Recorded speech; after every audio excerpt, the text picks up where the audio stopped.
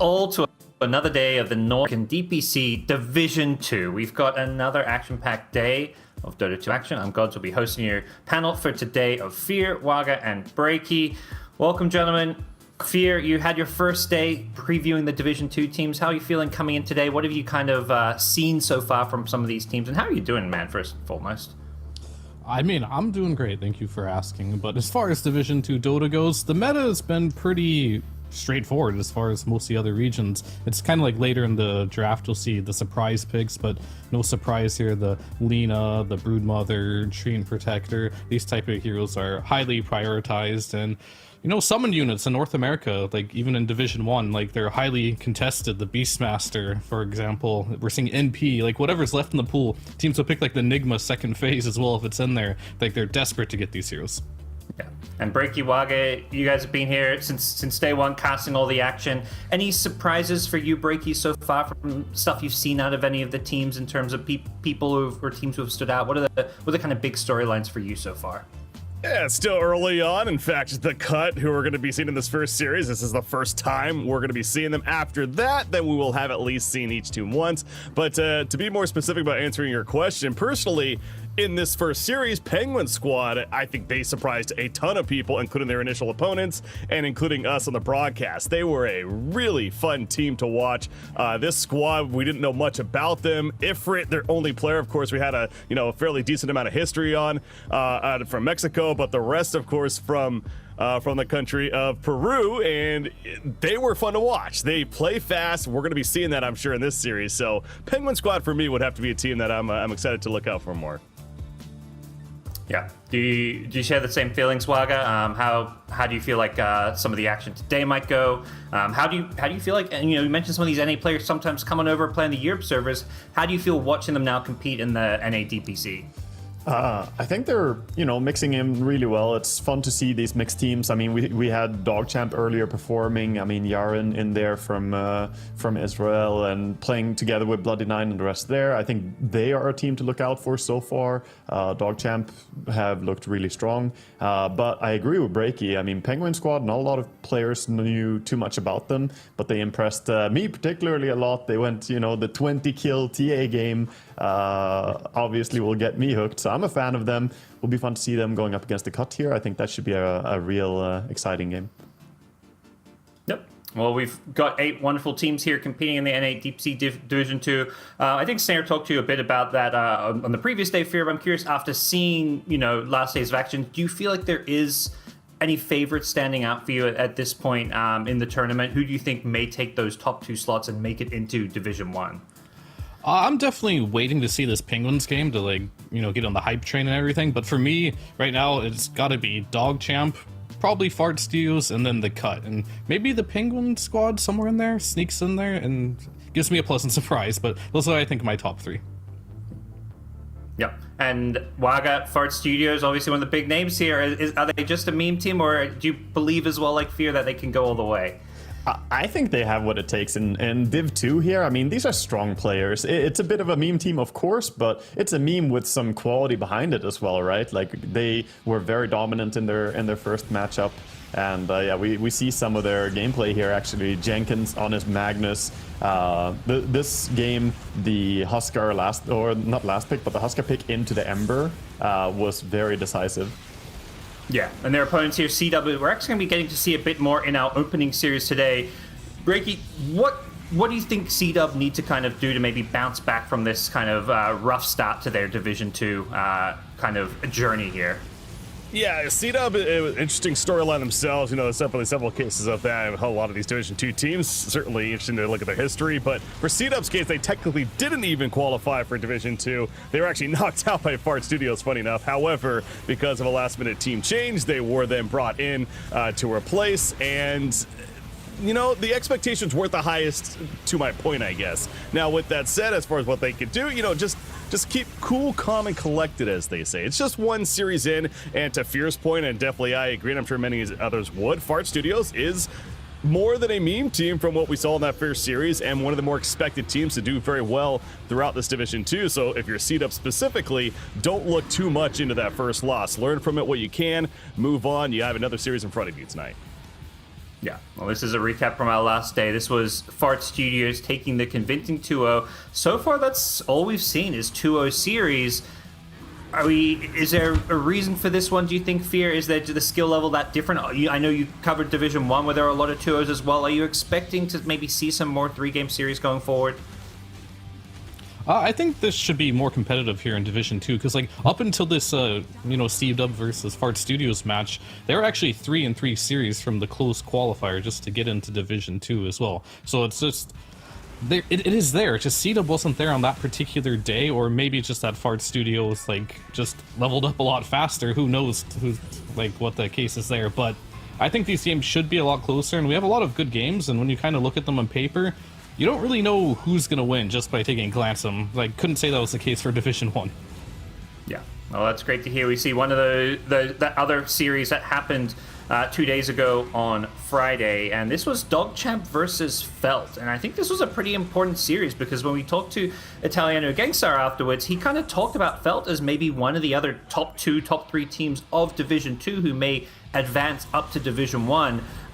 So the fact that DogChamp got that win is huge for them, and they did it in pretty convincing fashion. We saw Yaren Techies, which is now the second time we've got to see this hero. We saw some flexibility coming out from that offlane hero pool. The Nature's Prophet going for the Axe build after playing, some more traditional Beastmasters last game. I got to imagine, Wagga, that DogChamp are feeling pretty good with their position right now, having taken down one of the top contenders. I think they should feel good. However, with the way that Felt played in this series, I don't feel like they're one of the top contenders. They obviously are one of the teams that dropped down from Div 1, so they should on paper be one of the strongest here, and I thought they would be going into it.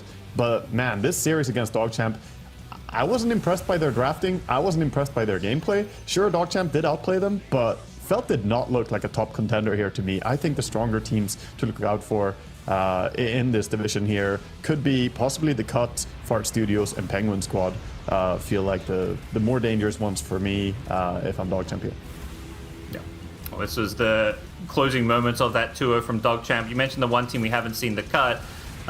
What can you tell me about them, Breaky? A team that we're going to get to finally see for the first time today. What do we think can we expect from a team like the Cut with their kind of experience?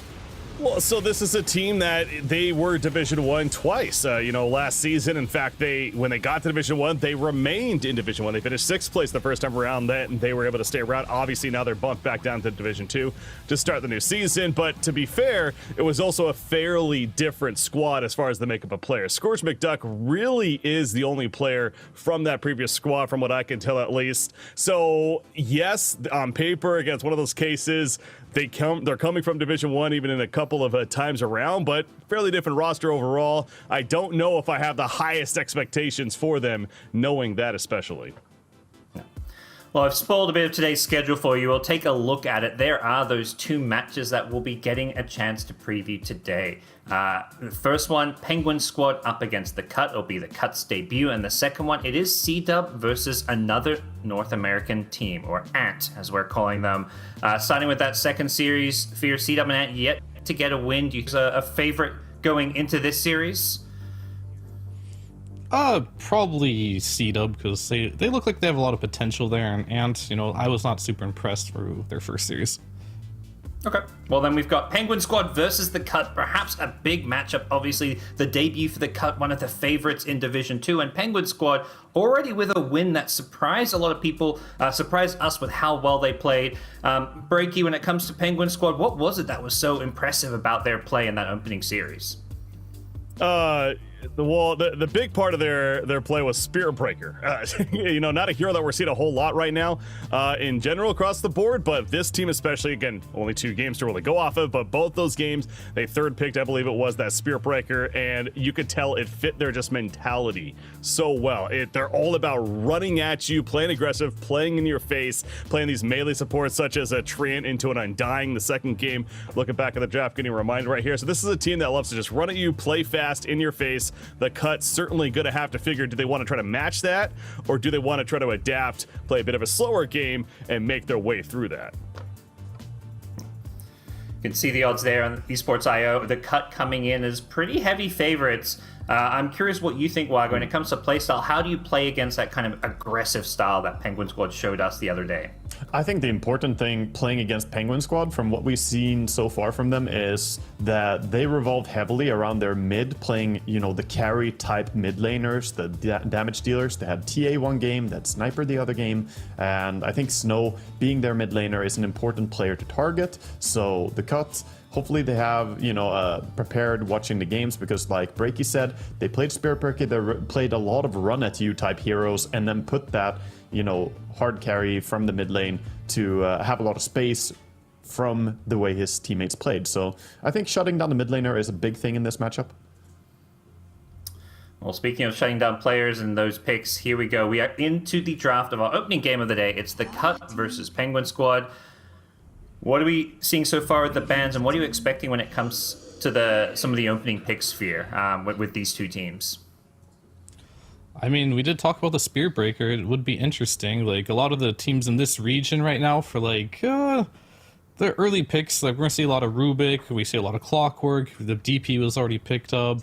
Will there be a Beastmaster? Like, Beast got through, so that could be a hero that could be quite good. It's good versus Death Prophet. We know a lot of these NA teams do like that style. However, Penguin Squad is a little different. I was kind of, looking at their page here, and, if their mid is playing the TA and the Sniper, I don't even know who their offlaner is. Like, there's one game a Timber and a Bat, and there's a DP and Mars carry. So which route were they going in their previous games? I guess who's their carry player? Yeah, I mean, Radish? They generally just rely heavily on turning Snow into the carry, right? That's the thing about them. Right. They don't play in the traditional sense, so they're very run at you. They will sacrifice and play, a safe laner who doesn't look like a normal carry, and just have sort of the extra off laner to be the meat. And they go with it again here with the Spirit Breaker pick immediately. They're going to play a similar style, and Mars as well. No surprise, frontliners coming in for the Penguin Squad. So I guess my question was, do they run this Mars as a carry or an offlaner in their previous games? It was offlane. They ran it offlane, right? They didn't do carry. There was another game with carry Mars, but yeah, no, I think they ran that traditional. Gotcha. So their carry player is playing heroes like Timber and Bat, really just wanting to win their lane type of situation. Yeah, the games we saw, kind of like Waga mentioned, Snow seems to be the guy they really set up for success, to be this carry from the mid lane, give him the perfect sniper game or something, and that's partly where having all these big tanky bodies to stand in front of him, he's usually playing these ranged heroes has worked out really. That's what, at least in the years we saw, small sample size so far. Sorry, I do want to go back to that, because again, I was trying to refresh as Fear was talking about that. They did do the safe lane Mars in that previous series. Right, it was actually Ravish playing it. All right, it was them doing it. All right, yeah. All right. So it just sounds like they gotta. This is not an unknown style of Dota by any means of running the carry mid. It's definitely outdated, and a lot of teams aren't doing it. But it seems like they have a good idea of how to make it work. Just win both your side lanes really hard. Give time for your mid to snowball. They have the Spear Breaker who can play really quick. Not to say that Snow in the mid lane, he's playing heroes that can be active, right? So it sounds like they're just a very high tempo type of team, which is very exciting to watch. Yeah, they are. I mean, that's a super effective way to play as well, because you take the initiative and then you can hold on to it. You don't let your opponent make too many moves, because you're already there, and that will again create that safety for your carry style player. But ultimately, the tempo that they held against Eternity was super impressive. The Cut, though, they should be a more, formidable opponent here. Can they keep this up, or are they going to make missteps? The hard part about playing aggressive like this is that you might put yourself in a bad position and get punished for it. Are these the kind of picks you like to see against these, run at you melee lineups, going for Silence of Death Prophet, these, more ranged heroes that can be a bit squishier, but also, can maybe try and keep their distance when it comes to, drafting Fear? The Silencer's a little scary, right? Because he doesn't really have a tool to deal with getting charged by Spirit Breaker. But if he keeps his distance, playing behind a hero like Death Prophet, it's great. You get the siphons off, hard to kill. You can use the global if she's ever in trouble, and if you make it through that burst, you can easily turn the fight. So it's gonna be all about positioning here for the Silencer. I don't dislike it, but I think positioning is gonna be key. Otherwise, you can see the Silencer, he could feed pretty hard. Yeah, we see that they're preparing. By the way, the cut are banning out both the TA and sniper, two heroes we mentioned. So they're not gonna let Penguin Squad do just the same thing that they did before. Also removing the SF, which plays that kind of same role. So pretty smart removals here, I would say. And I like the idea of the silencer picked into Spirit Breaker Mars, by the way, because when Mars goes in with his arena, you can go ulti as silencer for a combo breaker. You know, maybe the arena goes down, but perhaps you can stop the spear, or you can at least stop more spells being bursted into that. One of the things you mentioned last time, Waga, about you said you spoke to Eternity after their series against Penguin Squad. You said that's the one team they had no info on. That can be an advantage coming into a game always, is when there's little info out there. How do you prepare for a team like Penguin Squad when, that maybe you haven't scrimmed them, or they're basically not playing many tournaments, just the one best of 3 so far? I think the cut are just using the one series, you know, a little bit of advantage of not having played yet and getting to watch the other team play is that the bans we see here as well, banning the TA and the sniper, I think they're just, you know, took a good look at how they played against Eternity, tried to break down the style in that game. But we don't know much about them, and that's what Eternity said as well. They were a hard team to find data on, so we don't know exactly their depth, but from what I'm seeing so far, it looks like they want to stick to their guns and execute the same type of style.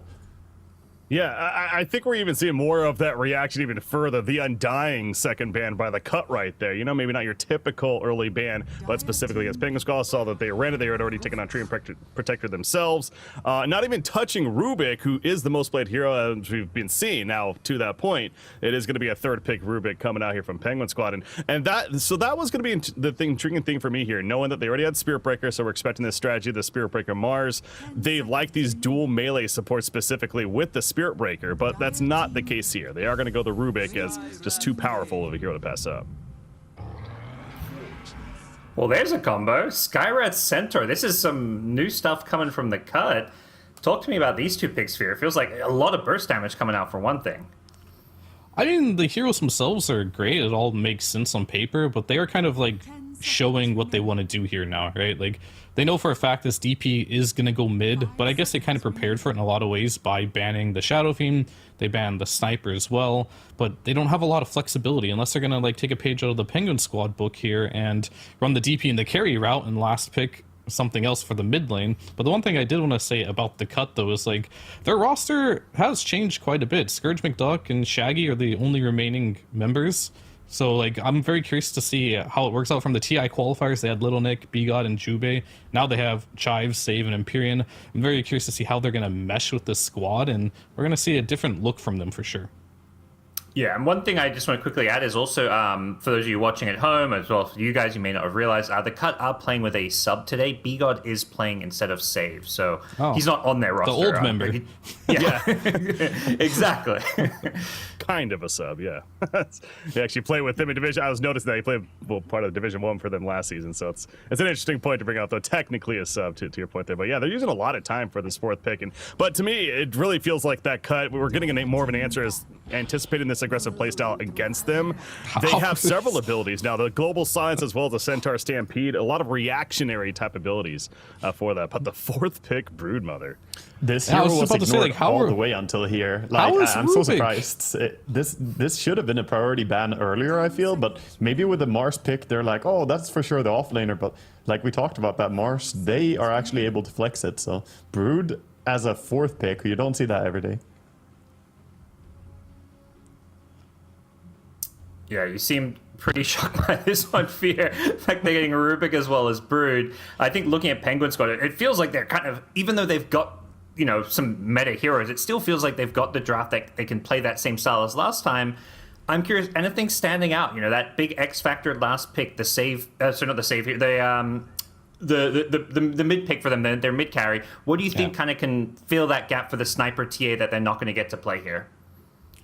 I mean, there's a lot of things. This team is kind of interesting to me because I think from their first series, the cut is like, you know, this is not a traditional team. They don't really pick this Brood, this Rubik. They're like playing these mid carries, and this is exactly how they got this the Brood and the Rubik in the second phase here. And at this point, I don't know even what's going to happen. Like maybe they're even cool enough where they're going to put Brood mid versus DP, and that could be a matchup that could be really good for them as well. So It's hard to say what they're going to do here. They have a lot to show. I really like their strategy, and I like how they're just like busting out these heroes that teams probably didn't think they were going to pick and be like, gotcha, we can actually play these even though we didn't show it yet. Adding to that, like I would like to see them do, you know, with Sniper, TA, and SF banned, an option here that I see that would be good against all of Cut's heroes who want to stay back, like Skywrath and Silencer, and, you know, DP kind of goes in, but she's still, you know, an int hero, not a full-on frontline. They could run something like an Arc Warden last pick if they have a player for it. Obviously, limited data on these players, but yeah, more cheesy stuff being banned here by the Cut. They ban out the Huskar. Interesting to see what Penguins will finally go for. But first, the Cut have their last pick. Anything you would like to see here, guys? Carry against the Broodmother, Nagas band, Trolls band. It's tough. Like I usually like seeing the Kunkka carry against this, but that falls off a lot of times. Nagas usually the go-to in most cases. What about like a Juggernaut here for the Cut? It might be a little too hard against the Brood and the Spearbreaker locking you down here. Yeah, it feels bad Like, into Spiritbreaker. Those bashes and ulti, like, you want to be untouchable in Jug. I mean, yeah, TA's banned too. Like, what do you have left against, like, this second phase Brood here? All right, they're going to go for a Bristleback, another hero that isn't really traditionally a hard carry, has fell off quite a bit in favor, but it's a hero that can keep standing against the Broodmother, but it doesn't have, like, the same, like, punch as, like, maybe a TA or a Kunkka who just can kill your Spiders if you show them for 1 second. So he can easily play around that, but he can probably hold his tower for a little bit. Bristle Centaur? Yeah, I mean, it can work, but I'm a little bit skeptical on the addition here. At least have DP for that tower damage as well. I mean, Bristle can punch quite hard with his ulti as well, but this is an interesting approach. Did Timber get banned? Oh, no, okay. They were in the Timbersaw last time, and I was like, I guess against all the silences it might be hard, but could definitely cut through there. Medusa. I mean, I don't really have great thoughts on Medusa's patch. You're playing versus strength cores, mainly. But like it is Snow. Here, I guess he's just looking at his 1-to-1 versus mid matchup. Could be good. Yeah, I kind of like the idea of Medusa here because, I mean, into these heroes, I don't see how they easily burst her. I think that she is a good option for them with the style they play as well. And it's going to be Snow playing it, as we've been talking about a lot. They like running him as the hard carry. And if it's mid Medusa against mid DP, that lane is fine for Medusa to farm. It's the same formula when it comes to Penguin Squad, putting Snow kind of on the big hard carry. We'll see how they look to lane this. The odds had them as underdogs. Having seen the draft, though, Breaky, do you feel like Penguin Squad have put themselves in a good position for this game one? Knowing what we knew even going into this game, I was surprised to see the odds as they were, frankly. I thought they, if anything, should have been a lot closer. But, you know, to that point, I feel like Penguin Squad certainly has a great chance of taking game one here. And I personally do lean towards their draft. That Broodmother 4th pick, it feels like an overall great Brood game. I mean, this is a strong draft here. Yeah. Do you think the player skill of the Cut can overcome maybe the draft disadvantage fear? Any final words before we throw it to the casters? Yeah, I'm not going to buy into the Penguin Squad draft type of this Deucey yet. I think Centaur might get off to a good start. They're going to win their lanes, and it's not going to work out. All right, thank you, Steve, for your thoughts. We're going to hand it over to you, Breaky, as well as Wagamama, for game number 1 of Penguin Squad versus the Cut. Enjoy.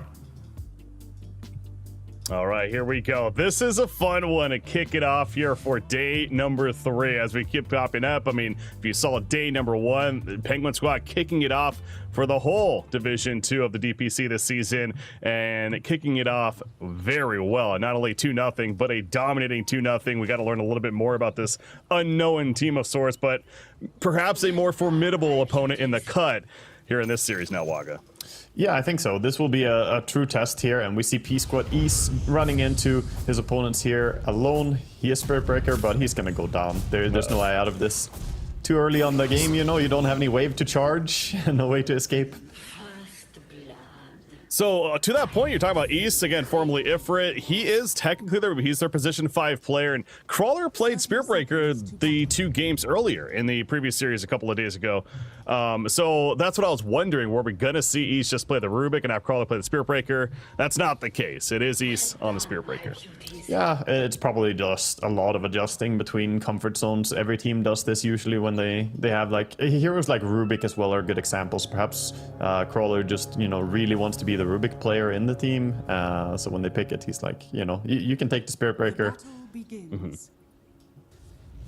It's something to be said too. Again, Ifrit does have a history of being more of a core player himself, and not to say he can't be a support player, but Rubik is one of those, especially taking abilities, knowing when to use what abilities. It takes a bit more practice on. So where I'm getting at is, I wonder if that's also a factor here that Crawler just simply has more experience playing Rubik specifically. Perhaps part of it too. Could also just be the Yapsor effect on Rubik, right? Where you want to turn yourself into a core, you just happen to let your core die, and then whoops, I'm farming on Rubik. What is that? I have Ether Lens and Eul Scepter minute 15 or something. Yeah, that's fine. Don't worry about it. Okay, so we're in the pause now, so it gives us a little more time to, figure out, analyze what's going on right here. So yeah, this 4th pick Broodmother. How much of an impact do you think Satoshi is going to be setting up for to have this game? Well, I really have never watched Satoshi play Broodmother. Judging by the great bar here of Dota Plus, he's a bronze tier Brood, so that's the most scary one, because you don't know, does he actually have Dota Plus purchased? It could be a spammer that's a bronze. Bronze, you never know. It's a separate account that he has where he's just level 30 on Broodmother that no one knows about now. We're going to have to reconnect here, but... I think it's a pretty good Broodmother game. I don't think it's a fantastic one, but I think he can probably do what they want him to do, which is, judging by their playstyle, it's kind of smoke and mirrors, right? They use Ease, Rabish, and also Satoshi to create the space for Snow, and I think Broodmother's one of the best heroes in the game at generating space for her team. That's truly the power of this hero, and it's why we see her picked almost every single series, picked or banned. So it's very safe to say the cut clearly analyzed that first series that Pigment Squad had. That was kind of an advantage that cut did have, of course, going into this matchup now, where they haven't played yet themselves, but at least technically here this season. But where I'm getting at is because we talked a lot about the bans, but also just this draft in general. It does feel like a very formidable draft for going up against a run-at-you strategy. Their cores are a Death Prophet and a Bristleback, right? They have these reaction abilities from the Centaur and the Silencer. So overall, you like the TC draft? Yeah, I think their idea with the global presence there that you hinted on is very good. They have the Stampede and the global silence, really big turnaround when something goes down. Can be a way to react to the Spirit Breaker charging in. But it's more important to me how the lanes are going to go here. And for now, having that silencer in your team as well, one big reason you pick him is because he's such a good lane presence. His bully potential is really high with that curse. Yeah, you see all the mangoes in hand as well, and the curse spam has begun, so that's something that Penguin Squad, of course, is going to have to deal with up at the top lane. The mid matchup, though, Death Prophet versus Medusa. I believe Courier is dead. Okay, well, tried to escape. Awkwardly stuck there in the corner, it couldn't really get out.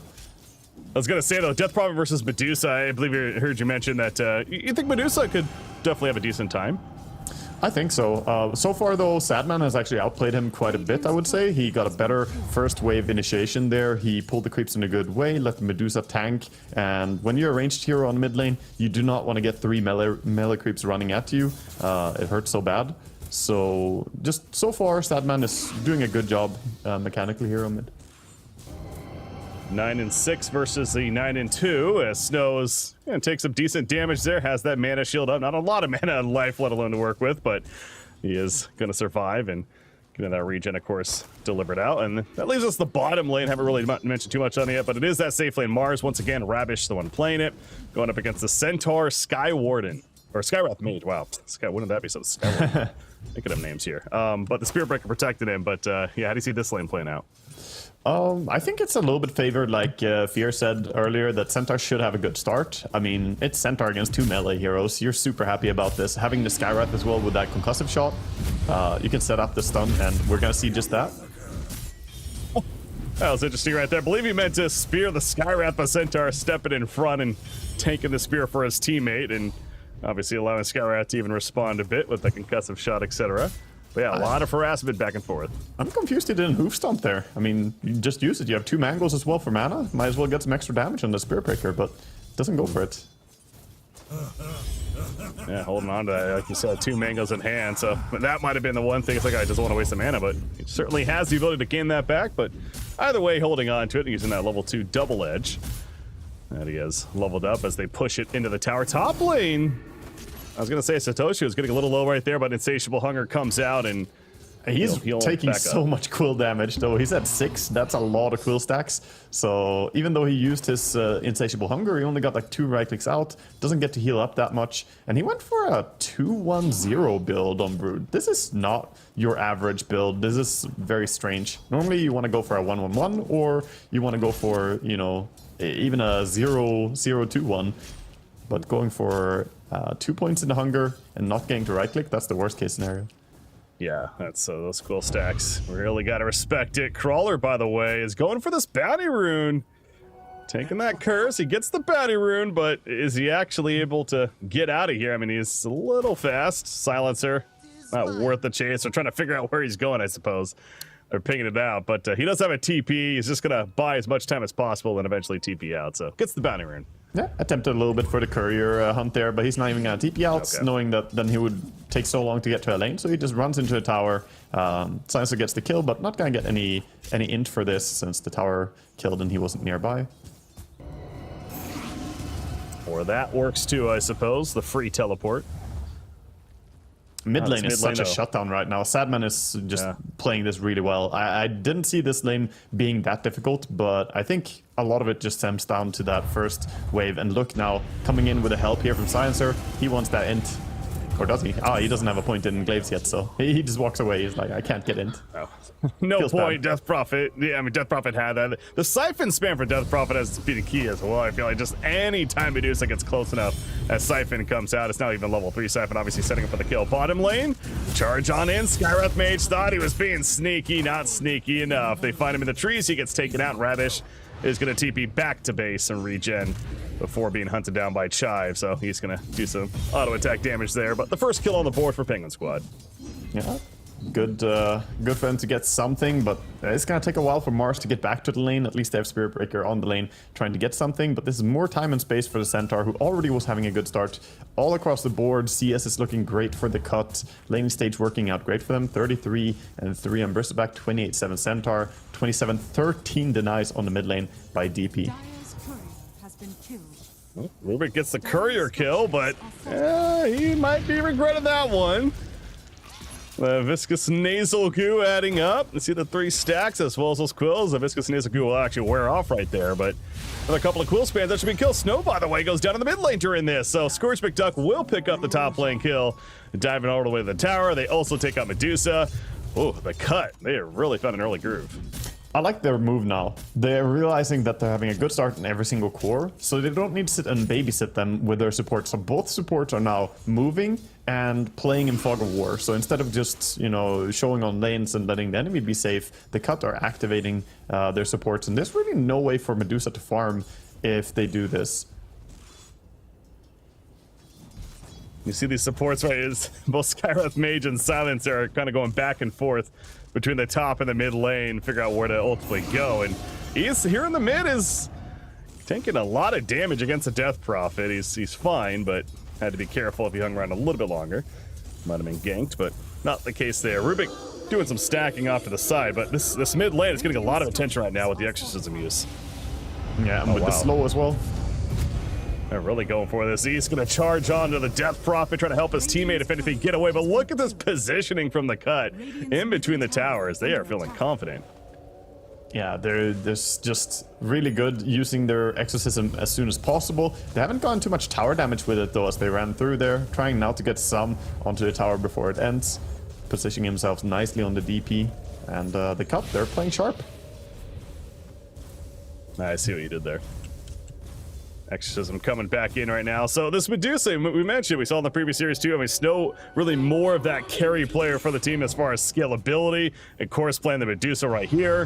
When do you think about adjusting him, moving him maybe to that safe lane, protecting him a bit more? I think his move would probably not be to go down to the safe lane, because there's also the centaur who might stampede in on you. I think more so he might move to a triangle, but the triangle is warded. Look at the wards. I think the Cut have completely done their homework. They are putting so much attention to mid lane. They have wards behind the tower, they have wards on the Ancients. Wherever Medusa goes, she's under vision, and that means she can get ganked. Well, and they see this. So to that point, they see Medusa doing this pretty big stack over here. The question is, can they really react to it in time? And so far, it doesn't look like they're able to. In fact, top lane, Bristleback is trying to worry about surviving up here.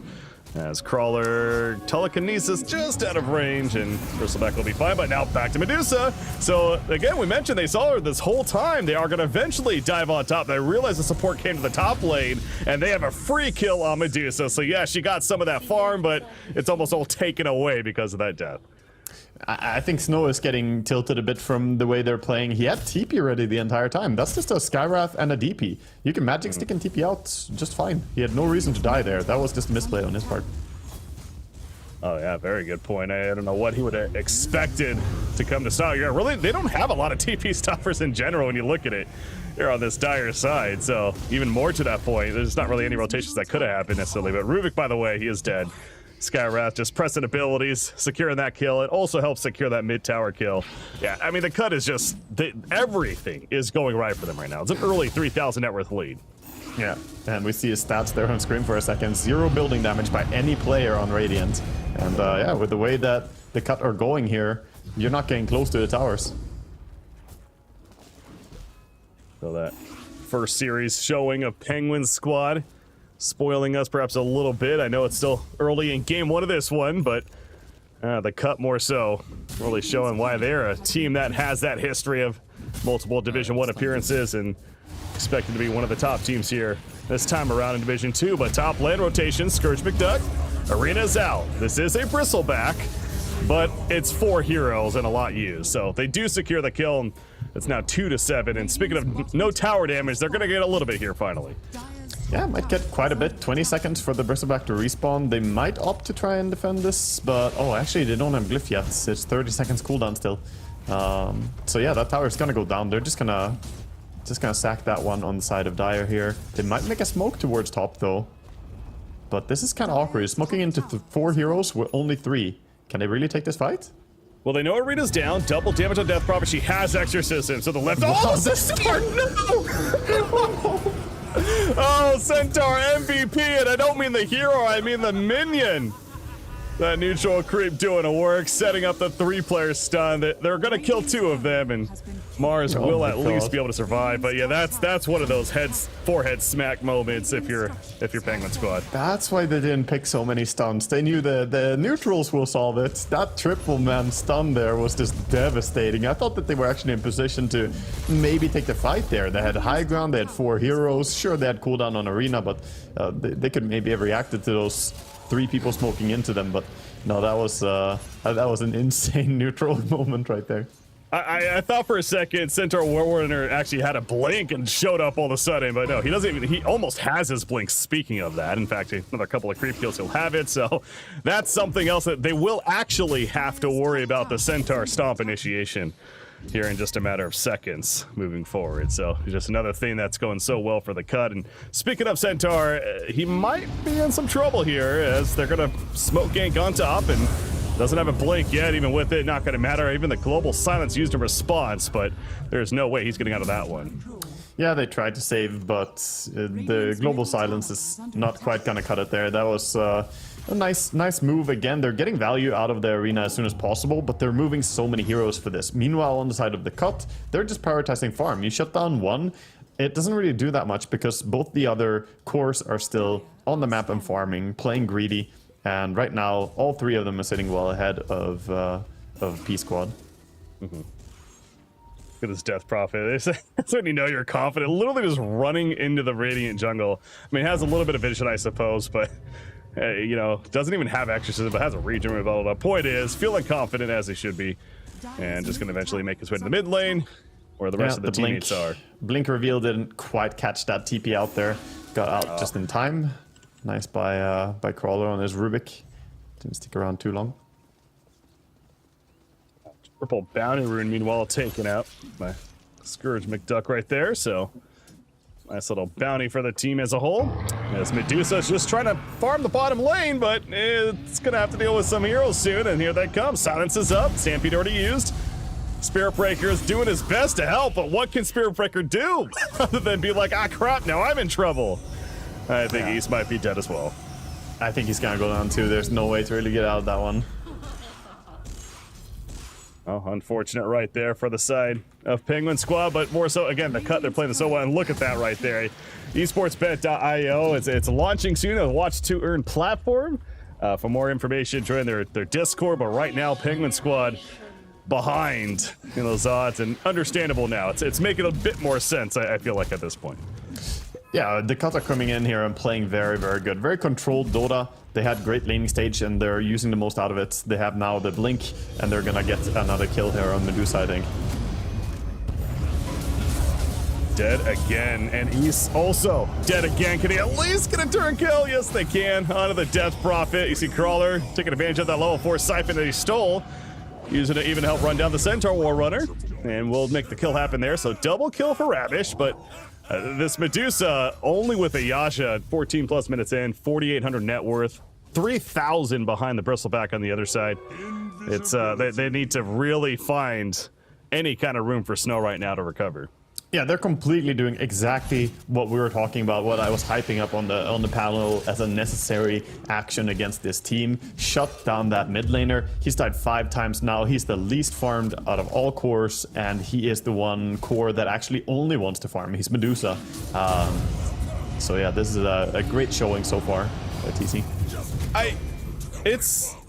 I don't know why it's crazy to me that this lineup with the lack of stuns on the cut side could just literally run up to a hero like Mars like that and kill him. Like that was a silencer and a Death Prophet that just ran up to Mars and killed him.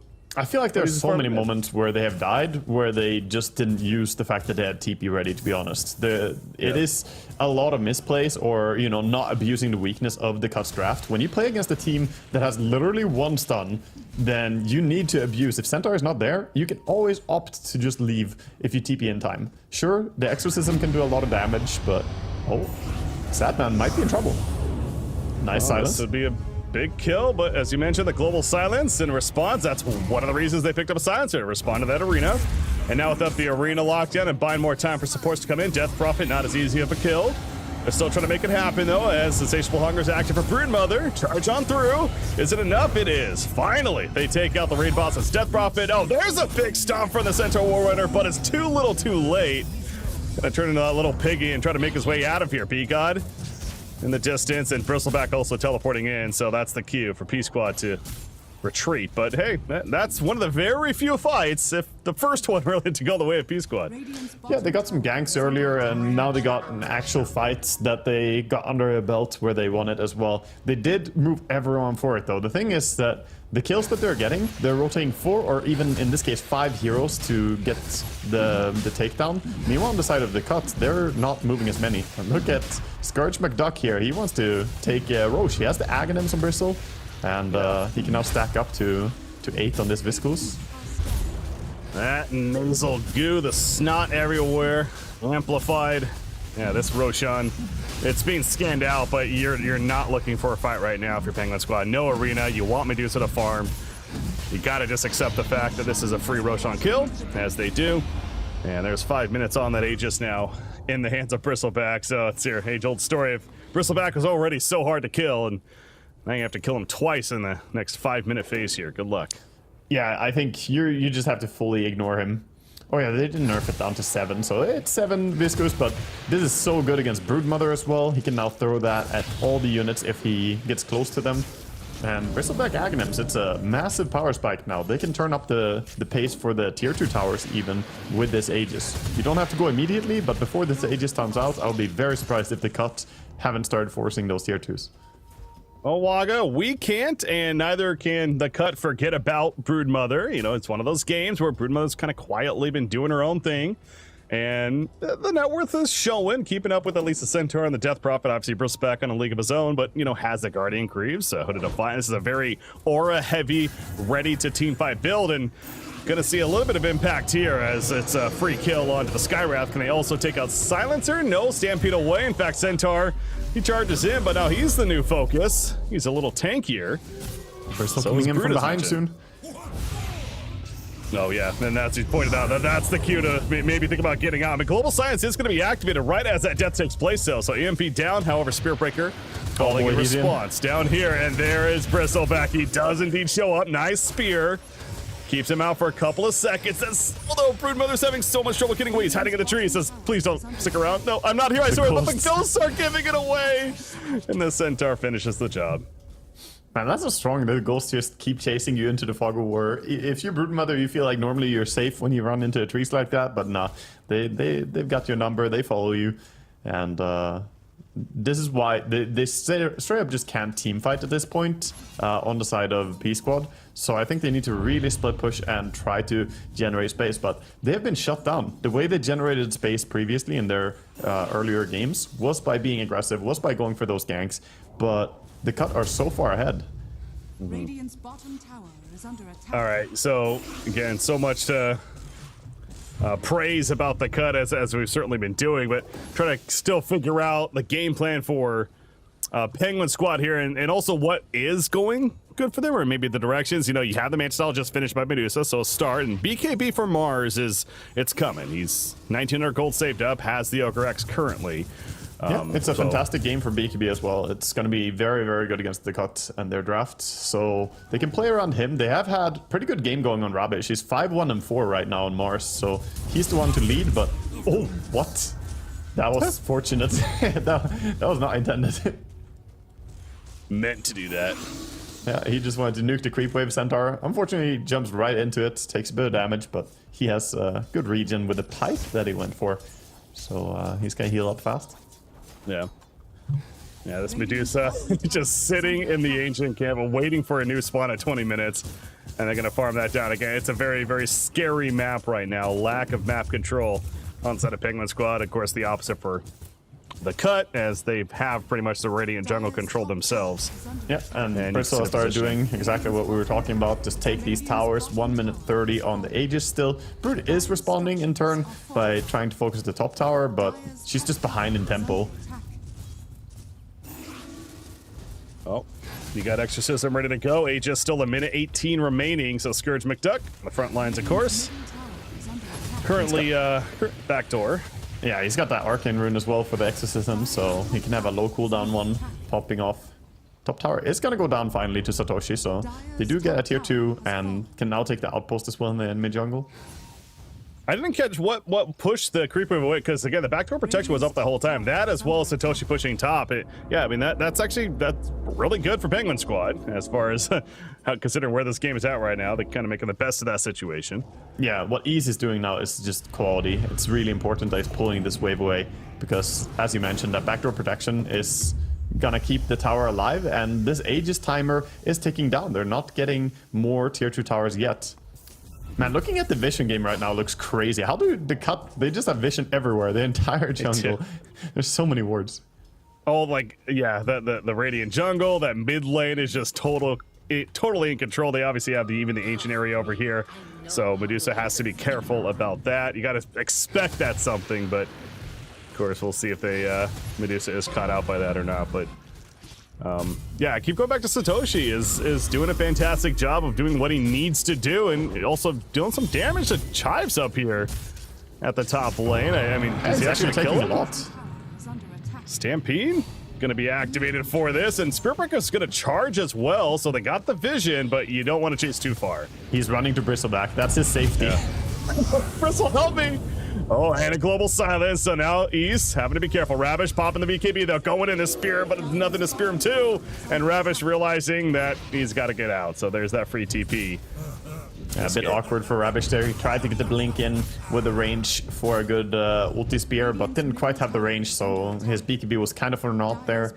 But ultimately, they get the kill, and now they have the creep wave, can finally go and slam down on both the top and mid tier 2.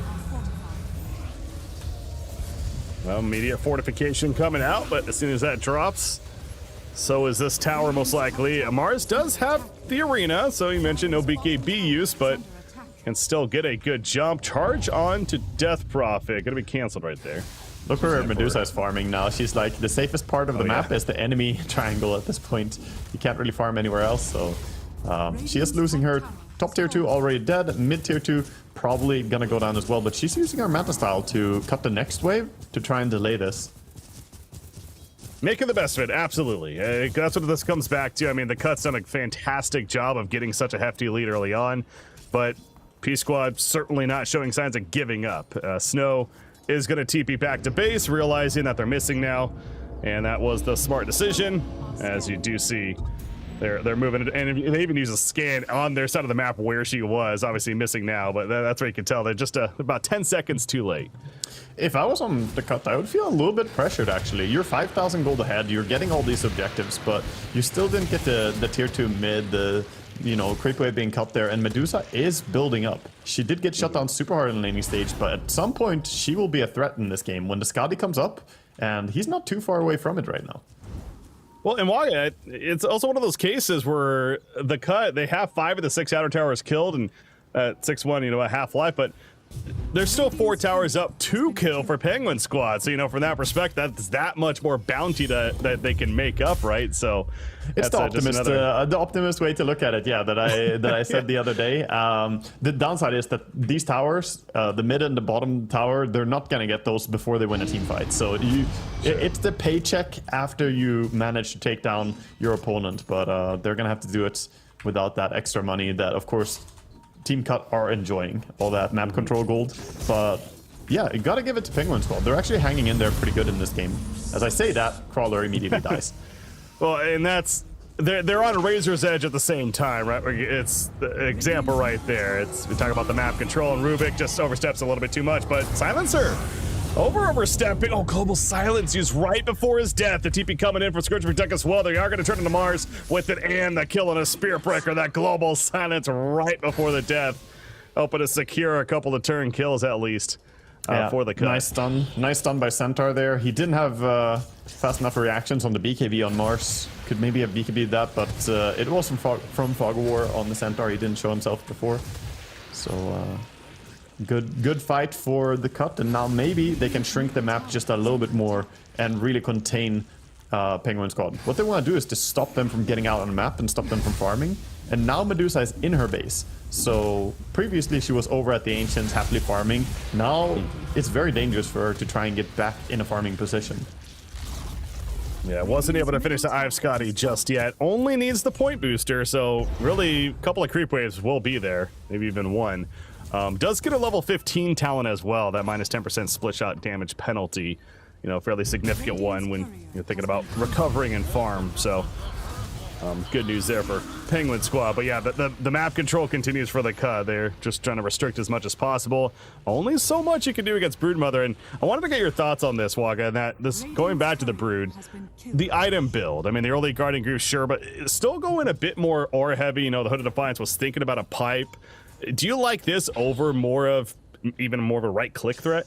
Yeah, I think so. In this game, it's all about trying to provide for that teamfight scenario that's going to happen later on. So the Greaves already give some good survivability, and then having the pipe and the AC, which is her plan right now, if you don't have it, well, your opponents are going to, and you're fighting into from a disadvantage. She might get caught out here, the bait by Silencer.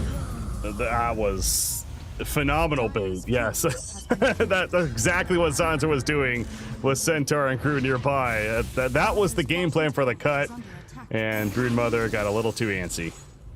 Yeah, that was nice. They were hanging around with the Centaur, just making sure that, they might be able to bait him there, and he did try to commit for a Silencer who has his Force Staff as well to keep himself a little bit extra safe. Meanwhile, Medusa, she did finish up that Skadi. Her courier got sniped trying to buy it at first, but she made it to the enemy secret shop and bought it there instead. There you go. In the inventory, another 1,500 gold saved up. So Snow, again, and you look at the net worth, is actually now 3rd overall, catching up to the Death Prophet, and of course Bristleback next in line there. And speaking of Death Prophet, this is going to close that gap a little bit. The Global Silence in response. BKB not being used by Mars just yet, though. It is used by Death Prophet. And now they're turning. Medusa can get out, though. There's the lack of TP stoppers, and it's going to be another one here. They have a lot of damage, but it's not enough to kill Ravish. So Yeah, this is more what I expected to see from the fights, honestly, that, you know, Centaur stuns once, and then there's no second stun, so you can literally just TP out with everyone. And Skywrath didn't go Atos in this game, he went Aghanims first. When you have a single stun in your team, I feel like Atos would have been better, but he does have that full Aghanims at least, so he can do hella damage with his spam. But this is the more fun build, Waga. It for sure is. So that's what we're seeing here. But no, there's definitely is validity to that point, of course. Atos, perhaps the stronger one. He's not even thinking about going for that either. Thinking for an Ethereal Blade, so more damage, baby. Let's go. But, yeah, he's gonna Roshan scale up is dead, to have quite a bit to dump in these team fights, for sure. Believe that was a shards picked up by Death Prophet, if I'm not mistaken. Has that now either way. So she's benefiting from that. And then, of course, you have the Aegis in the hands of Bristleback. So tier 3 items have started to pop out as well, benefiting both teams. That's a kill on a Rubik. Huh. Found at the top. That Skywrath ulti was invisible for me. I wonder if he had the same thing on Rubik, because he stood in it for a while before he 4-staffed. So maybe he was just not seeing it. Sometimes there's a bug on Skywrath ulti that it can be invisible. It's I didn't rare. catch it, unfortunately. Well, they get the kill either way. That Axe coming into play there. Broodmother is going to make it out. The Spiderlings maybe not so lucky. It's a lot of free farm for Bristleback. Whew. Level 20 Bristleback, by the way, the first one to do so. 20 health regen. So the Assault Cuirass, the BKB, just the general life pool in general for him. He's beefing up. He's beefing up. I also like that he's going for the Abyssal Blade next. I think that's going to help him actually be able to lock down and kill his targets. And of course, adding those stuns that we've been talking about so much. Getting a little bit extra lockdown is useful for their team right now. Yeah, that's certainly clutch. Obviously, we saw the solo kill taking place right there onto East, who, by the way, has a Shadow Blade on the Spirit Breaker now, but not enough to help him stay alive right there. So, yeah, and here comes the high ground threat. 3 minutes on the Aegis, so they have that for full duration. Exorcism ready. They have to be here and defend. This is just gonna go down then. If they're not defending from the start of this, I think they're just gonna forfeit this lane of Rax. Yeah, it's one of those, it's like, you know, pushing mid lane, wants that tower kill, taking out the outpost is Snow. So Snow is TPing back right now. Fortification used. There's a resurrection from East. Charging on in, creating the chaos initially. Bulldoze activated. So he's fine. He still has that Nether Strike, so the tower is dead. Another fortification. May the Rax, of course, the focus. The Exorcism kills doing their work.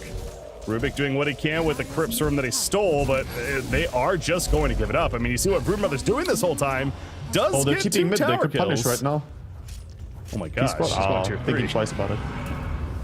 Yeah, he did not realize they TP'd into, as you were saying right there, to the tree, so he gets taken out. Meanwhile, back over here, though, because of those TPs, Global Silence, however, uses a Ravish Cerritos, not gonna matter, just gets melted in the midst of that fight. Snow is gonna be able to take out the Silencer, but at what cost? Snow likely, I mean, is force a man up, no more mana left. He's doing what he can, and Sadman now getting silenced up as well. It's not enough though for the Medusa. Medusa still falls, and Crawler left behind. The last one standing for Penguin Squad, no longer unstoppable indeed. The cut can now push base further. Yeah, they can push more, and I think that probably seals the entire game there. That team fight was a huge win. They have people alive at the enemy base, and Bristleback will hit really hard here. That was like a moment where they could really have gone there, because people were TPing back to defend against the Brood, and she saw those TPs, and Spiritbreaker was charging the people who were remaining, so I thought they would commit to that charge, but he actually canceled it on the way in. I thought it was a nice initiation for him, but ultimately it turned in awkward, and Mars just evaporated when he went in. He died so fast standing next to DP and Bristleback. Yeah, the BKB, it's great against magic, not so much against all that physical. And they have plenty of it with that Death Prophet and Bristleback. So yeah, I think greed was the name of the game there. When you're behind, you have to be a bit more greedier. That's understandable. But that second tower kill should have been the fallback cue for Bristle, or for more so for Broodmother. It feels like, you know, if she does fall back into the trees, TP away, you know, who knows? Obviously a hindsight thing to say, sure, but it did seem like overstepping ever so slightly, going for that tier 3 and uphill themselves at that point. But we're 1 Rax away from Mega Creeps. Bristleback, he still has the Aegis, so he wants them to kill him, which they're going to do. And so up in 10. Come back up. charge in. He's going to the back lens, going for the silencer. And he's just gonna melt as a result right there. So Centaur got lifted up as he went in. Got Medusa with the Stone Gaze, the arena combo. Last stand here for the side of Penguin Squad is going to be the true last stand, because unfortunately, it is gonna be the last one, that is. That's what I mean. Medusa goes down, and that should be the nail in the coffin here, as the EXO is still up and ticking as well. But they're gonna back out, and yeah, GG gets called by Penguins. They know they can't really come back from Mega creeps at 33 minutes. Medusa is great against Megas, but they didn't have enough. And I think this game was very dominant from the start here. The Cut played a strong laning stage and had good movement when they realized all cores were doing fine. The support started moving around, and yeah, that was really impressive by them. Yeah, this truly was a mix of a very, very great draft from the Cut in terms of response, but also well played on their part as far as responding to the laning phase. But they won all 3 lanes in that mid lane matchup specifically. Seems like Sadman played it very well, and I'm curious to hear both Fear and Gods and your all thoughts on that game 1 as a whole. Thank you, guys. Yeah, we kind of hyped up Penguin Squad after seeing them on day 1, and unfortunately that's a bit of a reality check from the Cut, one of those teams who's got that experience playing in Division 1 multiple times, and their debut goes pretty flawlessly. I know you were definitely skeptical of them, Fear, after we hyped them up a bit. I'm curious where you saw things go wrong, because we saw Penguin Squad try and force their playstyle with their carry mids, with the aggressive side lanes, but it felt like they just never really got to play Dota here. Yeah, I mean, the first thing that was a little interesting for me was, like, I don't feel like they're really sticking to what made them look super good. Like, Crawler on his Spear Breaker, like, why was he not playing it again? He looks so good on it. Like, they should have put the Rubik with the Mars in the laning stage, because, like, this Mars Spear Breaker lane was not super strong, and when you're playing with a Brood, you can make a lot of good rotations elsewhere on the map. But I think where else this game got a little bit hard was the mid lane matchup. Like, DP ended up getting the first blood, and from there, like, transitioned that from a really good mid lane, and they just lost 3 lanes this game, and when you lose all 3 lanes and you have a carry mid, I feel like it's very difficult to like, play the game. And the main reason why like carry mids are kind of like extinct right now, it's like there's no small camp anymore, so you're not going to farm as much as like previous patches. If you don't have really high net worth and your side lanes lose and your mid's a carry, who's going to run around the map to make something happen on the map? And they just didn't have it this game, so it felt like they couldn't play.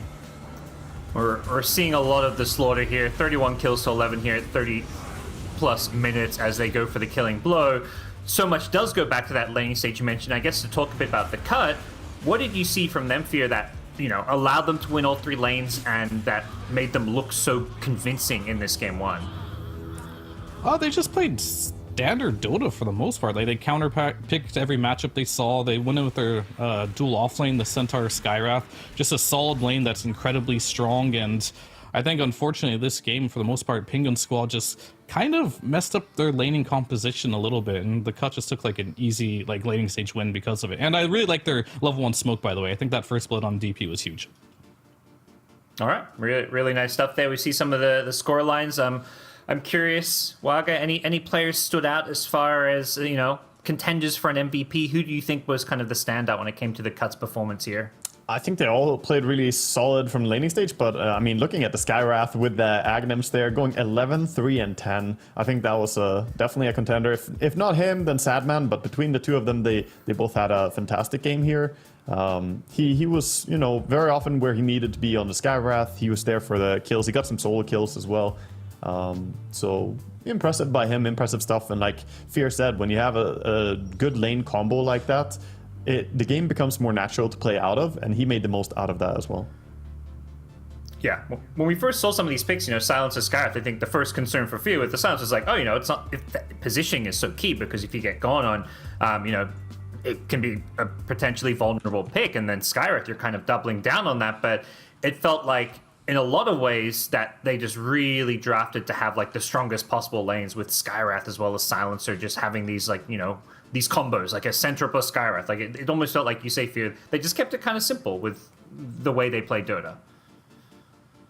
Yeah, I mean, it was a pretty straightforward game here, I'd say. Like, I did question, like, the DP mid, because they showed it really early, right? And their choice was to put the Medusa against that.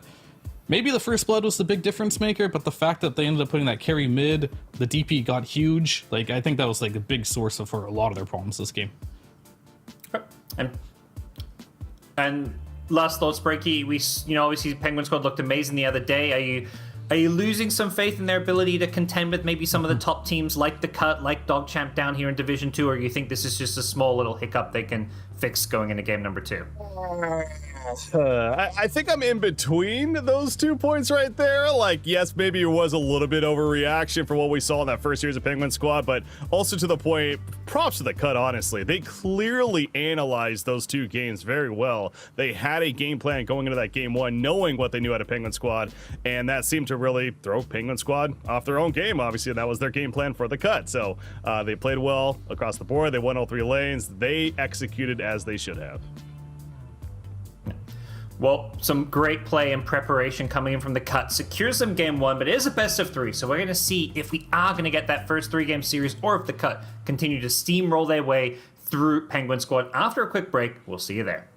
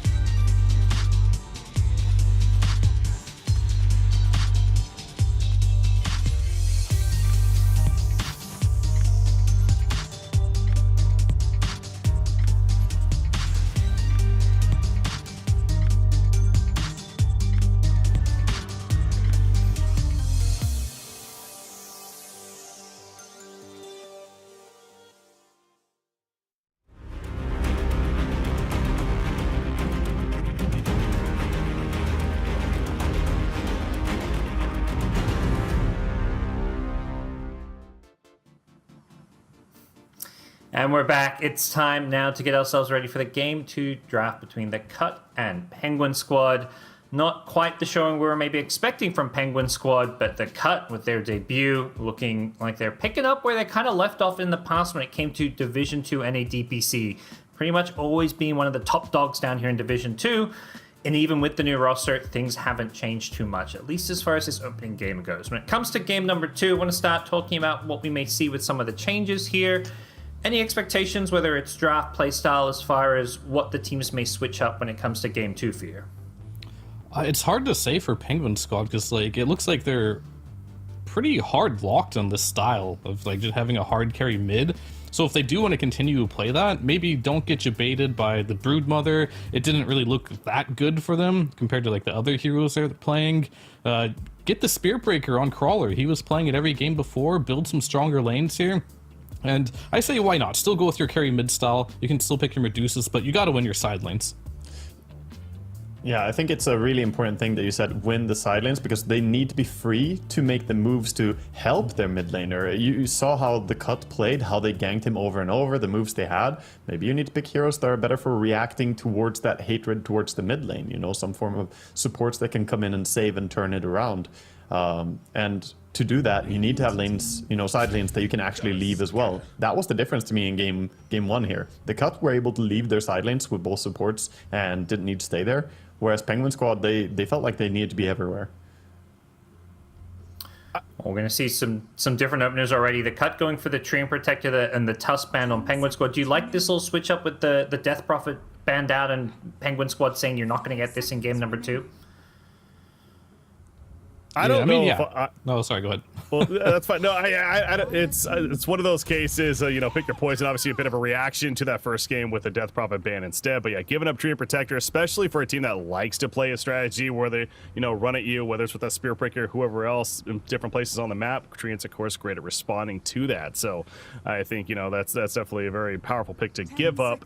But certainly trying something different and kind of going back to the first game too.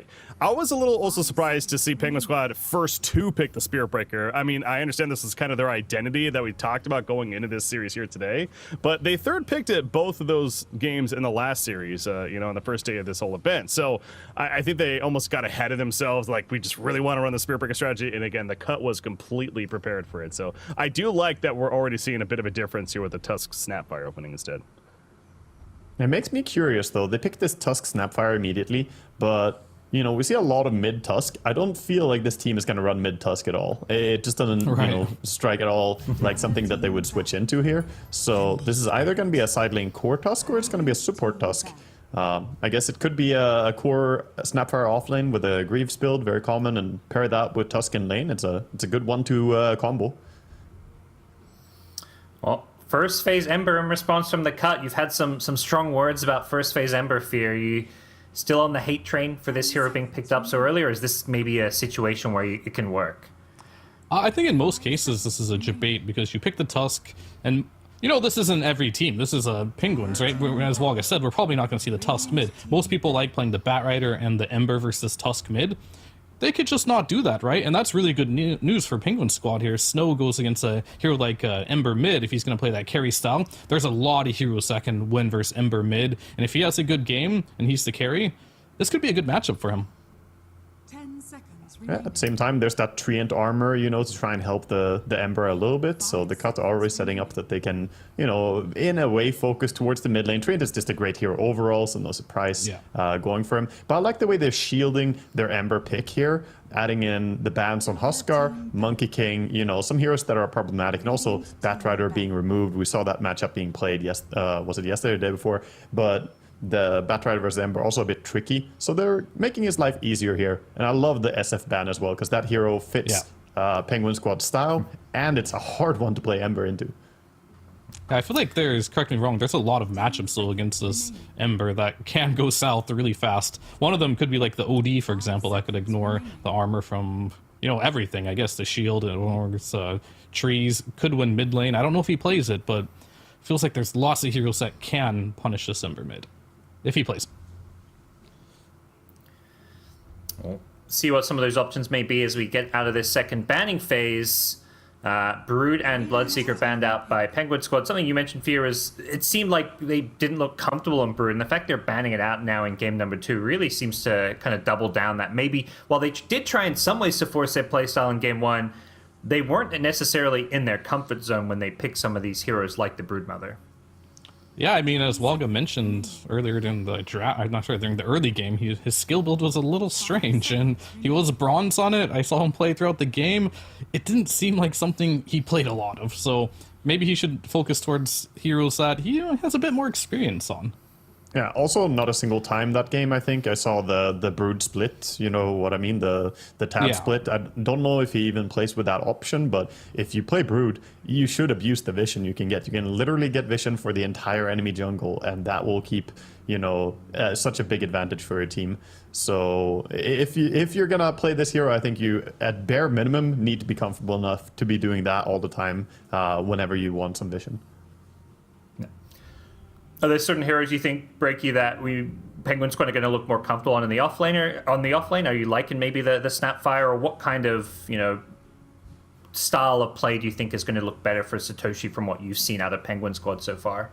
Yeah, I mean, perhaps the Snapfire in the end. I mean, I'll say Beastmaster is still there, and certainly an offlane hero that, obviously gets a lot of respect in general across the board. But to that point, I don't know if he's as comfortable on those summon-based offlane heroes, which, certainly would be unfortunate considering all the powerful ones on the tier list. I would like to believe that he can certainly play an effective Beastmaster, but that's at least one right now that comes to mind. They are using a lot of time here for this third pick, so clearly not really sure where they want to go, but it's going to be the Quap. All right. I mean, Walga plays more mid than me, but I don't know if this is like something that punishes Ember super hard or not compared to other picks. I don't like the matchup of Queen versus Ember. I think that matchup is, at very least 50-50. And if Ember is on point, then he can outplay that matchup quite hard. Right. I don't know if this is also going to be mid or if they want to run this as an untraditional carry. I guess, yeah. Could be the carry Queen coming back. Yeah, Yuma ran it for Dogchamp, that carry Queen on day number 1, actually. So, yeah, it wasn't too long ago where we saw it, and maybe that reminded them as a possibility too. So, yeah, could look out for that. Yeah, but I'm looking at Quap here in general, and this hero is just not the strongest in this current patch. He's playing versus 2 Roots and a Silence now. It is not an easy Quap game if you don't, get a bunch of runes. Maybe some illusion runes will be key in a game like this. Now the Spirit Breaker too. There's a lot of lockdown for a hero that is just not super popular right now. Quap, you get locked down just for a second and feels like you're just dead.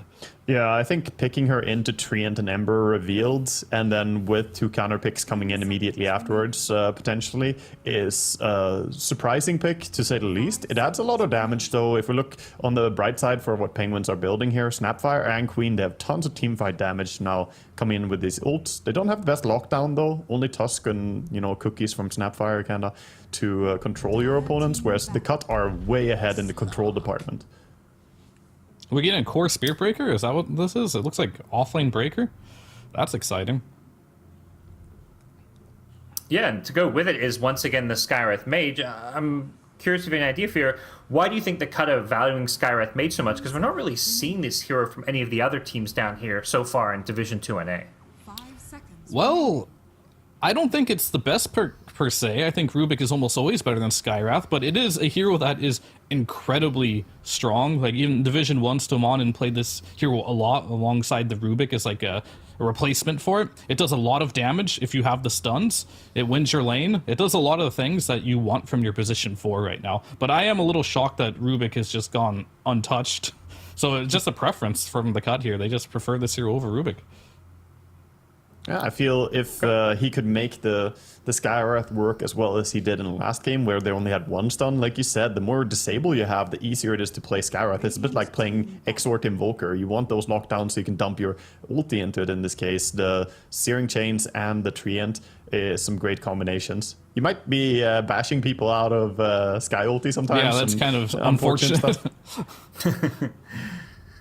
Well, we'll see a maybe even better game for B-God then on the Skywrath Mage. He's going to be up against a Slark, one of those heroes that's so good maybe at hunting down some of these squishier in heroes.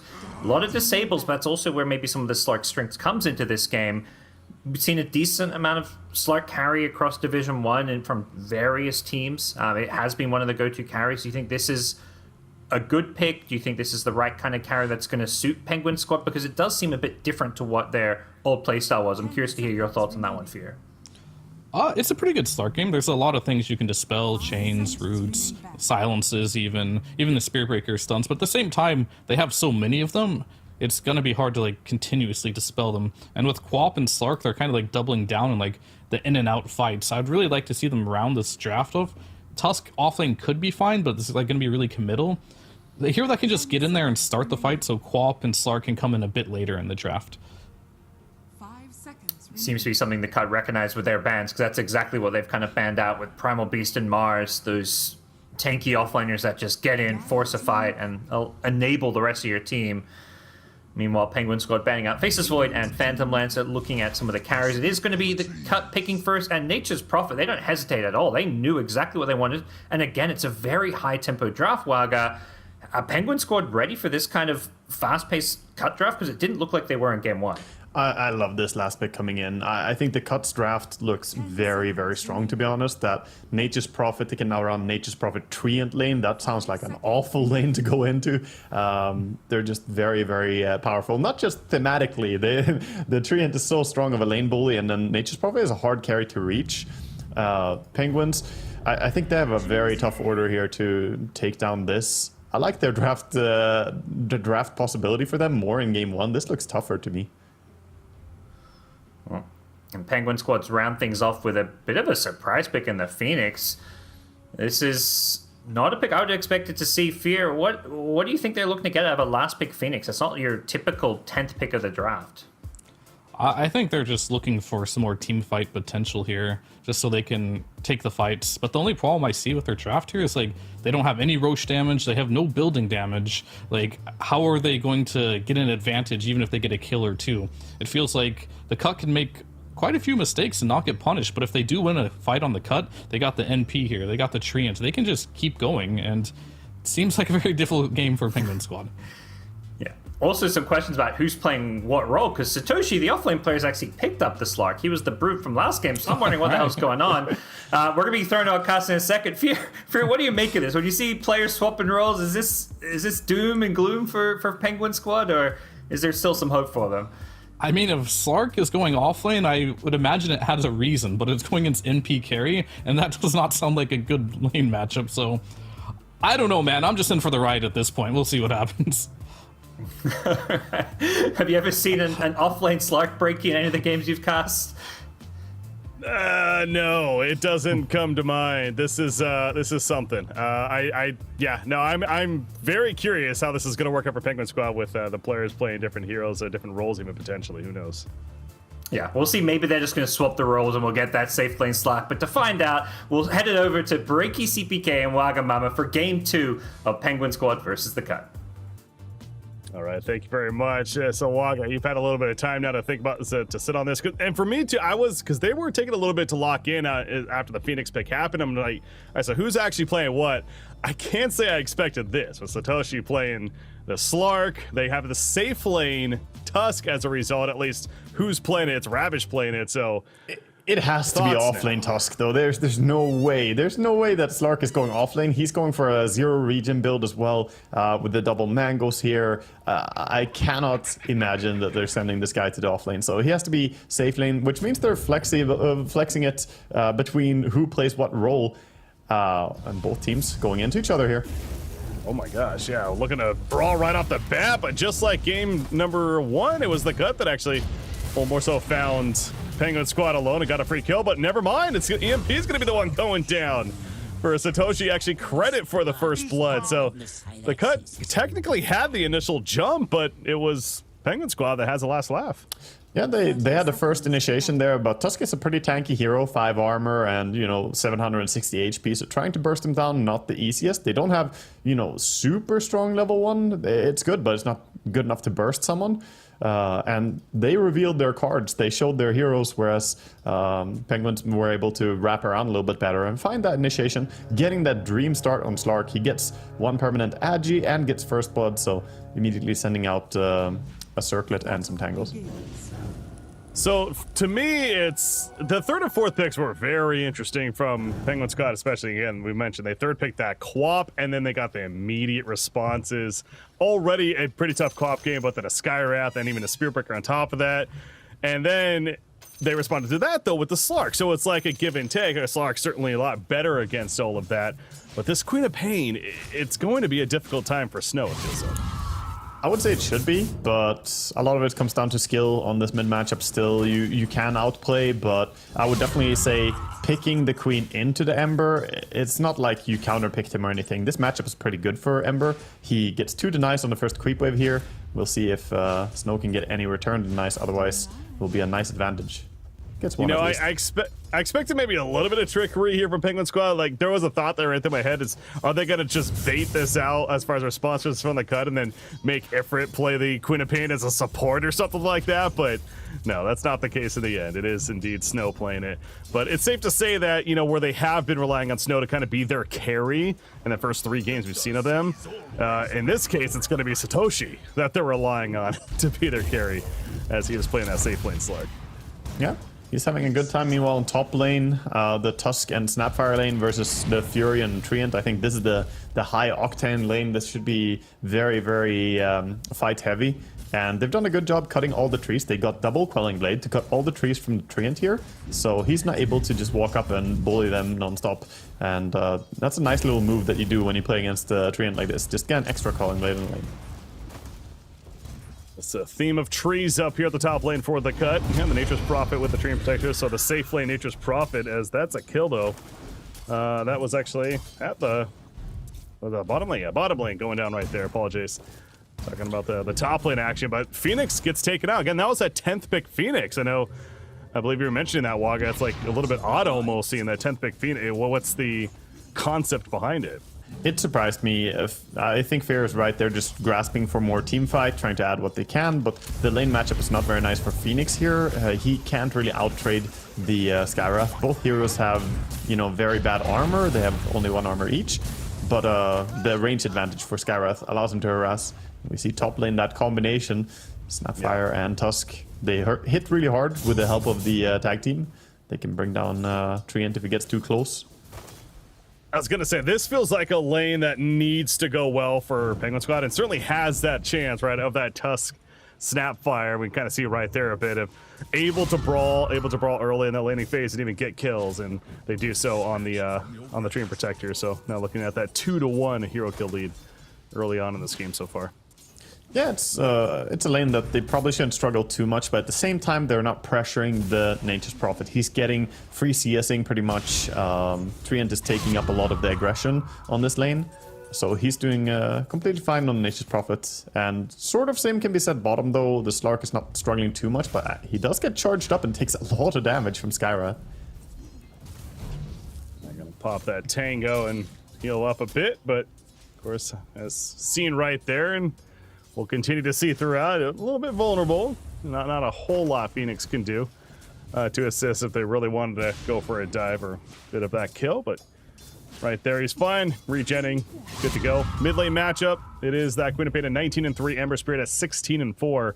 Ember currently fairly low. He has a Fairy Fire. No bottle charges on him. Bringing out some Tangos, though, to deal with. But Queen of Pain seems to be having the slight advantage early on, at least. Yeah, she's getting a good start here, and Snow is playing a lot cleaner. I've been watching him closely this game because last game he struggled a bit, and he's playing a lot cleaner this game. Might even be able to secure himself double rune here, possibly. He gets the bottom one. He's close to level 5, but Ember immediately runs for top, realizing that Queen could get level up for Blink here. Yeah, and gets that bottle up. So Nature's Prophet, though, again, a completely different team and different player, and even a different role technically, but that Ags looked pretty good. Hold that thought, though, because bottom lane, Sark actually needs to be really careful here. Phoenix assisting. One more Q. Spirits, but yeah, Chive's trying to get it for that auto attack. Be God, he has another Arcane Bolt. It's not going to be enough, though, right? Yeah. Just he's barely. Safe, and Bigod is just gonna run in and die. I mean, he was sort of out of resources here, so if he doesn't die, what can he really do on Skywrath? So it looks ridiculous the way he runs in and dies there. I think maybe it would have been better to just go back and try to reset the lane a bit with a pull instead. But Yeah, nice nice for P Squad there. They managed to get some extra experience for themselves. Yeah, those Fire Spirits, again, I mentioned not a whole lot Phoenix can do, but Fire Spirits is one of those little bits, and it was enough to save. In the end, mid lane, though, no saving happening there as Begon making the best use of that death. TP's mid, helps out Sadman to pick up that kill, and some bottle use, and gonna head back towards the bottom lane. I swear these rotations happen so much in Div 2 where people don't understand that it's gonna happen. And to me, it's super obvious. Like, someone dies, and you have a bottle mid hero. If that support dies, they're probably TPing mid to bottle refill. It's very, very telegraphed. But I see so many people in Div 2 just die to this gank, and it's honestly surprising me. Gotta pick up on that. I'll see if that happens over time. Top lane, Dream Protector. Likely dead. He's got the armor. He's got the leech seat, though, and it's keeping it. Took a little bit longer to kill him than they would have liked, but in the end, they do secure that kill. They run him down. That's all the way to the tier 2 tower. So Scourge McDuck is just enjoying his free farm meanwhile. Oh, the blink in to steal the haste rune away from the Ember. He doesn't get it. He does have level 6. She has Sonic Wave. Yeah, you can tell she was fake casting it right there, trying to bait out, but in the end decided not to use it. And Sadman's gonna have to teleport back to base. Has a remnant near, but gonna regen. Snow going for this? Oh, just hits it right there. Wow, that was just on the outskirts of the Sonic Wave. And now Sadman, he just teleported back in, remember. Going for the turn kill to Snow, but a nice job with the remnant away. And neither will die in the end, but that was a close call for Ember Spirit.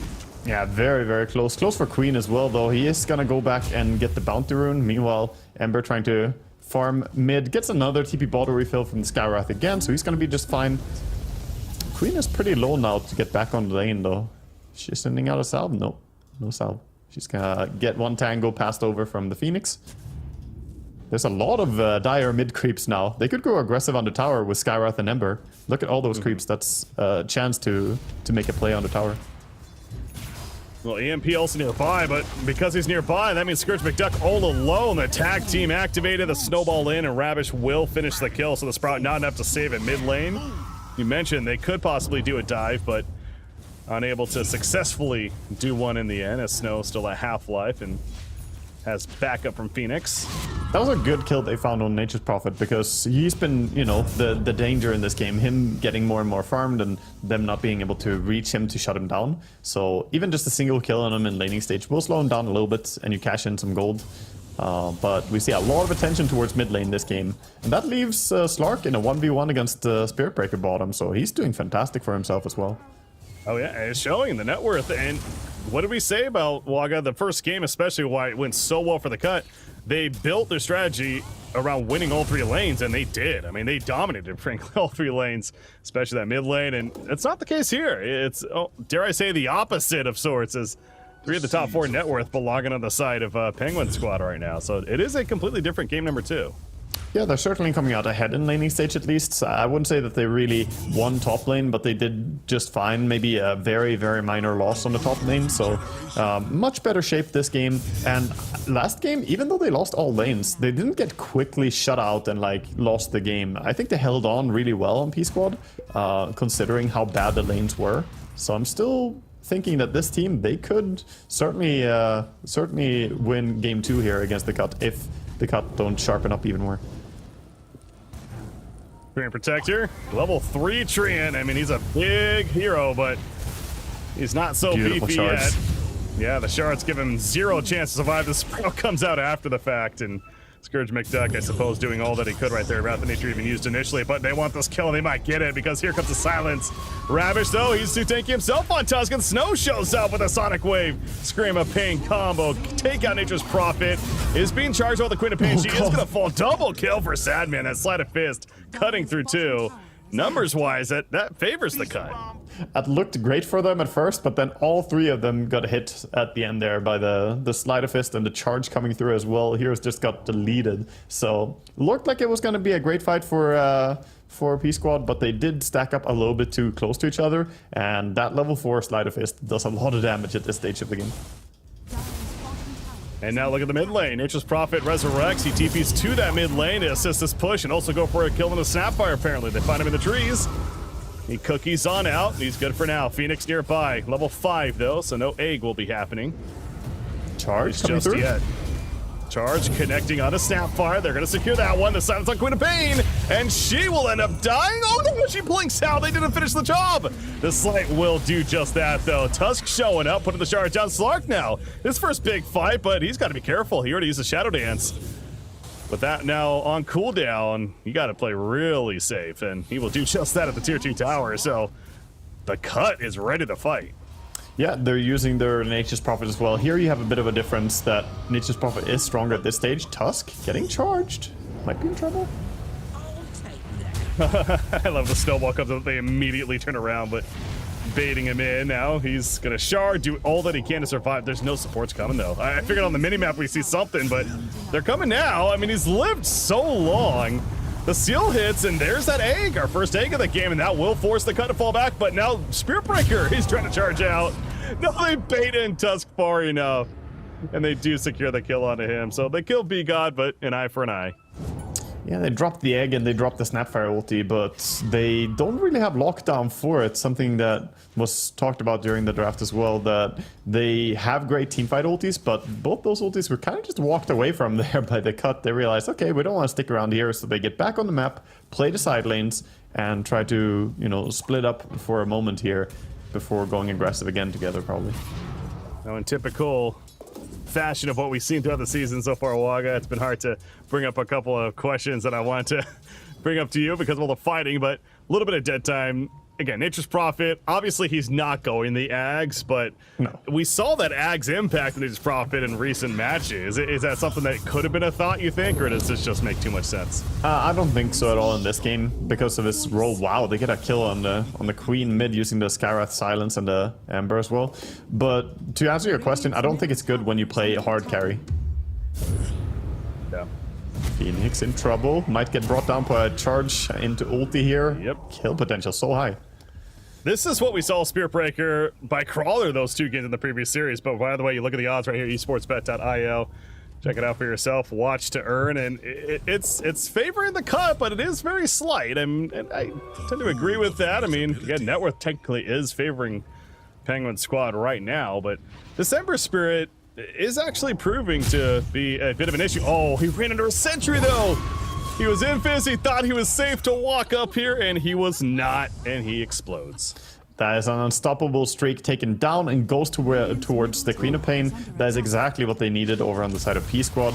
Meanwhile, the Streak has finished up his diffusal now, so he's more ready to get, you know, engaged in some fighting as well. If anyone gets too close to him, he'll be able to maybe bring them down. Has been killed. Chives just walks up and kills the courier, 1 hit. Easy. To that point, the Diffusal Blade on Slark, like Echo Saber, looks like coming in next. So, would you expected anything else on the Slark, or is this pretty standard, do you think? No, this is very standard. This is very, you know, cookie cutter build. It's good in almost every single game. And going into the Echo Saber next is nice. I think he needs some extra survivability here. When you play against stuff like Skyrath, you don't want to get burst by 1 ulti. So adding up your max HP a little bit more is important for him. This Queen of Pain, 3, 4, and 2. Again, net worth wise, she's actually not doing too shabby. In fact, overall, this is a very even game.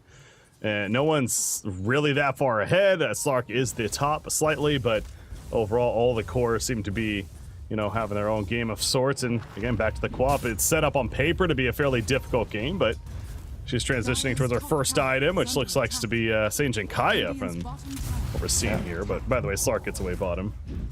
Yeah, he does get away, but he had to TP out, so he's gonna leave that tower. Probably it's gonna be identified and pushed soon by Nature's Prophet.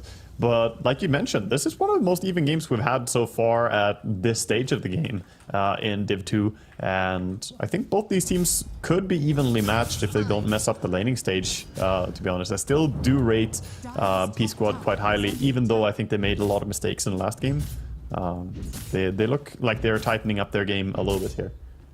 Yeah, it goes back to, for me, the cut was fully prepared in that game 1, great execution, but also I do feel like P Squad, they felt forced to almost pick that Spirit Breaker early as they did, and because it went so well for them, and it was like their tempo for that first series that they had, and not that it's not good in their hands, but it was a little bit different when they first picked it like they did compared to the later on. But the point is, even game here, and we'll see how it continues to play out for the time being. But bottom lane is being heavily pushed in by the Cut, is Spearbreaker actually.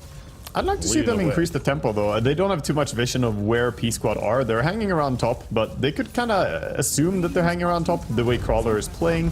He was thinking about ulting into a tree, and there was Snapfire. He started channeling his ulti, but stopped it before he went off. But they do get the bottom tier 1 tower finally with the help of the treants from Furion, who keeps farming jungle as well, so not stacking up too much, and still they get the tower taken down. Yeah, and that Furion Maelstrom finished, his own BKB being worked on. By the way, back up top, Treant is gonna be gone on Icarus dive in. That's one way to do it as well. And the Walrus Punch follow-up, of course, the blink shown off by Tusk, but now Tusk has to get away. Cookie to help. He's got a snowball in 6 seconds, can't blink in time, does have shards, gonna be knocked back with another strike chain in place, and Tusk is dead. The Mortimer's Kisses trying to be a threat, but it's not gonna be a threat as the death already took place, so Crawler just has to unfortunately walk away. Oh, so unfortunate for a B-God the way that he tried to find the Snapfire there, but just barely took the wrong path. And if he got vision of her, that would have been +1 kill, as well as they have that level 4 Charge of Darkness. They could have charged in and killed her as well. We're gonna pressure this top lane, but Tusk is up in 4 seconds. No doubt he's gonna be ready to TP in. In fact, he is going for the TP. And looks like the Cut respecting the fact that he has resurrected, though, as they start to fall back themselves. A slight by Sadman, but keeping his distance. And still figuring out how they want to play this out. A Skywrath Mage hiding in the tree, so the Cut actually is interested in potentially making a play here still at this top lane. I would like to see Satoshi on his Slark activate now. He's got Echo Saber complete and he has Diffusal Blade. I think at this point, he should start, you know, pressuring and doing something with these items. They're already so strong. Obviously, all Slark players, they want their Aghanim Scepter, but I think he could really have some big impact on these fights. Well, they're going to find B-God, who all of a sudden was left alone, and you look at this ward behind the tower. That's actually what allowed them to spot that information and realize that they rotated, and it was just the Skywrath Mage at that point, so yeah, free kill. But yeah, to your point about Slark, he's in the jungle currently, continuing to farm, wants that Ags, obviously a very powerful tool to him to upgrade to Pounds. But is just focused on farming for the time being. Chives almost scouts him out, but Satoshi too slippery. Yeah, charge towards mid. That's a heavy damage. Another strike, Wrath of Nature, and the Slight. Can't even move before she's dead. That's the execution that you're looking for if you're the Cut. Yeah, yes, Shadow Blade and Face Boots and old bottom lane. They're trying to catch the Fury and may have stayed a little bit too long. Yep. Oh, the Overgrowth. That's not going to work. Bit of desperation there coming out from Tree and trying to save his core. At least he's going to be fine, but yeah, really no chance for Tree and Protector to get out of that one. However, the fight continues. The Ancient Seal Snapfire. There's that Mystic Flare. The heal. Oh, what a heal from Phoenix. Keeping him alive barely. Only for so long, though. As eventually the charge comes out, but Satoshi, he is ready to fight. 14-15 Essence Shift and stacking. He has Shadow Dance. In comes Tusk now, and Chives, even with that armor, it doesn't matter. He will melt away. Ancient Seal on Satoshi. With the silence, he can't bounce away. And down goes Slark. Huge kill for the Cut. But now it's Snow's turn to jump in. She shows up. She has a Sonic Wave. It's going to hit both, including EMP, who dies shortly after. Sadman, another Slight. He still is fairly healthy. Yeah, Furin now can TP in and join as well, looking for a way to get into the fight. Beautiful play there by B-God on his Skywrath. The silence timing on the Slark was perfect. Slark just stayed a little bit too late there. During his Dark Pact, he was like, oh, can I get more? And then when he tried to turn around and pounce away, the silence was there in time. So good play by Skywrath. Radiant are scanning. Is that a sign where, if you're Slark, I know he's definitely going to Ags next, but is BKB perhaps after that, you think? Could be great this game. I mean, this is a fantastic BKB game, but Aghanims, maybe Aghanim's Shard after Aghanims, just to get that Death Shroud as well. Even though they have a lot of damage they can dump into the Shroud still, but it's such a good Shard. I think Slark Shard is one of the highest tier ones for me. Sure. Yeah, his Scepter and Shroud both awesome for this hero. It's one of those interesting concepts where it's like this position 1 core that usually acts not necessarily an item that you think about on most of them, but especially a priority. But yeah, Slark's certainly up there on that list of you want to get it early, especially if you're looking to play active. Yeah, that's Yep. what we're seeing here. It's only 75-second cooldown, 75 mana cost, so you can keep using it so much together with the Shadow Dance. You have that double survivability, and then I would say going back into a BKB would be very useful for him. Queen getting charged up, has to be wary. Blink. Nope, not yet. Waiting. Another strike hits, and again, it's a combo. And they even get the code Slark. What? Dude, he got hit by one of the last ticks of the Nature's Prophet ulti, and he just disappeared. Slark, how did he die? Like, he didn't have time to react. He had no time to react at all. His HP just disappeared. I wonder how much he took from the Nature's Prophet ulti there. Yeah, that combo, the charge in to the slight to that Wrath of Nature, and yeah, it's like, okay, Quap step. 620, yeah. That hurts. Oh man, you see me showing out like that's insane.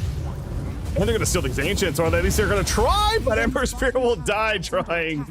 I suppose he maybe got some of them, but that's a big bounty once again. This time going to Ravish. 800 or so plus gold for him. Radiant's bottom tower is under attack. Queen of Pain shows back up.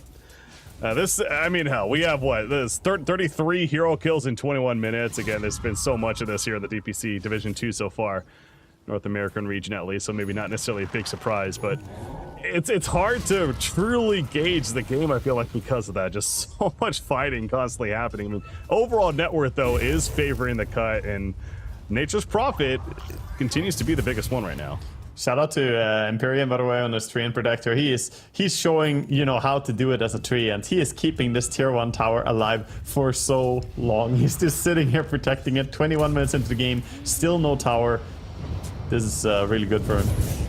Boy, EMP doing work, aka Imperium.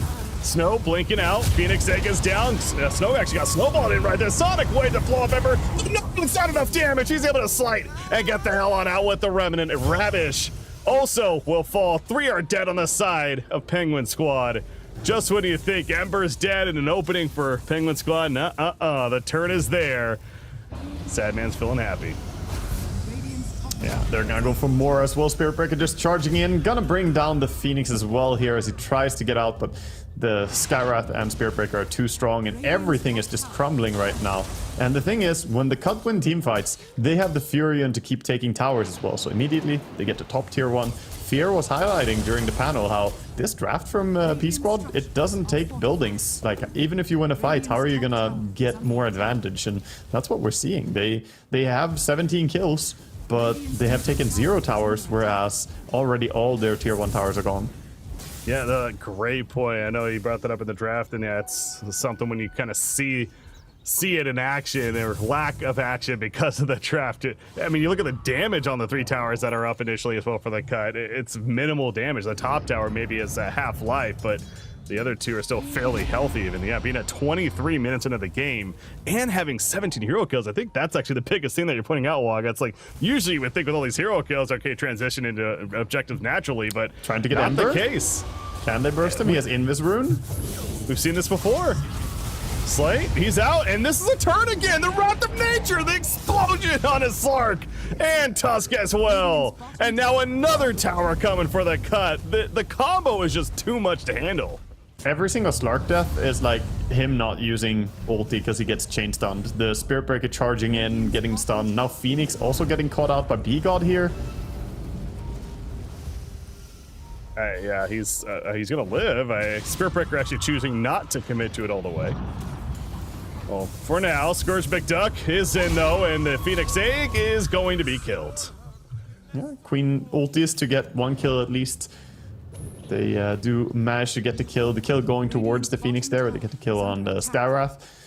But yeah, this game is very quickly looking horrendous. From having a good laning stage where they won 2 lanes and 1 lane was like, you know, kind of okay-ish. They're now not doing too hot at all. And you have to wonder, this Ember pick was shown in the first phase, and he's 13, 2, and 7. I think he was not correctly addressed here at all. If the opponents show this early of an Ember, and he's a Grandmaster Ember picker, right? So if you've done your research, you should know this. Then I think you got to pick a better hero in the matchup. The Queen played well, but Ember is just dominating this game. Yeah, overall, they just clearly do not have enough answer. And, you know, one of the more on a very basic level, that's going to be coming from me, of course, is that an Ember Spirit, very slippery, stuns are good. You look at this Radiant lineup, they're not necessarily the strongest team when it comes to some hard stuns right here, or guaranteed hard stuns, right? So he certainly has the ability to be free, and even though the lane matchup, yeah, Queen of Pain slightly won it, if you want to even say that, in the end, he's able to just move around freely, and now with the BKB, he truly is going to become unstoppable. But the funny thing about this, as much as we're praising his impact, again, you look at Nature's Prophet. Nature's Prophet is truly continuing to be the one on top of the net worth and the true impactful hero. He didn't pick this name to be poor, man. Look at his name. He's Scourge McDuck. He's gonna make money. Making plenty of it here. This top tower, Treant Protector MVP so far. I think you could argue it's this armor, man. Yeah, they're keeping the tower alive, but they still want it. The Ember is here, gonna go in with his BKB, feeling safe. Well, Satoshi, that's a very early Shadow Dance. He does have the Axe, so the Pounce upgraded. Without Shadow Dance, though, yeah, you cannot feel nearly as confident now. No, they're just sacking Crawler at this point. They have to get out. I mean, they cannot take a fair team fight, I think. At this point, the Ember could just walk into 4 heroes and they have no response. Like, he walked into all of them, they all saw him, and they all just scattered and ran back. That's when Slark had to use his ulti on the front line. He was like, where's my team? Because they just saw a monster that is this Ember coming at them. With Treant Protector and the lack of building hitting in general from, as far as their draft goes, from Penguin Squad, they got to be so frustrated. You can almost feel that frustration right there at the top lane. I mean, the fact that tier 1, all tier 1s, let alone the top tier 1, is still up, and they really wanted to kill it, and the cut is still defending it as much as they are, and it's working for them. Again, got to be frustrating. How about bottom lane? Satoshi, oh no, the Pounce play! What a block from Chives. The Shadow Dance activated. Tusk is going to come in, but again, they just need to try to save him. The Gleipnir root, and down goes Satoshi. No, he's going to survive for now. Pouncing away at the last second. They kill Tusk.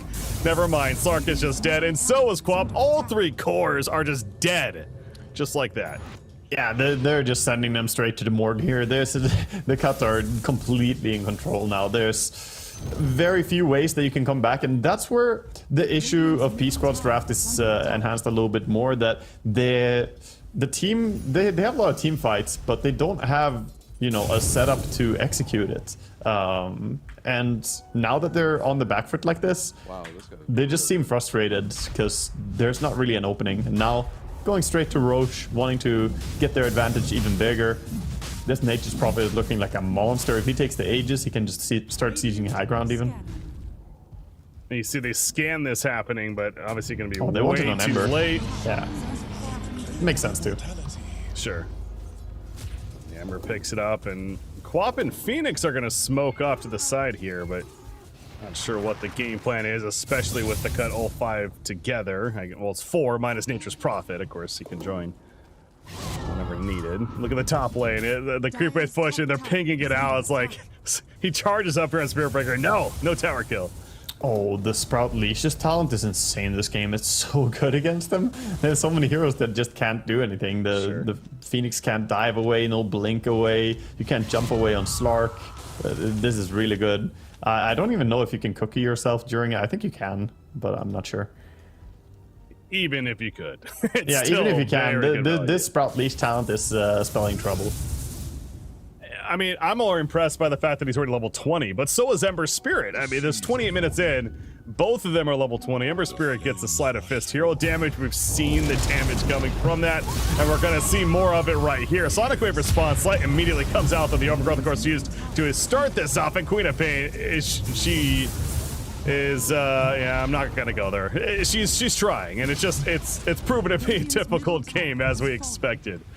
Yeah, you can tell by how unsafe he is by the build he's going for as well. He wants the BKB, and he already queued up the Lincolns too. He's like, I need to survive. Yeah. Even with the Tusk coming in with a snowball, he still goes down because Skywrath was there in good time with the silence as well. Let's slide forward, Phoenix. Phoenix is way deep in the base, but still feeling threatened. Manages to live for now though, but this tier 3 tower is being heavily pressured. Ember Spirit, again, he has the Aegis. Slark is not here during this. He's busy farming Offered to Zhang, of course, could he actually he doesn't even have a TP, so it's a good thing they're not committing. Would have had to run back. Yeah, he doesn't have it ready yet. I mean, there's no way that Slark can really have impact though until he has a BKB as well. It feels like at this stage.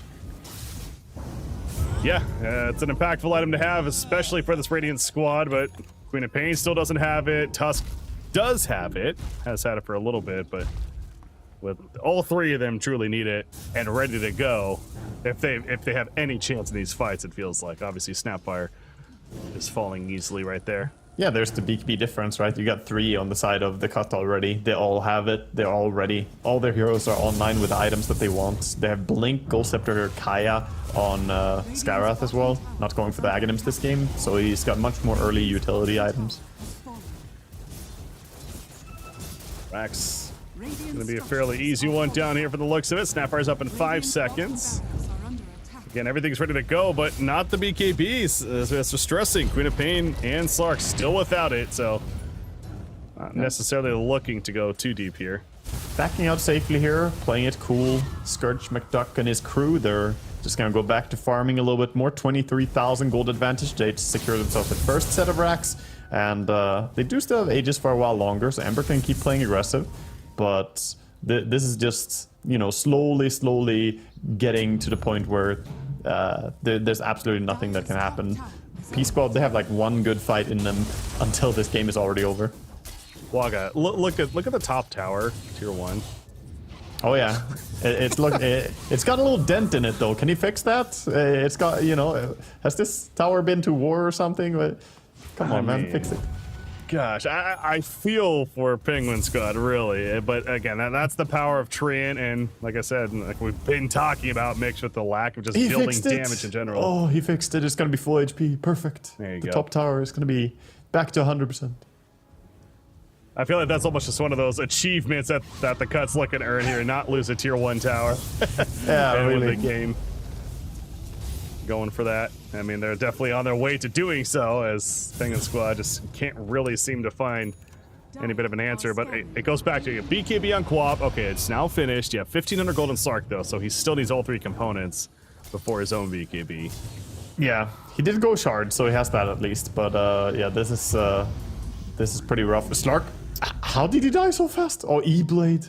Oh no, E-Blade Sky blinks in on you, solo killing you. So what were you saying about that? He has shard at least? Yeah, that's it's not gonna save him there. Not gonna help you against the Skyrath with Blink, and he also found Psychic Headband on Skyrath. That's a very satisfying item to get. A little bit of extra int there for your nukes. Man, B-God is playing good on Sky. You can tell why this team enjoys playing it. Yeah, I know that was brought up in the draft, you know, the idea that this is not your typical support hero, but it certainly does feel like one of those kind of player comfort things, if anything. It's also, you know, good at winning, helping to win lanes, of course, but yeah, B-God clearly is comfortable on it and able to make space throughout the game, and yeah, going the first item, Ethereal Blade, unlike last game with the Axe first, but Ethereal Blade, Blink Dagger, pretty good even for solo killing the carry, as we're gonna see right here again. Oh my gosh. Oof, that was a speedy one. Yeah, he just sat around, waited for the Dark Pack to time out as he was farming the lane on Slark, and that's the danger right now. Any lane they show on, people are just waiting. Look, he's still sitting around on Skyrath in the same position. He's like, anyone want to come farm bottom? If you go mid, there's Treant and Ember hanging around there, and top lane, there's Spirit Breaker.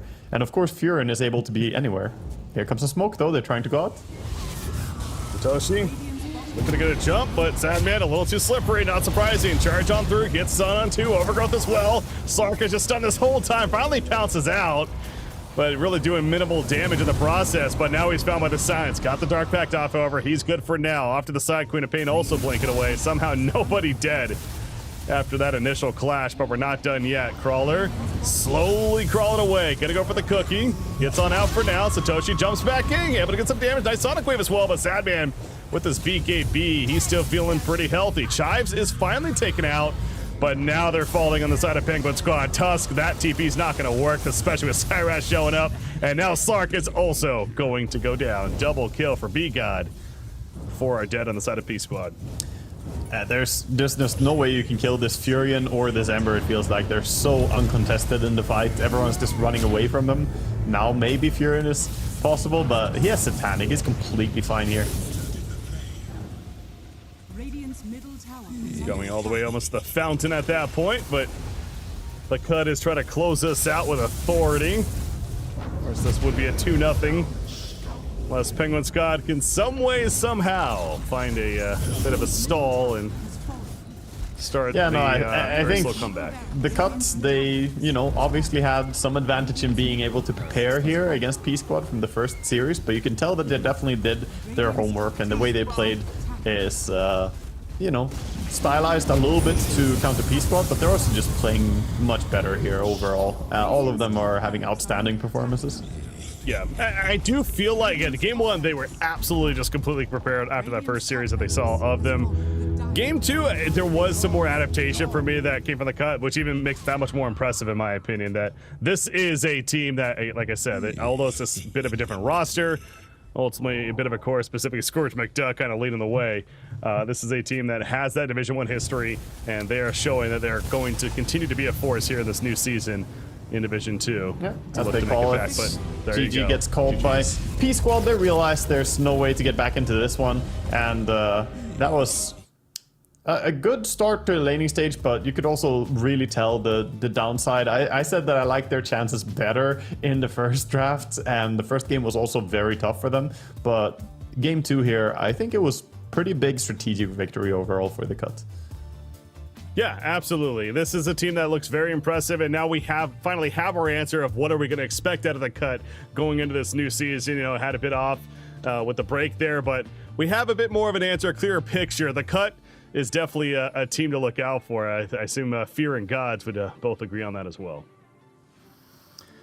Absolutely. This was a bit of a statement when it came to the Cut making a debut. I think, as Waga mentioned, they had that maybe slight advantage having that bit of data that Eternity lacked in that opening series, going up against a team where you maybe don't know what they're going to be picking or playing. But in many ways, Fear, it just felt like the Cut played their own brand of Dota and just executed it way better in terms of just, teamwork, individual skill, and just, all-around execution. Yeah, I mean, I think that's a good way of looking at it here. Like, the Cut, they had an identity, where I can't say Penguin Squad did have an identity in this series. Like, is their mid their carry player? Is their offlane their carry player? I don't know, their carry player is just an offlaner taking the Mar route? Like, this team has some, soul-searching to do and figure out how they want to play the game, because this isn't, 2010 anymore. You can't just, swap around. You got to be a specialist, and you got to be good at what you do. They swap around way too much. Yeah, we'll start looking at some of the highlights through this game number 2. It started off a bit closer. Did you have any hopes in the early game? Like, they get the first blood on the Slark. It looked like a good Slark game. Being in a better position, were there ways for Penguin Squad to make this draft work, do you feel, Fear? I mean, yeah, there's ways, but it's the execution's hard. They have to play almost perfectly. I mean, you guys mentioned it in the cast I was talking about before. It's like, you can win 3, 4, 5 fights in a row, but versus a Treant Protector, you're not really going to make much happen if you can't push these towers down, get some map control, get in a position where you can do Roche. Kind of felt like they were all in on this early game, laning stage team fight tempo. We'll see some of these closing moments here. Another Nature's Prophet core. This one at carry. We saw some from the offlane again with the Axe build, but it does feel like this hero's on the up and up, Waga. Maybe we're going to be seeing Nature's Prophet become one of kind of the key heroes down here in the NA Division 2. I think so. I mean, there's no reason he wouldn't be. He already is, to me, a key hero in this current patch. I think he's one of the best heroes in terms of flexibility and overall strength. He's got insane level 1 stats. They buffed him not too long ago to get 1.5 BAT. I've highlighted that again, but that's a big reason why we see so much carry Furion coming back as well. He's just like Lina light is what he feels like for the carry position, with a bit more push to it. Well, that was our carry, but the MVP of this game goes to the mid lane, Sadman, aka High Shaggy, the Ember Spirit. What did you make of his performance, and what kind of stood out when you were watching the Ember this game, Breaky? I mean, again, it was he didn't necessarily get countered even despite second pick in Everspear, which is obviously an issue that was brought up in Penguin Squads in their draft and response in general, but it was still good for the Queen of Pain, and it came out of the laning phase initially maybe not the strongest, but his movement and his ability to just fight and not be worried about fighting was impressive. But I do think this is one of those, sure, he's the MVP, but this was absolutely a team MVP because they were always team fighting, except the Skywrath when he wanted to get a solo kill on Slark.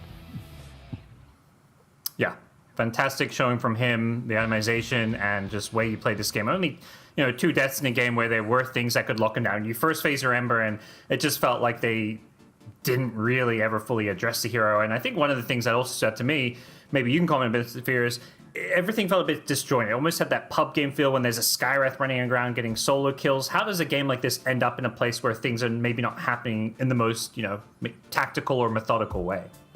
I mean, I think it came down to the draft for them. It's not very clear on what their draft is supposed to do, right? If they all group up in one area and then you're dodging on the cut, you can't really push. You're not sure what you're supposed to be doing, so they end up kind of like, they rat a lot. And they picked up a lot of heroes. They picked up the Slark, the Quap, the Phoenix, these high mobility heroes that can, split push the side lanes, but they're playing against a lot of silences. They're playing against a lot of roots. I think they should have went for more like a combo breaker type of hero, maybe like a Tide Hunter, who can't just stand on the front and then the other heroes can come in, then they might have a purpose, but it's just they kind of drafted themselves into this, unfortunately. Okay. Waga, you and I were kind of on the Penguin Squad's hype train. We're we're their biggest cheerleaders. Where do you feel like some of their shortcomings today came from? I agree with what Fear said at the end there, which I also said when the game was over. I feel like this was a big strategic victory overall. They picked them apart pretty hard here. The cut were much more harmonious in their draft. So yeah, I would like to hear. I would love to hear their thoughts on it as well. Get some insights from the cut and how this match went from their perspective. Yeah, we're going to be throwing to an interview in just a second. I think we're going to have Hi Shaggy joining us. I think he's just setting up. But yeah, the cut, obviously, this is their debut. Going to be curious to hear about their new roster. It seems like Breaky, new roster, but they are picking up where they left off in terms of, dominating NA Division 2. Do you think, obviously Dogchamp would look good. Do you see the cut as a team likely to finish up in that top 2 come end of the season, or is it maybe too soon to tell? It is a little too soon to tell because just like it was for Penguin Squad, certainly a lot of hype around them after that first series. Now maybe understandably slowing down a bit, but the cut was impressive. I mean, they played it very well. They were able to adapt with the draft, also clearly prepared going into it, and they have experience. So all those things are adding up to suggest that they absolutely are a team that's in contention for a top 2 finish. Awesome. Well, thanks for your thoughts. We're going to bring in Shaggy from the cut. And let me know if you can hear us, as congratulations first and foremost. Are you hearing us okay, Shaggy? How are things going over there? Hi, yeah, I hear you fine. Awesome. Congratulations, man. Convincing game. Great to see the debut of the cut here in Division 2. You've played on this team before. I'm curious here. Obviously, the cut have a history competing in a DPC, but we're looking kind of at a new the cut roster this season with kind of 3 new players being brought in. How did this new iteration form, and what are kind of your current goals for the team? So originally I was supposed to play on Fart Studios, but then SMD offered me a slot on the cut, and it was I don't know, it's just guaranteed money kinda, because it's already in Div 2, whereas on Fart Studios I'd have to play open calls and stuff. So it was gonna be me and Save on Fart Studios, and I just kind of, I don't know, snatch Save away as well, and then we just both ended up on the cut. And then after that we were we started scrimming and stuff, but then we lost every scrim, and then SMD became worried I don't know, we're not good enough to make it through Div 2. And then we ended up getting B God, and then the scrims have been I don't know, I wouldn't say much better, but they've been somewhat better at least. Okay, so is the plan to play with B-God for as many of the series as you can, since he is, I guess, technically a stand-in for Div 2? Yeah. Okay, great. I want to pass over to Fear. He has some questions about these games. Fear, what did you want to ask for Shaggy? Yeah, sure. So when you played against this team, Penguin Squad, they're known to be a little unconventional. Put a lot of carries in the mid lane. I mean, at one point their offlaner ended up playing carry. Did you guys like anticipate this? How was your preparation for that? Yeah, we basically just looked at the team as like 2 offlaners and then like 1 carry player from the mid lane.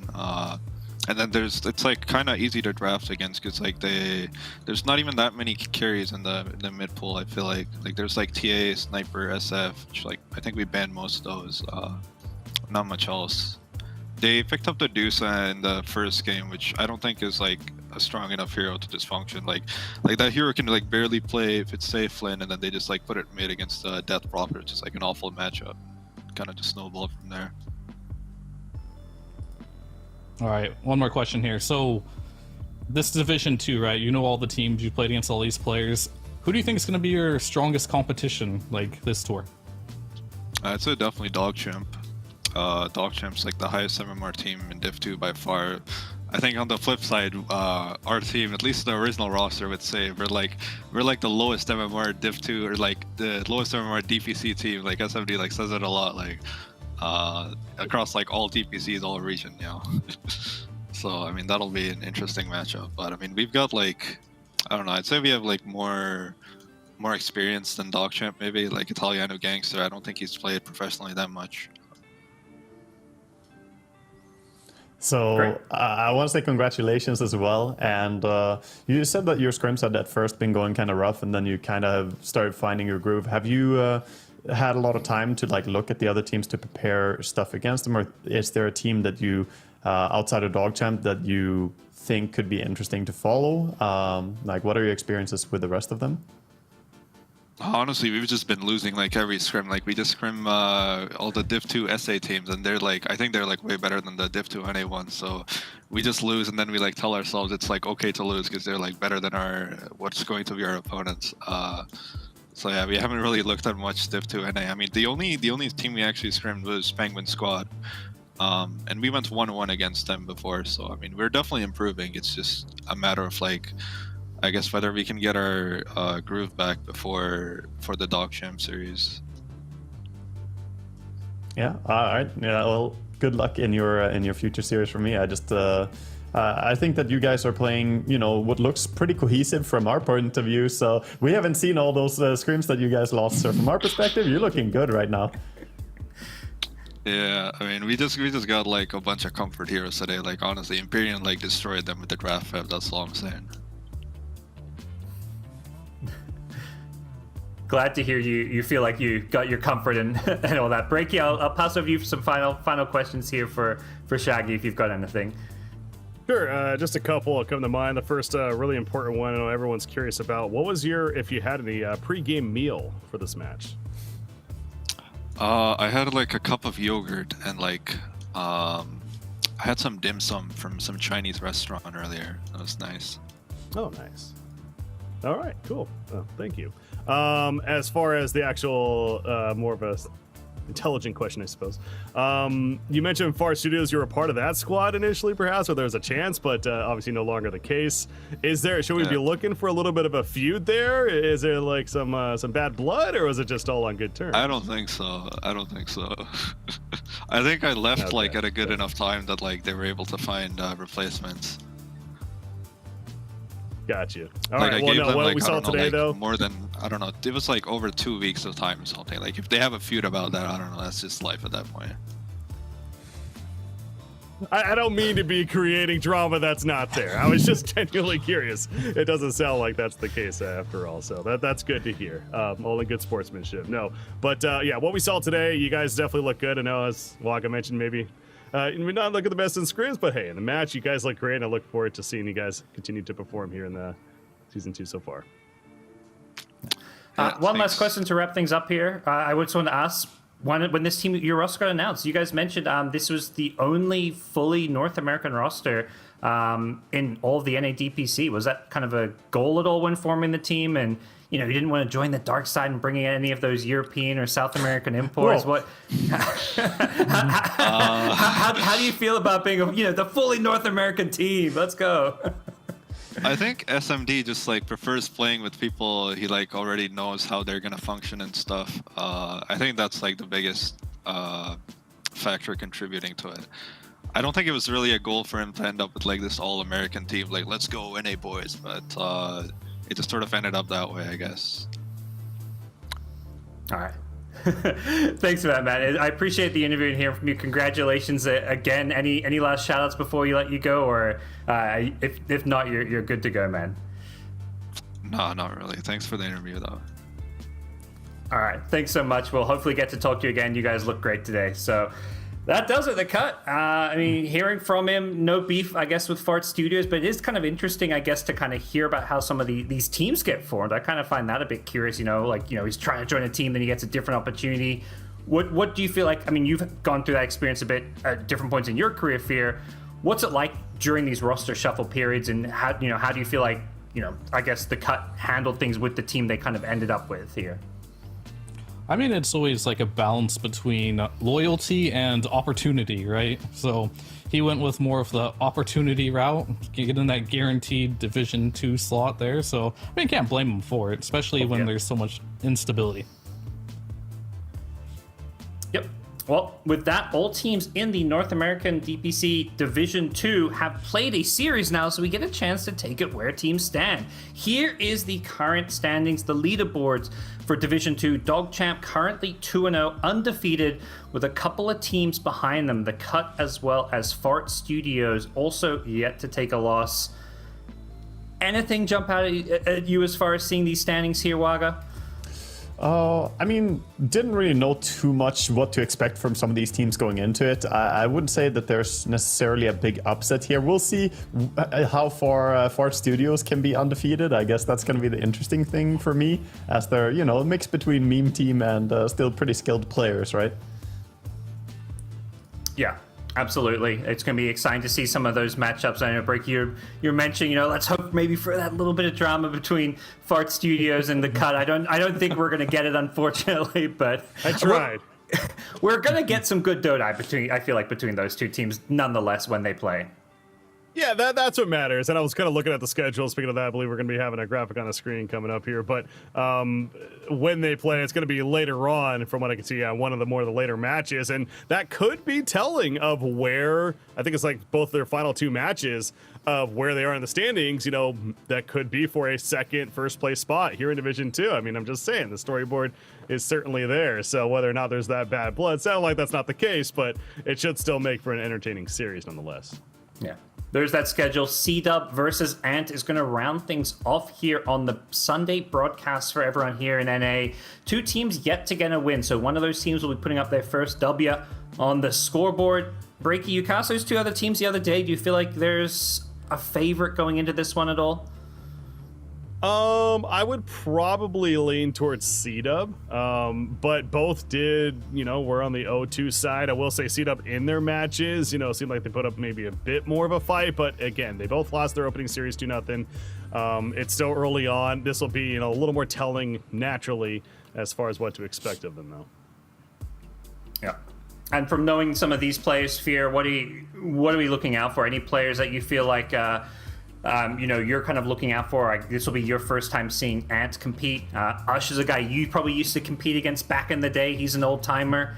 What are you kind of excited for about this series? I mean, for Ant, you're probably just expecting just another North American team, right? Whereas C-Dub, I am expecting more from them. I think their showing against Fart Studios was not their best showing. I think Mark especially, he played really well through like the open qualifiers, the closed qualifiers, but he had a hard time finding his groove in that series. If he steps his game up, I do expect C-Dub to have a much better showing and actually take that series. Great. Well, that's going to be our last series for today. Waga, any final thoughts? We had the interview as far as, the last series go, seeing the Cuts debut. Obviously, there may be one of the teams to look out for. Any kind of final words to say about our last series that we just wrapped up? I think it just, highlighted experience between the players. They're a fresh team that have been losing a lot of scrims, but still they had much more clear game plan. And I think Fear is completely right with what he said. The identity on P-Squad seemed very split. Like, what are we going to do here? What's the idea of the draft? For them, it was a big draft loss, I would say. You don't get to play Dota if you don't set yourself up for success. Yeah, one of the things he mentioned in the interview was, where maybe one of the lower, MMR teams. You guys play a lot of pubs. I know you do, Waga. Is how important do you think MMR and being, high up on the leaderboards is for some of these Division 2 teams? MMR is just a number. In Div 2, though, I feel MMR can be a number that can be pretty advantageous. If you get that mid matchup where your mid laner is like way higher than the opponent's mid laner, that's going to be something the opponents will have to deal with. So, but ultimately, Dota is a team game, and if you cannot connect and coordinate, then it will look very shattered, and you will not have success at all. Yep. Fear, do you agree with that? Any thoughts on the MMR debate? I mean, MMR, especially at the lower gameplay, means more, especially on cores. I think in general, if you're a core player, you kind of need to be high MMR because it shows your ability to win games, like whether it's like you're losing a game, knowing how to win those games, or if you just have strong individual mechanical skills. It kind of reflects in MMR. All right. Well, we're going to see which team's skill is going to take them through the final series of the day. It is going to be C-Dub versus Ant in our final best of 3 here in North America DPC Division 2. We're going to take a quick break. Well, maybe not so quick. After the 2-0, it's going to be about a 30 to 40 minute break. We'll see you then for our final series of the day. Stick around.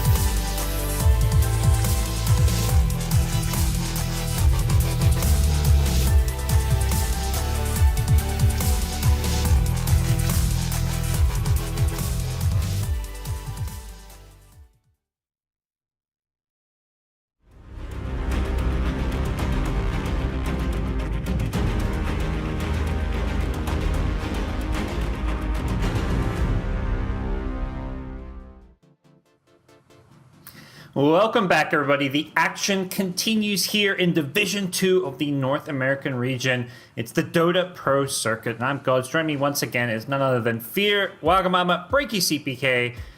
Fear, we've got a good series coming up. You enjoy your break? You're ready for this last series? Yeah, just had some food, powered up a little bit, recharged, ready to go. That's right. And Waga, Breaky, Waga, starting with you. How you doing? Are you excited for this one? Two teams who didn't have the best start, but it's their opportunity to bounce back. Yeah, I think this will be exciting to me because, like you said, both of these have something to prove. Their series didn't go that well, but, you know, it's still early on in the league, and this will be an important match for both of them. So I'm pretty hyped for this. I look forward to this game. Yeah, I think easy to look at these two teams like, okay, they're not the strongest teams in Division 2. They started with a loss, but all the more importance kind of gets attached to this one, Breaky, because the bottom two teams in this format are getting eliminated, which is where these are two teams, you need to start getting those wins. And I think that adds that little bit of extra pressure when it comes to getting your first win against another team who's also struggling to find those wins. Yeah, you only play each team once in a best out of 3 series. So yeah, to that point, you know, it does make this matchup that much more pressure. Two teams that are, you know, we'll ultimately see what they're going to be doing, but just, you know, simply stay alive in Division 2. Absolutely. But yeah, looking forward to at least some good gameplay here. Yeah, you saw Ant the other day, and when it came to Ant, what didn't quite work for them against DogChamp? Obviously, DogChamp one of the favorites here, Breaky, but what do you feel like Ant need to maybe kind of improve on from the other series they played?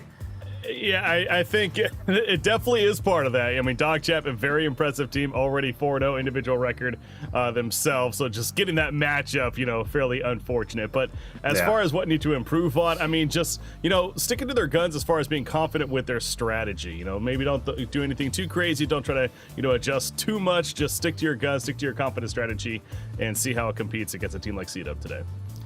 Well, C-Dub on the other side, one of the players you've talked a bit about, Fear, is Mark the mid laners. We're going to take a look at the head-to-head between the two mid laners of Ant as well as C-Dub. That's RRL and Mark. What is it about Mark that makes him so important for this C-Dub team? The C-Dub in general right now, their playstyle is very much so Mark makes the space, and Ela, the offlaner, he's the zoo type of guy, the death prophet, the building damage. He needs to be able to come out outside the laning stage, make a rotation to Ela's lane, and make something happen on the map.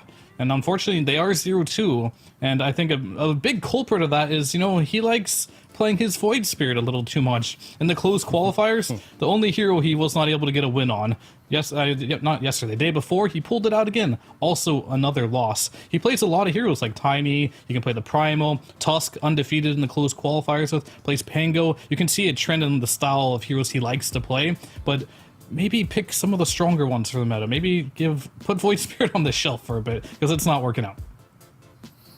On the other side, we have RL highlighting his maybe signature hero in the Storm Spirit that we saw the other day. Even going back to when he was on 5-Man Midas, he was playing this hero all the time. Do you feel like he's a kind of similar player, Waga, or is he a little bit different when it comes to his playstyle and just the overall playstyle that we saw from Ant the other day? I feel like they're pretty similar, to be honest, overall. The thing I'm looking towards for RRL, I mean, yeah, he plays these heroes, the spirit heroes, a lot. He also is an Invoker main player, so he has the most games out of all professional games he's played on Invoker. Else it is that Void, Ember, Puck, very similar playstyle, and Storm as well. What I think is important for him is that he connects with his team, because in the last matchup we saw them play, he had a pretty good showing, but they needed to connect at the same time. They had that game with the Ursa getting pretty big farm, and he was on Storm, but they didn't really go into fights simultaneously, and you need to find that initiation. Yeah. I'm curious how you feel, Breaky. Obviously, you kind of touched on it. Their loss is to the team who's top of the division, so I guess mentally maybe it's a loss that's easier to shrug off than most. Yeah, absolutely. You could certainly look at it that way. Again, being one of the favorites in DogChamp there, but as I'm sure for every team, you know, expectations are fairly high for another NA team, just like it is for C-Dub Esports, you know, for themselves, if anything. But yeah, RRL, he was matched up against RCY, who's quickly proving to be one of the better players that we're seeing here in Division 2 individually as well. So definitely excited to see how he does against Mark specifically now in this one. Yeah. There's a quick team comparison just based on that one series the two teams have played. A little bit of difference in some of those kills and deaths. It looks like, a bit higher numbers on the C-Dub side, probably coming from some of those longer games that they had against Fart Studios, one of those going about 50 minutes. So there was a bit more action, I guess, in those games where C-Dub was playing. So we'll see if Ant maybe steps it up here.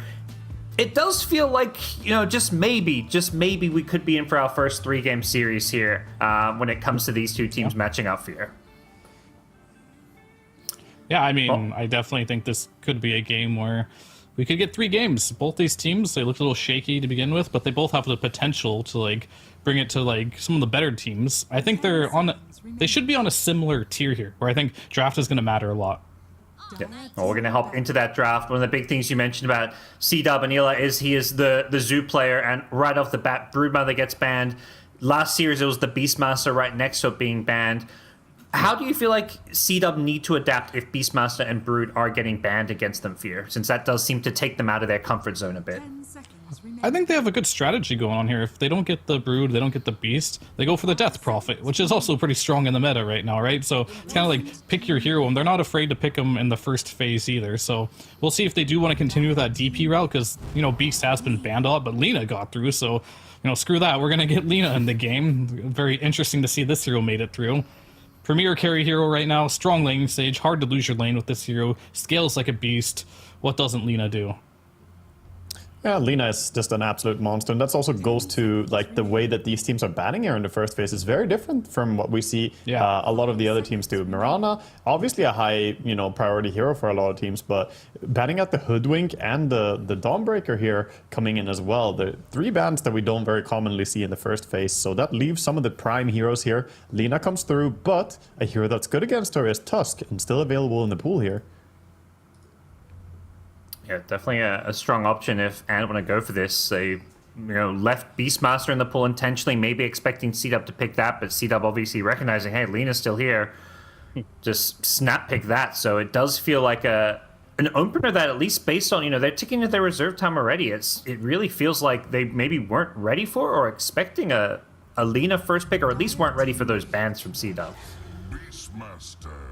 Yeah, that's kind of crazy that it took so much time to the point you're getting at. Exactly. It's like you have to figure they're going to pick Lina, as I want to say she's literally been banned every single other game so far. And to me, it's a case, though, if you're another NA team, it's like, okay, you're going to give up Lina, but you're leaving several options open for those 2, 3, and picks. One of them being Beastmaster, certainly. And so they do go with the Beastmaster. I was thinking maybe that Treant, the Rubik we've seen plenty of.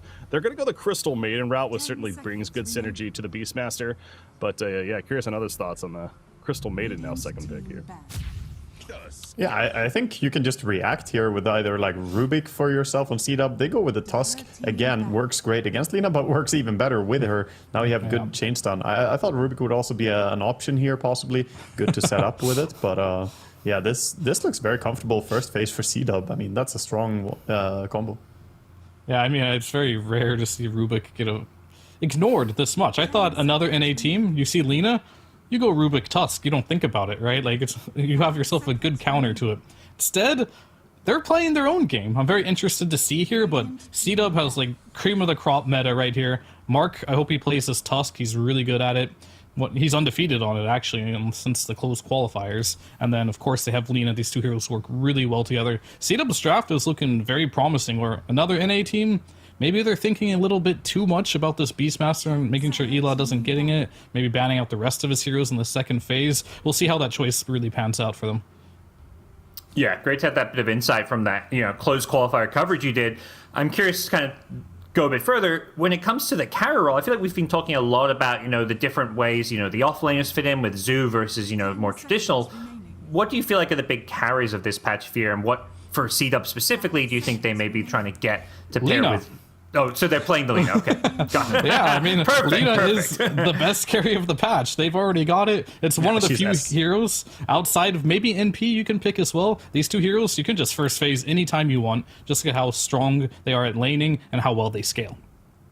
Yeah, Also- Lina's right up there, and then you have Nature's Prophet as well, probably being one of the higher tiers, but they're banning that out themselves. So, I mean, C-Dub now, I like their, their situation that they're in here. Another NA team, like Fear said, they're kind of running their own thing here. Obviously, Beastmaster is a great hero a lot of the time, but he can struggle into that Lina lane. It's a little bit complicated to play out. And the Crystal Maiden is powerful, but I wouldn't really rate her as a first phase pick. Yeah, we'll see if they have a specific kind of combo in mind with the CM. Do you think this is CM laning with Beastmaster Waga, or is it going to be flexed into the safe lane? Where do you see these lanes kind of going with the CM? I don't love the CM Beastmaster. It's an okay lane. It is fine, but I think CM is too slow if you're going to lane into that carry Lina. You might just get run down and nuked, like, depending on which the post 5 hero is of C-Dub. We obviously don't know yet.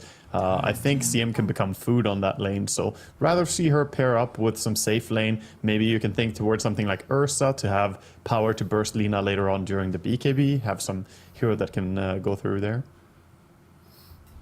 All these next couple bans coming out. No surprises to see a few of these. You mentioned the Nature's Prophet, the Treant banned out. Sniper actually getting banned by another NA team, so worried about maybe like some kind of dual carry lineup with the Sniper put in there as well. Whereas C-Dub targeting the Pengo, the Nature's Prophet as mentioned, and the Ember Spirit. So looking at maybe a bit more of some of these playmakers. It will be, I believe, Ant who have the pick coming out, maybe C-Dub coming out. Okay, yeah. So No, Ant have the out. first pick coming out. Okay. Anything in particular you think they should be looking to get coming out of this ban phase, Fear? I think they should either ban or take the Clockwork, because there's two heroes I see normally paired with the Lina. It's Tree, they banned it, and the other one's Clockwork. Could be really good. I mean, it's just a very strong lane, another initiator they can pick from their POS 5 here. So I guess that's mainly what I'm looking for them to either ban or take the Clock. If they do ban the Clock here, I do want them to take their POS 4, whereas there is, Rubik's still in the pool. Why not take that? If you don't want to go for the Rubik, I would like to see some more range damage, maybe a Snapfire. We'll see what the Warden wants to play. It does feel like, looking at his hero pool and the heroes he likes to play, there is a lot of those range 4s. The Hoodwink being banned is because it's kind of one of his signature picks, but he does also play like, the Tusk in the past, the Marcy, so he does have some of those playmaking 4s as well in his repertoire. But for now, it's an Enchantress ban, and we'll see what that indicates. That's really just to protect the Beastmaster, it feels like, pretty standard support ban after having a Beastmaster on your team. So time's ticking, and there you go. You called it. Pick the Clockwork if you don't ban it, Fear. So no surprises there. I mean, I would prefer the ban of it because, it's really scary for C-Dub to have it there, but at the same time, Clock is a little strange with their lineup, and mainly just for the laning stage, because, POS 4 CM doesn't really help a Beast too much because she is very squishy. It's a lot harder to pull off. And if they want to run double melee against Alina, I feel like the laning stage is going to be very difficult for them, but it's a good block pick nonetheless. It's a bit weak in the laning stage, but at least they get big vision advantage here. They have both the Clockwork and the Beast, so controlling Roche Pit or just spotting out smoke rotations or setting up your own rotations by getting that deep vision is now available for them. And C-Dub, they add some tempo for their own draft here by going for the Chen, so now they're setting up, what we always look towards in that draft, having something that can facilitate more pushing. Obviously a Beastmaster already on Ant, but now getting the Chen as well on C-Dub here. Is the Chen a horrible matchup for the Beastmaster, or do you think Beastmaster can still do okay, maybe go for a bit more of the Axis build? I think on this lane, it might be difficult. It might be difficult. I mean, he can obviously steal your boar over and over, and laning stage and Axis are not really sufficient to burst on its own, and like Fear pointed out, the partner here for Beastmaster is either CM or Clock, none of which inspire great confidence for me. If he had a stronger, nuking POS 4, then I would be down with the Axis build, like if you have, I don't know, Caudle or something, but this could be a bit tricky laning stage. 5 seconds remaining. Well, outside the laning stage, they've now paired a Visage with the Chen, so you mentioned Chen adding some tempo. What do you make of seeing a Visage picked up, Breaky? Our first Visage here in Division 2. Is this something Ant have to be a little bit worried about, and do you think they need to address it?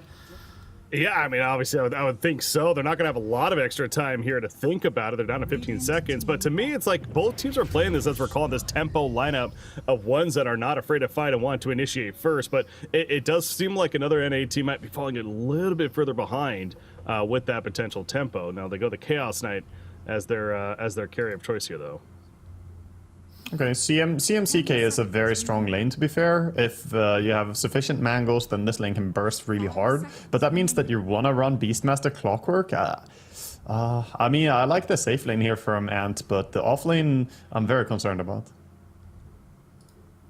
I guess I wonder, do you feel like it's the same going the other way? The Visage is a hero fear that we've seen a lot less of. It does feel like teams have found ways to adapt and even sometimes punish this Visage in lane. Going up against a CMCK, yeah, Beastmaster struggles, but you can kind of say the same thing the other way. Do you feel like this Visage can be effective this game? Oh, yeah, I think it can be effective. I think the difference to look at here is like, yeah, maybe the clock can potentially shut down the Chen on a one-on-one situation, but then that leaves Beast versus Lina in a one-on-one, which is absolutely terrible for the Beastmaster here. Whereas I see signs of life here. They're going to probably pick a melee in this last pick here for C-Dub, whether this Tusk is mid, which I prefer, or if they pick like a Tiny or something here as well to lane with the Visage. This CM steps out of position just a little bit, she can feed. So you do have an option of winning this lane still as Visage, but at the same time, if you can 100-0 the Visage in the laning stage here as well, then Visage could struggle, but Visage is, deceptively tanky. He's gonna have like a stick early on, has high HP pool, low armor of course, but if they don't kill him in one go, he's gonna throw out a bunch of soul assumptions, and at bare minimum it'll be a trade. Yeah. We'll see what that response is going to be and whether or not that Tusk is in fact going to be a mid laner. That's something Ant have to be thinking about. They get the final pick of the draft since they did give away that first pick Lina, so they do get the advantage of probably knowing where Tusk is going to go unless C-Dub pick up another flex hero here. So it does seem like they are using that mid for that kind of counter pick. Any mids in particular, Waga, that you have felt best about when it comes to the Tusk matchup, if it is a Tusk mid? I think, I think for this game, I suspect that Ant want to run an Invoker here. Talked about how that's RL's favorite hero to play, and this looks like a great Invoker team, and he's not banned out this game all the way through, so that could be a hero that we should look out for from Ant, and I think it's a little bit telegraphed to the point that C-Dub should be prepared for this pick as well. If they want to run mid-Tusk or not is still the ultimate question here. Is it going to be support, or is it going to be heading to that mid lane? I like Fear's idea of adding, a melee +4 at least. Yeah, if they want to go for a mid, heroes that do some AoE damage, like there's this Primal still in the pool, that could be decent for them if they do want to do Tusk 4. Other than that, like, what is it, Tiny maybe for +4 to go with the Visage? That could be strong. What about like an Undying for a +4 for C-Dub? I mean, I don't love Chen pretty... Undying too much together. I mean, it would be a lot of cheese. I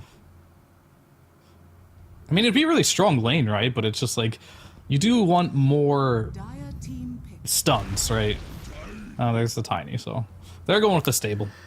Yep. We still don't know which goes where, though, to be honest. Right. It could still be either. I mean, he gets to choose, cool. right? So he can like play Tiny mid if it's a better Tiny mid game, or he can just go the Tusk. Like if they do Invoker, I imagine he will probably pick the Tusk, right? Because you can kind of deal with if it is a EMP Invoker or not. Yeah. Okay, they go DP instead, so another hero that speeds up the tempo a little bit more. Both teams getting pretty rounded drafts here. Personally, I think that I'm a little bit more on board with what C-Dub have, but I feel like when I watched them play before, they were not as initiative taken as I want them to be, so hopefully they can play faster. What do you guys make of this? Yeah, we get to see the, I think something Fear you really highlighted was Mark as this big mid lane playmaker, and now where he's up against a Death Prophet who's maybe not quite that. It's more this tempo here that's focused around objectives. Do you think that's what, C-Dub wanted coming into this series, having Mark on a hero like Tusk? Oh, yeah, I think C-Dub looks overall pretty good here. They have a good strategy. C-Dub in general, they like to snowball the game really hard with summon-based illusion. I mean, just like summons or illusions, mainly summons. But the one thing I see that has not been addressed, though, is this first pick Lina. Yeah, the DP is great in the mid lane here, but it's not really good versus the Lina here, and most of their heroes aren't. Yeah. So you're thinking seed up for game 1 with this Lena pick then, Fear, before we head off to the casters? Yeah, I mean, the enemy team has CK too, and I think generally, whenever I see a CK, that hero is not winning games. Well, we'll hand it off to you guys, Breaky and Wagga, to get your thoughts as we head on into game number 1 between C-Dub as well as their opponents in game number 1 of this final best of 3 of today. Here we go. We haven't seen Lena yet here in Division 2 North America, and that's because the hero's just been banned, as you would expect in those initial phases. It was bound to get through one of these times, but it also says something to Waga, I think, where a team is able to pick up their position 1 and 2 heroes with their first 2 picks and still feel pretty confident about those 2 picks by the end of the draft. Yeah, I think the way that the draft went was honestly pretty comfortable there for C-Dub. I like it all the way through. But we'll see now if they can make, everything look great afterwards as well. Because last time we cast them, I did feel pretty comfortable with their drafts, but I did not really enjoy the way they paired up and the way they played down the road. So it's all about execution in the end. I don't think either draft is favored enough that you win based off the draft alone. So let's head into the game and see how they handle it. Yeah, looking at the game right now as we're taking you in as well. All 10 players are currently smoked up, and we're set up for a collision course. Uphill advantage for C-Dub. Chaos Knight is going to be completely isolated because of the ice shards. Cryptstorm comes through, but it doesn't matter. Aframoose will actually get credit for that first blood, and a toss back on a Clockwork.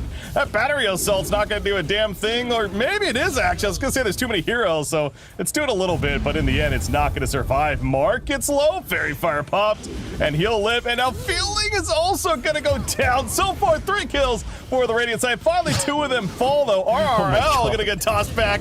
Waga, welcome to North America Division 2 Dota. We have 6 hero kills. We haven't even hit the 0-minute mark yet. Oh my god, yeah. I mean, where to begin there? That was quite chaotic, and I want to talk about Chaos, actually. Chaos Knight there, he just kept walking up the ramp. You unsmoked, buddy. He just kept walking up the ramp like it's nothing. There was not a moment of hesitation from him when the smoke broke, but you're walking into a choke point against a Tusk Lina with a Visage as well in the team. I mean, their first blood potential is so good. I do feel like there was a pretty big mistake there by Ant not respecting that the smoke broke. Well, C-Dub, yeah, they will gladly take what just happened right there, benefiting quite a bit off of that, and Lena included. So what is, I know, again, we've seen it in other regions, and we understand why this hero is just overall so strong right now, but as it's the first time we're seeing it here in Division 2, remind us, why is this Lena so strong right now? I mean, you go for this. Your skill stun level 1. What he's doing right now, we see mid as well some trading. But yeah, Lena is going to skill stun level 1 and max out Fiery Soul. Maybe put the single point in Dragon Slave, but possibly skipping it altogether. And then skill up stats. And all you do is just right click so damn fast. And she's playing into a double melee lane, so very easy to land your Light Strike array in this lane as well. She needs to get a magic stick early because this Beastmaster is going to commit for wild access because of the Chen. Speaking of Chen, dealing with this Clockwork, and by dealing with, I mean accepting the fact that Battery Assault is a really annoying ability, but Penton's turn around, and now it's the Warden's turn to run away, but Battery Assault off cooldown in 5 more seconds. So something tells me we're going to see a bit of that at that bottom lane between those 2 supports. He did skill Penitence for the first blood fight there, so he doesn't have the Divine Favor for the regen and armor or the Holy Persuasion to get a creep immediately, which is a little bit awkward for him. What? Did I just see top? Oh my, what? Okay, Sanctified's Courier gets killed, but yeah, we have a stolen item, dude. We haven't seen this before. And he destroys it. And Feeling stole the Basilius recipe and then kills it because they dropped it from the courier to not lose it when the courier was dying, but CM just walks over and picks it. What is this game? That was Ela's Basilisk right there. So he has to buy another recipe to actually finish that. That's a feels bad man for him. Yeah, I don't even have any words for that. That's such a big win for CM right there. Ela is fuming at this point, and he might get brought down. Avalanche, good help. He's going to be fine. I mean, you also see that Soul Assumption, even at level 1, it could do some decent damage right there, but yeah, good save from the Tiny, but yeah, it's definitely playing perhaps a bit tilted, would be understandable, considering what happened.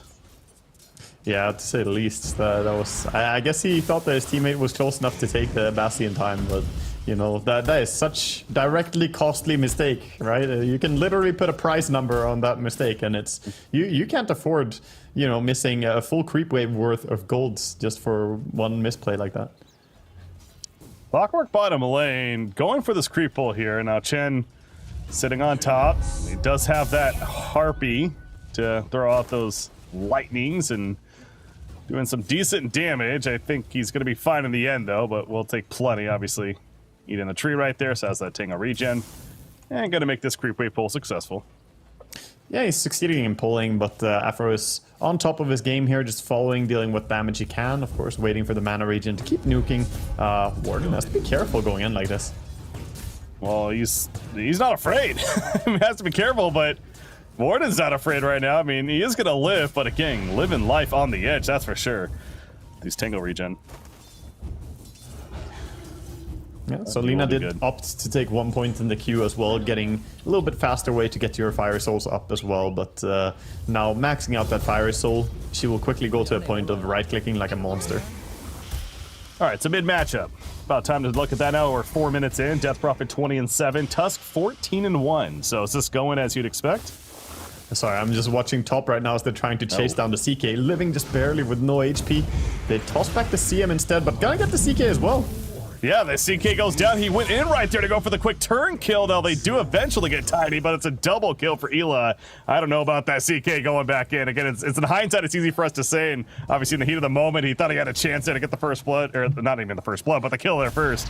In the That's end, the wasn't D-tilter play right there. You were suffering, and now you turn it around and look at Beastmaster. He just gets slammed by right clicks. Coming in with these this ghost as well from Aframush. You have no movement speed, and Lina showing exactly why she is an S tier carry in the current patch. I mean, I can't wait for this hero to get nerfed.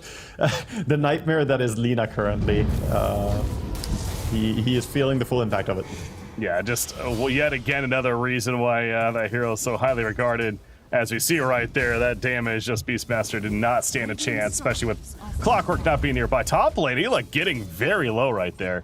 But so is the CK, so really all the lanes, especially the side lanes, having a lot of brawling back and forth.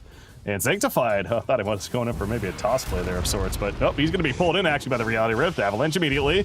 There's the toss in the air. Ela's low on life as well, so has to be careful. Down goes Tiny Soul Deception, though. Will get the kill for Visage, but it might come at a cost, or will it? No, it's not. In fact, he's going for another Soul Deception, running back in with the auto attack. He's living life on the edge once again, just barely out of that auto attack range, and neither one will die. But while that was happening, we see a kill taking place on a Clockwork.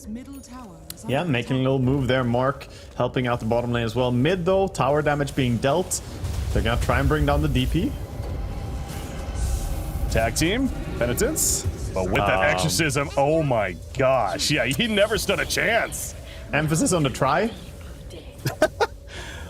Is that one of those moments where, like, should he have realized that that was not going to be a kill, or was that really surprising by all that thought, because Double King actually TP's in right here, but the heal, extra heal as well as the Siphons. Death Prophet is well alive, and in fact, going for another turn kill. That's going to be a big kill onto the Lina. They're not going to get it, though. She barely lives. But how is this Death Prophet? It's barely a raid boss right now. Yeah, this is an absolute universe of space. Finally, no, he blocks himself with his shards, the Tusk, making a misplay, but maybe Sanctified can rectify this mistake. I like how a kill takes place, and it's not even what we're watching here in this mid lane. It's chaotic, but so much space from this DP, and she doesn't even have to go base. After all this, she's still full HP.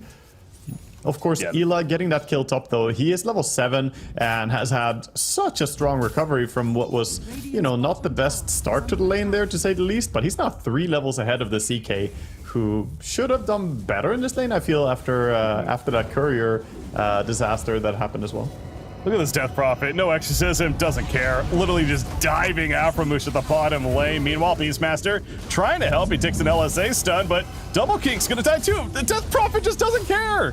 He's just running at this Radiant squad right now, and it's gonna be a 3rd kill overall. Double kill for the Death Prophet. She has 5-1-1, and finally she's gonna TP back to base. Says, all right, it's been enough. I can go ahead and regen now. Right now, RL is playing out of his mind. He's carrying this game so hard. Sure, it's partly, we might see CM get run down here slowly. She doesn't have the fastest movement speed. Tusk chasing down. Doesn't actually have any ability though. Is she gonna be fine? Oh no, you could maybe run straight. He has cooldowns. Trying to juke. Oh, went south. Tusk went north. He has no TP though, so this is really awkward for him. Just delaying it as long as possible. But the end is near. The end is here. Down falls Crystal Maiden. I mean, we have 19 hero kills in 8 minutes. That's more than 2 kills per minute. Yeah, considering we started out with 6 before the creep spawn, I mean, it kind of set the pace of the game immediately there. All right. Yeah, so several things that I wanted to kind of bring up. I mean, I guess it kind of goes back, though, what started that snowball effect in the sense of Death Prophet against the Tusk. They jumped the Death Prophet with the Exorcism already active in that mid lane. Is that an oversight? He thought he would get more TPs, I think. There's no way that he just thought he had a Chen with him, the way he played there. If you go right next to a DP with Exorcism up, you better have a plan for how you're gonna burst her, because else you will die to those ghosts extremely quickly, and it looked like a straight up feed what he did there. He has redeemed himself a little bit though, getting these kills afterwards, but yeah, you gotta be very cautious about approaching a DP during that Exorcism. Well, what's done is done. The overall net worth lead still slightly favoring C-Dub, as Lena's a big part of that, of course. She is 4,300 net worth, just behind that Death Prophet that got some massive farm with everything that happened. But yeah, Lena's 2, 2, and 3. I mean, she's died a couple times herself, but overall her CS looking really good. Has the Falcon Blade, a Javelin. Doesn't also have a TP bottom lane because, yeah, there is a bit of a dive. Exorcism activated. Falcon Punch from Tusk coming out right there. And it will be enough to help secure that kill on a Death Prophet. Keep alive with the time being, that is. The Lena showing up, though, absolutely the key, as you would expect. It's a 2 for 2 so far. Beastmaster being run down. Good job using the Centaur. Open block, and Ush manages to get out. Yeah, Argius also ran over here and now has to run away again on the CK. You really just want this guy to keep hitting creeps right now and keep building up, so anytime that he tries to join a fight like this and then has to run away is a little bit painful as well. He TP's top and gotta keep hitting creeps though. Now for the time being, as no one's up here currently on the Radiant side, but we hit 10 minutes in and runes gonna be happening. It's Death Prophet pushing out bottom lane, though. She's made use a lot of Falcon Blades this game, I'm noticing. Look at Beast. He's farming a 6 stack on the Ancients right now. Oh, wow. He's getting some big gold here with the Wild Axes. Has quite a few. 2 sets of dragons, 2 sets of the Thunder Hides. The golems as well as the other golems, I guess? I didn't realize they're also golems. As Nina goes down. Yeah, that's a big guy. I was too busy watching the PvE content right there you're talking about. But honestly, a bigger gold swing was that, so, you know, fair enough. Yeah, hookshot used by Clockwork to make that kill happen, though. By the way, I was also noticing, I was going to say, oh yeah, he also has the Crystal Maiden aura helping him, but Crystal Maiden actually hasn't leveled up the aura yet. What do you make of that? Yeah, this is, I mean, getting 0 points in aura is a little bit controversial, but I am a fan of not prioritizing aura early. You went with the max frostbites. It's a good frostbite game. You're playing as the Chen as well. But yeah, this surprises me a little bit. Normally you have at least 1 point for some sustainability for your team. Eventually we'll have to get it, of course, but so far passing it up. Lena has finished her Maelstrom, though, and continuing to farm creeps, this time in her own ancient side, as speaking of Crystal Maiden, using that Frostbite in the mid lane, is going to try to kill one of the Wildwing Rippers that Chen was controlling right there. Yeah, you can see the value of just having the Frostbite on as low cooldown as possible. Being able to do this more frequently is very nice. But even just his impact on heroes. Speaking of impact, Ela's trying to have that with the Vlad's offering finished. Of course, working all the way to a Wraith Pact. No surprise there, but might find himself in a fight coming up. As hookshot in.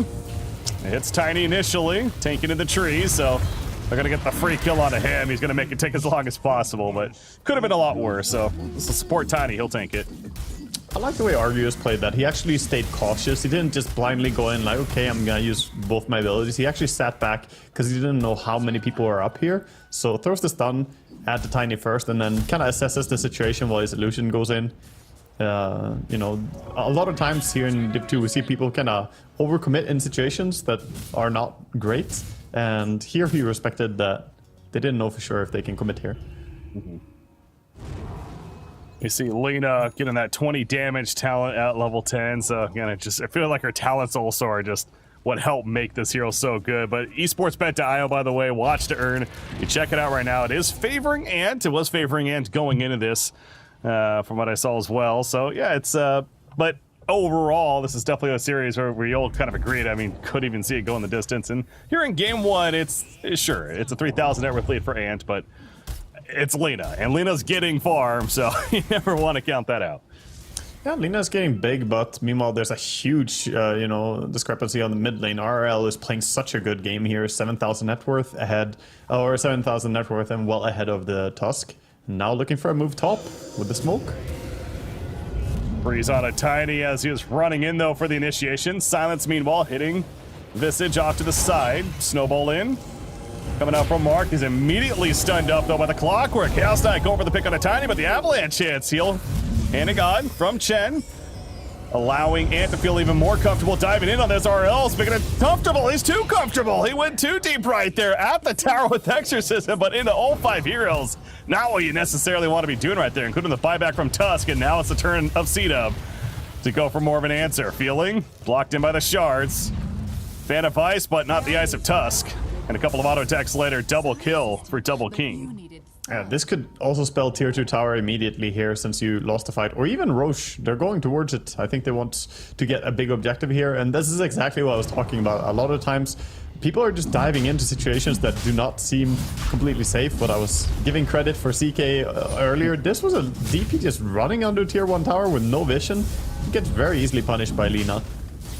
They had the kill on Tusk, so understandable why they felt fairly confident, but yeah, it almost seemed unnecessary, really, to dive like he did, and clearly the wrong call in the end. So not only does that fight go the way of Sita, but it sets up the absolutely free Roshan. And this is a game where both teams certainly had potential to do Roshan earlier on. And Sita will gladly take that for themselves. And now they have an Aegis for Lena and a BKB almost finished. She just needs the recipe now. Yeah, very close to having that. I wouldn't have been surprised or been objecting to if he decided to go for a Travels instead. When you get the Aegis, it kind of acts as a safety the way BKB protects you. You can justify going for the greedier item first. So completing Travels would have been one route to go since you already knew that you were going to get the Aegis from Roche here. It could be even more important, though. They get the Wraith Pack just completed by Visage as well, and talk about a great timing as they're all grouping up with that Aegis in hand for Lena. It's a very valuable item to have at this time, and they're going to keep going to tier 2 because why would they stop? Yeah, and they're doing good damage. They have the entire army here. They have the Visage Birds, and Lena has a good position to just keep hitting. Hookshot. Visage going to be the target initially. Pulled in by the Reality Rift. And Visage is going to be blowing up. Sanctified sitting on the cog trap. Meanwhile, Argus gets blown up though himself. Double King still has a Laguna Blade. Hasn't even used it yet, but needs to live. Trying to live. Running away. Remember, has the Aegis, but didn't want to overcommit with it. And we do see the end result, a 2 for 2. Both teams losing cores. That was big by Feeling. Nice CM ulti there, getting to channel. You know, she was the biggest damage dealer on her team. Lina was acting as a turret, literally just sitting there. I thought that they were going to win the fight on C-Dub just because Lina was not being jumped at all. But since she has that Aegis, you don't really want to focus her. And take the fight in a pretty good way. They still did lose to CK again, though, and he's not having a great time. Yeah, you're right. Unable to answer that freezing field. Unable to stop it. Crystal Maiden to be in the top damage in a fight like that, you would not expect. But a full duration, hitting nearly every hero, it's bound to happen. So certainly the MVP of that mini exchange right there, because I say mini exchange, one of many, because we have 32 hero kills. Still at 16, 17 minutes or so. That 2 kill per minute average that we're still going with. But I will say Ant's net worth lead has slightly even grown since we've been talking about how C-Dubs found a bit of success with still the Aegis, and they might find a kill here on Clockwork, and they will. The free kill taking place. Can Ush get out? He's gonna have to run. DP wants to turn it. Oh wow, using his ultimate right there. The Prober Roar is beginning to turn, and they're going for it, but Double King given she has the Aegis, so you don't want to go too much. Exorcism has already been popped though. LSA misses. Sanctified, now taking the Siphon himself, runs away, but Double King still feeling very confident, and they will get the kill on Crystal Maiden. He saw Mark coming in from the south. Cut him off. Yeah, Lina killing her sister right there. Savage. Didn't like her. They're gonna go for the easy tower kill too. It's already at half life or just about. Yeah, this tower should go down very quickly as well. I mean, nice attempt to turn with the exorcism, but you need more people. And that was another one of those moments where trying to go into a fight, but not really assessing if you have enough firepower to do so. It was nice to try and bait with the Beastmaster, but you would need at least 1 or 2 more heroes to be able to run into the full lineup there of C-Dub. Yeah, so that net worth lead has actually declines a little bit, but again, it's still overall, and all 3 cores actually are farming very well. Funny enough, CK is the one on the bottom of the 3, but not too far behind. Yeah, the big difference here is that Mark is not having a very good game at all. Like, he made some misplays this game, and he hasn't had many kills as well. When you play Tusk, normally you want to get tons of kills. The hero doesn't farm on mid lane, but I'm also very surprised that he went for this skill build. I haven't talked about it, but this is not the skill build that most mid Tusks will do. He's going for a 4-1-4 build.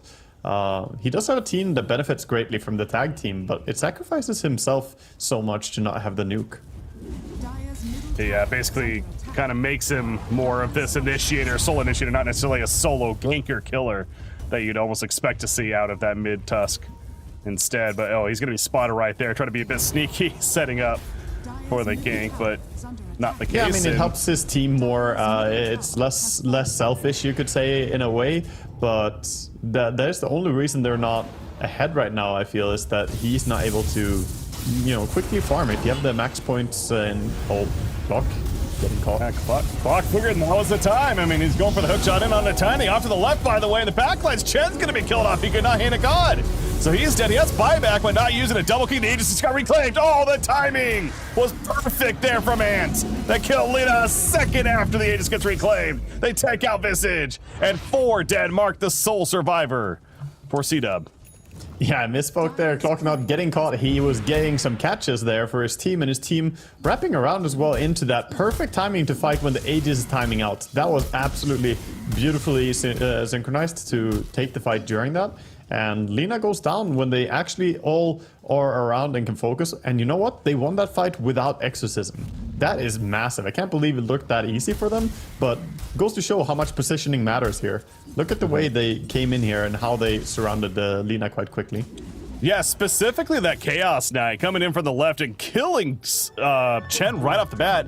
That meant no Hand of God. That's a 200 AoE heal that they certainly could have used in this fight. He had buyback, obviously chose not to use it. I'm not saying he should have, but oh yeah, back to the live action. Mark is found. So after all of that, he was the sole survivor from that previous fight. He's kind of moving around himself, and Ant takes full advantage. They do find him, they take him out, and they reclaim their outpost. Yeah, he gets brought down, and I mean, he's about to be comparable here in net worth to the Clockwork, who's at 5.3k gold. Clock has his shard. He also is well on his way towards the Aghanim Scepter here that he wants. Meanwhile, the mid Tusk is still sitting with only Desolator with 0 charges, so not going for that blink. Double damage CK was dueling with the Tiny, but more support showing up, including Clockwork, his own support. Flying away though, Jetpack, he's got that shard. Pull the Reality Rift on a Visage, maybe regretting that though. Lacuna blade to the face, CK the toggle. It's not enough. Tiny will finish the job of the Avalanche. But for Clockwork, now he hook shots in. Without CK though, how much do you want to commit here? RRL tried his best to commit. There's that exorcism you're mentioning. None from the previous fight, and they won it this time. Uses it, and they come out on the losing end. Something about that just feels off, but 3-0 this time around for C-Dub. And now it's C-Dub's turn to push off of it. Yeah, they're gonna push, and you know, this is just these fights make you feel like, why would you ever let Lina through? She is such a busted hero in the current patch.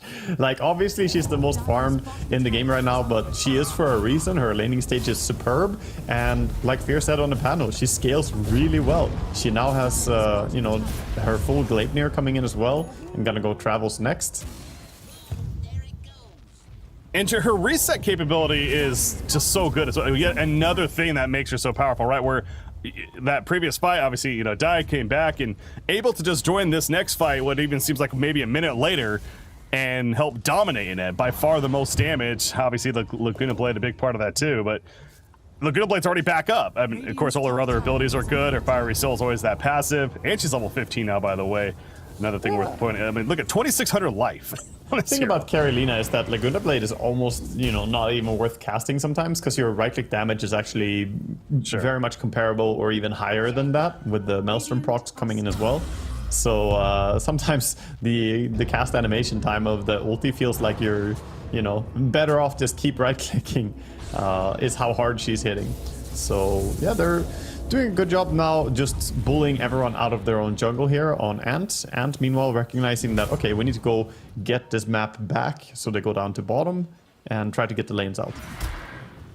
Gotta say, it feels like BKB certainly an item that Chaos Knight needs and just about has it. Just needs the recipe of the 300 gold or so. And that is going to be coming out. The only core that will be going for it, oh no, it looks like Beastmaster's also going for it too. Starting to work on it already, the Ogre X, so makes sense though. Yeah, it's good. It's good in this game. And look at C-Dub. They don't want to slow down. They're just going to go mid. They have Visage. They have Chen. They have the Deso and Tusk. Minus Armor Tower. But Tusk takes so much damage there getting frozen. Yeah, I mean, already down to 500 life. Again, his Deso build is not doing him any favors in terms of surviving and being a front liner Tusk. A favor, though, is the fact that Roche is already back up, so they can go for that. They're gonna check it out right now. Tiny sees it, pings it out for his team, and with the amount of map control they have now, having the outpost as well, they probably want to go for it, but meanwhile, the smoke from Ant.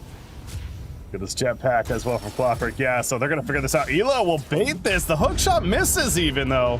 And now Ela can kind of buy some time, toy with them a bit. Gleipnir used, locking them in place, but C-Dub's not committed to Roshan. They're committed to taking a fight right here. Ela in a bad spot, going under. Thanks to that Shard, the Gravekeeper's Cloak. Coming back out. Do they really fight him? It looks like they're trying to. Off to the side, though. They get the find on a Death Proc for the knock in the air with the Warman's Punch, but Double King in a pretty bad spot. Using that Laguna Blade, still doesn't get the kill. And down falls Lena. RR will survive the Exorcism as well as the Siphon specifically. Helping to keep her alive and all the team support around. That Wraith Pack ain't gonna help out Visage in the end. He too will go down. And now and Tusk. the battery stops the TP. Yep, he's dead too. No chance to get out there. Tiny, our support Tiny, the sole survivor this time around, but that's so critical because Waga, that also means Ant is going to take Roshan now. It was a bit of an awkward fight. I mean, the smoke and then missed hook by Warden there, a little bit of a misplay. But the real hero of that fight was Ush. Ush in his positioning, he held the high ground, stood on the ramp, made sure that they can't just walk up the ramp. And when Tusk went with a snowball, picked up Lina and snowballed over on the Beastmaster, Ush blinked back and pulled them into a bad position, and then when Lina pops BKB tries to do some damage, then he roars her. He controlled that fight so hard by locking down both the POS 1 and POS 2 hero with that minor maneuver. So really well played by Ush on the Beast. Yeah, definitely a big heads up, and it also goes to the, again, one of these hindsight situations, sure, but C-Dub, especially with the missed hook shot initially, did they really need to force that fight as much as they did? They had the positioning on Roshan. The smoke was exposed at that point, and they tried to go uphill somewhat blindly. Sure, trying to maybe help the Visage out as well, but clearly not the right decision, but certainly some big plays coming out from Ant, as you're talking about there specifically from Ush. Yeah, you can always... like you did. Oh, they're going for a little smoke here. We'll touch back on it in a second as they might go up the ramp here and find a Clockwork. There's also an illusion. They might think the illusion is real. Are they gonna go in it? Oh, well, he finds the Crystal Maiden, so actually ends up getting a real hero, but the fake one just no longer there. Tusk, careful to go too deep. Yeah, okay, seems like they're gonna disengage a bit here. So what I was gonna say is that going up the ramp was, a questionable call, but the bigger thing is that they weren't already grouped up together. Well, why was Visage still pushing top? He could have just sent the birds there, go with the team. They were scouting out the Roche, they must have known that it could have been up already. So they were only in that awkward position because Ela decided to go alone towards top there. Maybe they should just have sold him, but then they know that they might lose Roche immediately after. You see Clockwork also with the Ag Scepter now as well, so he's overclocking at this point. Oh, that's awkward. And his teammate right either way gonna go in. And Beast Smash with the Prime Roar initially, but of course Lita saved. Trying to run up off of the BKB. Laguna Blade as used on Crystal Maiden, so she is dead off the bat. The Siphon Zone from RRL with the Exorcism as well. Warden, he'll just jet back on out. Double King playing this so defensively, at least trying to. Another stun hits though. Locked in place, has to just auto attack there, and that's not gonna work. Down goes Lita, and without Lita, C-Dub cannot feel confident picking more of a fight. Tiny's dead as well. Mark pulled back in. Get over here, says Argius. With the Reality Rift, gets the third kill, and now it's back to the tower. They still have an Aegis, by the way, 2.5 minutes on the Chaos Knight. Yeah, the Aegis allowed him to play so much more confidently as well. An offer initiation again there, but ultimately it works out somehow for them in their favor. I feel on the side of C-Dub, they have this issue of not having repositioning tools for themselves. They have no Force Staff in their team. They went with the Greaves on Gen, and when someone gets caught out, the fight is just, you know, not something they can avoid. So same thing we saw with Visage before. And they're gonna back out, try and get out safely here. The shard on Clockwork, but not gonna get him anywhere. Tiny jumps in. Nice. That interaction right there with the jetpack. Oh, hoping that there's a creep there, but unfortunately there's not. Friendly teammates farmed that before leaving, so yeah. there's nothing for you.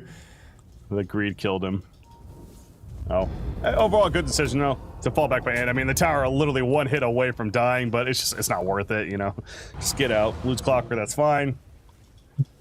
Yeah, and immediately the smoke back. We just see back-to-back smoke ganks here. There's no downtime of like stabilizing lanes or resetting, I feel. I guess their lanes were pretty good already, so they're just gonna head straight down towards the mid. But there's still Aegis for 1 minute on the side of CK. So if they react correctly here, I think Ant can take this fight possibly.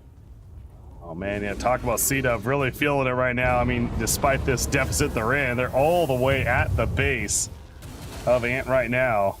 Positioning as if they want to engage, but look at that, the overclock. Clockwork is like, nope, you are not pushing our base. Let the rocket flare begin. It's fireworks everywhere. How do you deal with that? Well, Sanctified says, I deal with it this way. Tosses in the Death Prophet, and there's the explosion. Now she buys back immediately. They'll be committed by Lita for this, and their Chaos Knight says, it's all right, it's our turn, baby. The hookshot follow-up, and here comes the Exorcism as well. And Lita, once again, as tanky as she is, she's not tanky enough. She's out for 50. Ela is gonna go under, but seems like this should just delay the inevitable right here. What a reset by Ant. Play by them, and they're gonna finish the job now. Yeah, I mean, he did get bursted immediately, but RRL had a plan for that. Just hit the buyback button and come back into the fight immediately with the Exorcism just coming off cooldown and blinking into the fight to immediately silence. Good reaction by his team as well, pouncing on the opportunity there. It can easily be that, oh, they picked off our mid hero, let's back up. But no, they kept going for the fight. So that felt pre-communicated that, okay, if they get me, I'll come back, don't worry.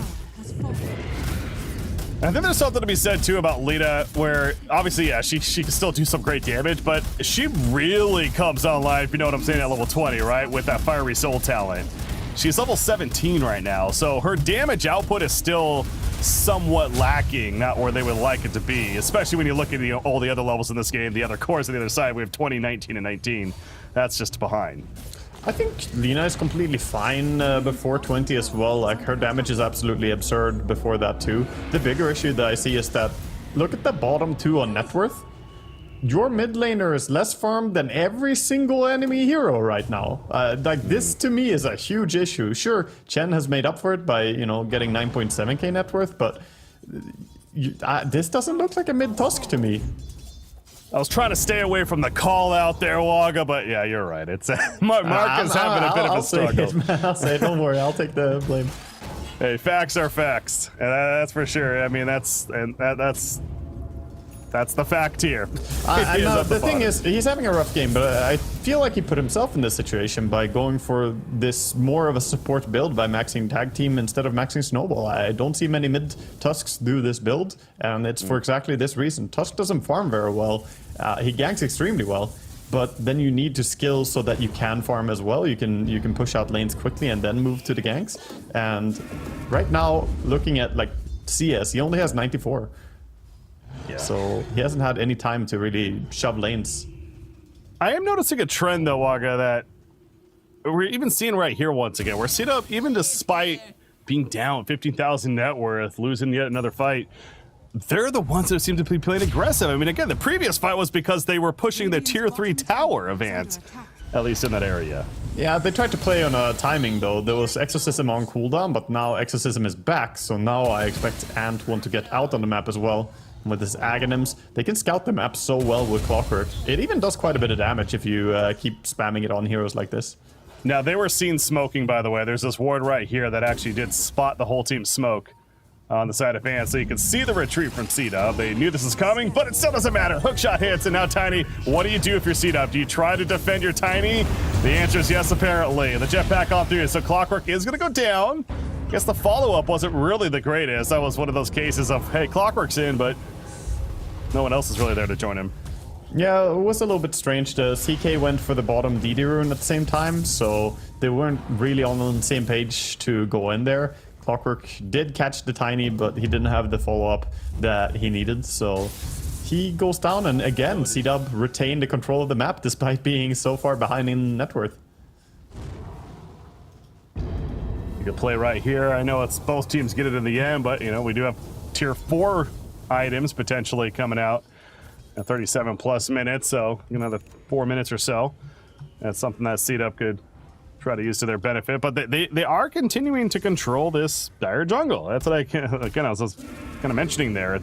The way that they're playing, and they talk about timing, but Death Prophet's Exorcism is ready to go, but C-Dub just showing that they're not backing down. They're not saying, oh, you know, we're behind, we're going to have to play very defensive. No, they still want to control the map the best they can.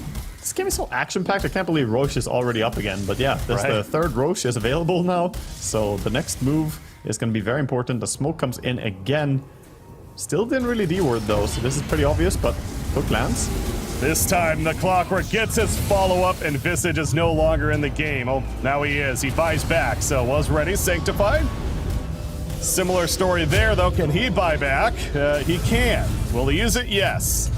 Up here, Lita's isolated. Lita's completely isolated. Vincent is somewhat there. There's a hand of God to help, but Lita able to take the damage. Has a Satanic. That's healing up, and Argus has to be careful. Chaos Knight's actually going to go down, so maybe that Satanic catching them off guard. RRL, Exorcism's up, but is it enough of a threat? Lita, silenced up. She can just auto-attack, but you know, with this Lita, she's feeling just fine. Ultra kill. Lita was isolated somewhat in the beginning. It did not matter. Yeah, that Satanic really kept him safe there. That is so much power coming in through that. Also some of the survivability from his team. You have the Hand of God and the Guardian Greaves. Even getting buffed up by drums there from his Chen. So they're doing a lot to activate them even more. And while Visage did get caught out there at the start, he also went with the immediate buyback to come into the fight. So now they're the ones with the initiative. I can't believe that this swung around so quickly. C-Dub are going to be the ones to push high ground here. Yeah, Guardian Greaves, Boots of Bearing, they have the freaking Wraith Pact. I mean, it is ridiculous how much they're just supporting this Lena and doing it well. And she is level 20 now, by the way. And look at this is Luna style right here. They're just going for the base. The base is getting shredded. DP has no buyback. They know about that still. Fortification, it's going to delay. The melee racks will follow. Tier 4 is dead. At least one of them. They're going for the second one. You mentioned DP's out for 40 more seconds. They will not have Death Prophet in this fight. CK's up in 1. He is ready. Oh, Crystal Maiden's dead, so they want to have him. This could just be it. C-Dub trying to win the game right here, right now. Chaos Knight is in.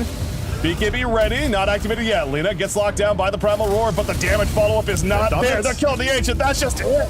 C-Dub takes game number 1. Did they even have the net worth lead at all that game? I mean, I'm not even sure they did at any point. I can't remember the early game, but at least for the vast majority of the game, it was well in the control of Ant. No, that was very impressive turn back here. And looking at it, the last time they had the net worth lead was all the way back at 15 minutes into the game. And at 37 minutes or something, they finally get the win here. I'm still like, as I'm sure another NA team is as well, the fact that that game is just over in a loss for another NA team because they had control to that point. You know, coming out of that early game stage, they were in the lead on paper, and it felt like in general they were, but I hate to put it this way, Waga, and I'm actually, you know what, we'll let Gods and Fear answer this. Was this just the Lena factor? The Lena factor definitely a part of it. I don't know. What do you think, Fear? How much was Lena and how much was, I guess, and what were those other factors that contributed to what an insane comeback? I mean, how much time do we have to talk about this? A lot of stuff. There's a lot to unpack from this game. But I guess we can start early on here. And the Lena, we can start there. Had an amazing lane, as we would expect. But the unsung hero of this game was definitely RL. Surely they didn't win this, but they were the reason why they're able to play this game for so long, why they looked like they were in a position to win. His mid lane performance was absolutely insane, just like completely owning Mark. Of course, Mark made a couple questionable decisions as to like snowball into the DP as she has exorcism, but RL took advantage of that, made the rotation to the bot lane, made this game competitive. But I think overall, like, this game is just a hard outpick for me, because like even though this DB had a great laning stage, she's going into Lena, she's going into Visage, and that's where RL's tempo really slowed down here, and C-Dub kind of showed with how strong their draft can be. Even though they're behind in gold, they can still win the team fights. So you felt even in these moments, like obviously this is the kind of deciding fight, that down 10k gold over C-Dub, we're still at least somewhat in control. Is that right, Fear? Yeah, I mean, the other team had a CK. You saw his impact in this fight. Like, this is what happens when you pick bad carry heroes. Like, you have fake net worth. Oh, that's the moment where Double King secures the game with an ultra kill. The Roshan and straight throw, and there was only so much RL's Death Prophet could do this game. We highlighted that mid matchup, kind of as you mentioned, and you know, Mark didn't have the best of games, but I'm wondering, Waga, as far as where this game kind of went well for, before I guess things fell apart for Ant, anyone else other than RL who you feel like really played a big part in kind of setting the tempo? I know you highlighted like the Beastmaster, his positioning. What were kind of the highlights of Ant this game before things fell apart? Yeah, I think both RL and Ush. I think Ush played really well. I think Warden didn't have the cleanest game on his clockwork here, unfortunately. He missed quite a few crucial hook moments, but overall, Ush played a super phenomenal game here on his Beastmaster. He was on point. The roars were well timed into the BKB Lina right when you want them. But ultimately, this Lina hero is pretty damn strong. And at some point, like Fear said, CK, comparing just the carry heroes, if CK was a Lina, they would have won long ago, basically. Yeah, I mean, if they had an Ursa or something too, instead of the CK, like, you have a way to kill this Lina. And Ush was on point. Every fight they did win was because Ush initiated on Double King to, like, win the fights, right? Just later on, I feel like they had a big damage problem. Yeah, they ran into those damage problems, and that's why you first picked the Lina. That's why this hero has been banned every single game up until now here in Division 2, and it showcases an MVP-like performance from Double King. 15, 7, and 10, not the flawless, KDA or anything by any means, but an absolute, stellar carry job. Even when there were, some question marks about how things were going to work out here, Breaky, he still delivered the goods.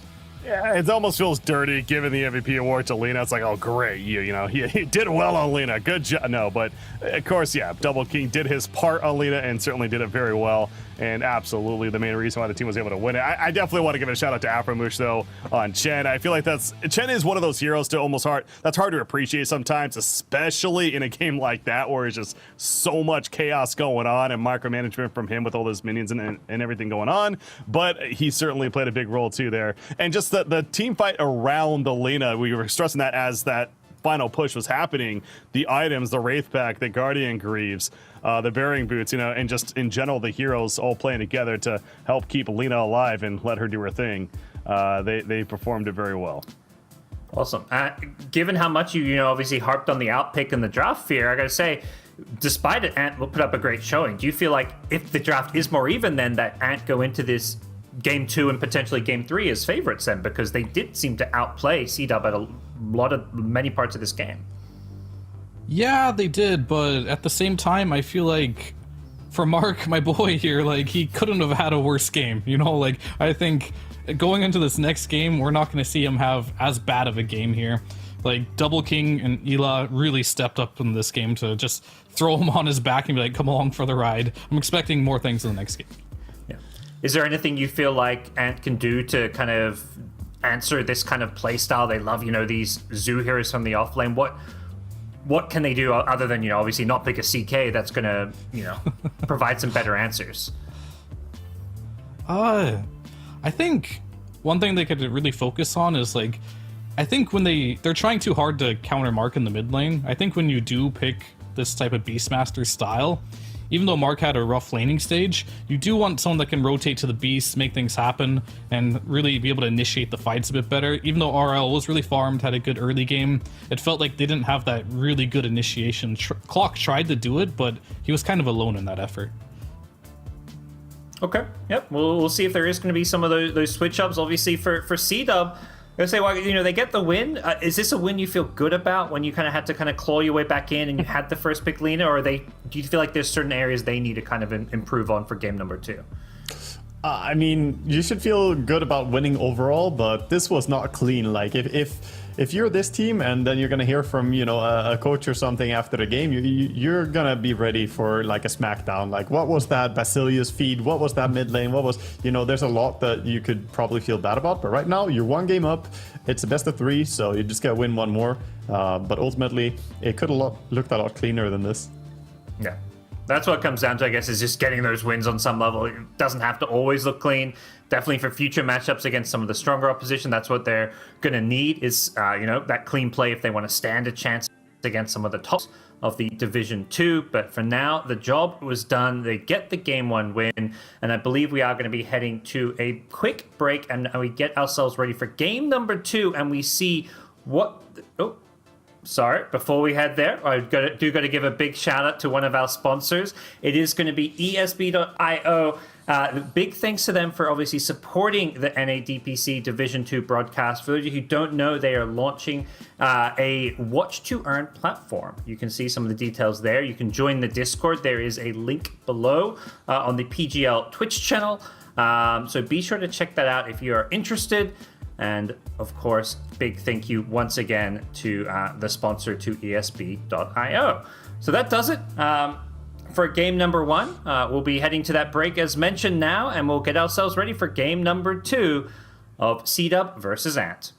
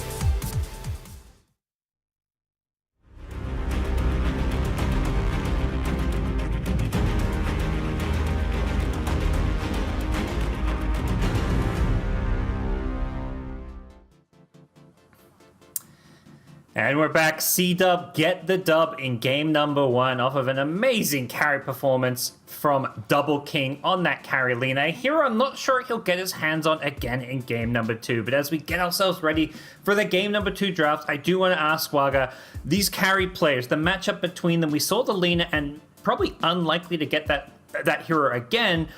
How do you kind of compare these two players, Double King and Arceus, as we get ourselves ready for the game number 2 draft? I mean, so far, this is the second matchup we see here between, or the second time we see NA team playing, and both times I've felt a little bit, sad watching Arceus. Seems like some of the things work out really well for him, but last time on his Ursa, he had like the components and then didn't really execute. This time, playing the CK, Fear, you're not really a fan of the hero, and I mean, comparing it to Lina is no chance, right? I mean, I don't know why. It just seems like all the teams that feel like they're maybe a little bit behind the other team in mechanical skill, they always end up picking the CK. And I never really see it working out. I don't really have a logical reason right now, like why CK is just a terrible hero. Yeah, its damage numbers are a little low, but it just feels like every team that does pick CK could have picked something better, and its impact is always like lackluster. 5 seconds remaining. Yeah, no, I agree. I mean, he's not by any means a meta hero right now, and if you're gonna go off meta, you need to have a pretty good game plan for how it's gonna work out for you. And anytime that you let the Lina slip through, you need a really solid way to deal with her, and I just didn't see that. Like, Ush did all he could to shut down that Lina, and still the carry difference was there. Radiant team pick. C-Dub say what they think of Lina when it comes to not having first pick, because this time around there's like, yeah, we banned that hero. That's a no-brainer. First ban of the draft. They do give away Tusk, but that does open things up potentially for them to get their Beastmaster if they want it. Any surprises, Fear, for you with some of these early bans and the first pick Tusk at all, or is this pretty stock standard? 5 seconds. It's a little standard. It's going to be more about like how C-Dub answers this. Like, I don't really want them to do the Ember first phase. Mark did that before and he got Huskard right away, so I do like Ela picking up his Beast, and please just take the Rubik. It's a great hero, it lanes really well with the Beastmaster. If you want a solid draft, I say go that route. If not, I don't know what they're gonna pick. We'll see. If you want to, what's the opposite of a solid draft? A very liquid draft. I mean, it's Hey, a man, nice liquid- thing as well to have against the Tusk because of the shards. You can go for the shard on Rubik. You can lift people out of the ice shards coming in from Tusk. So yeah, I agree, and they do. They listen Yes, to you. There. thank Wow. you. Finally, Rubik not ignored. When in every other region in Division 1, it's just first pick or first phase, without question. I speak for the tree.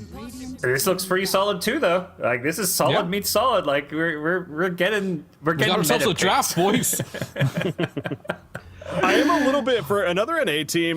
Part of me was wondering if they were going to first pick that Beastmaster once again, though, too, because again, Ush had a fantastic Beastmaster game, and in general, obviously, one of the strongest, arguably the strongest offlane hero right now. So, choosing to pass up on that, though, they go the Tusk route instead. And it allows C-Dub to snatch it up. Not saying that was a wrong decision, but I definitely think that was one they were at least had to be thinking about there. Yeah, I mean, Tusk is so powerful. You can also, we talked a little bit about last game, right? How Mark was struggling during that game. He was underfarmed as hell, but even so, the impact of a Tusk is still there ultimately. You just need to roll onto someone and punch them. It does a lot of damage, and it's a hero that is super high tier in the current patch. So both teams getting off to a nice, comfortable start to the draft here. What do you feel like the discussions is, Fear? Like, you start, you get this stable, very meta opening. What's the discussions now when it comes to both these bans and what you kind of build around these heroes? Because it does feel like everyone picks these heroes, but then where things differ is what you pick around them.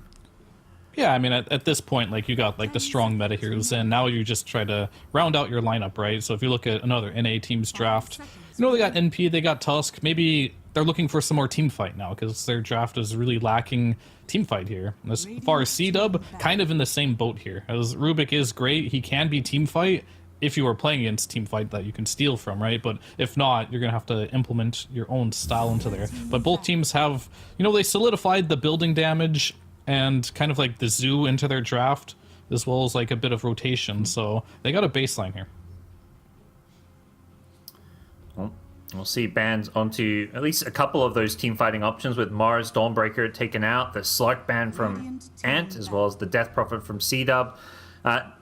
Do you feel like there's one of these teams, Waga, that should be playing, when it comes to, obviously a lot of building damage and tempo here, but do you think it's to one team's advantage more than the other when it comes to, trying to play faster? I mean, both are probably quite similar in the speed they can execute right now. I feel like another NA team probably is maybe a little bit quicker. Just what they have, the Tusk and the Nature's Prophet can be incredibly active and still have that push potential, but it really depends. I mean, they're showing a little bit more potentially. If that's a mid Tusk and a carry Furion, quite likely, then meanwhile C-Dub are just showing, an offlaner and a support. I like the opening more in that regard for C-Dub, as they're not really revealing too much yet. Yeah. Did you like when we saw the debate? Oh, sorry. I think right now, if you do pick that Ember to deal with the Tusk in mid lane, you can debate and be like, we're gonna put Tusk on 4, but if they don't, then they'll end up probably saving it for mid, as long as there's no hard counter.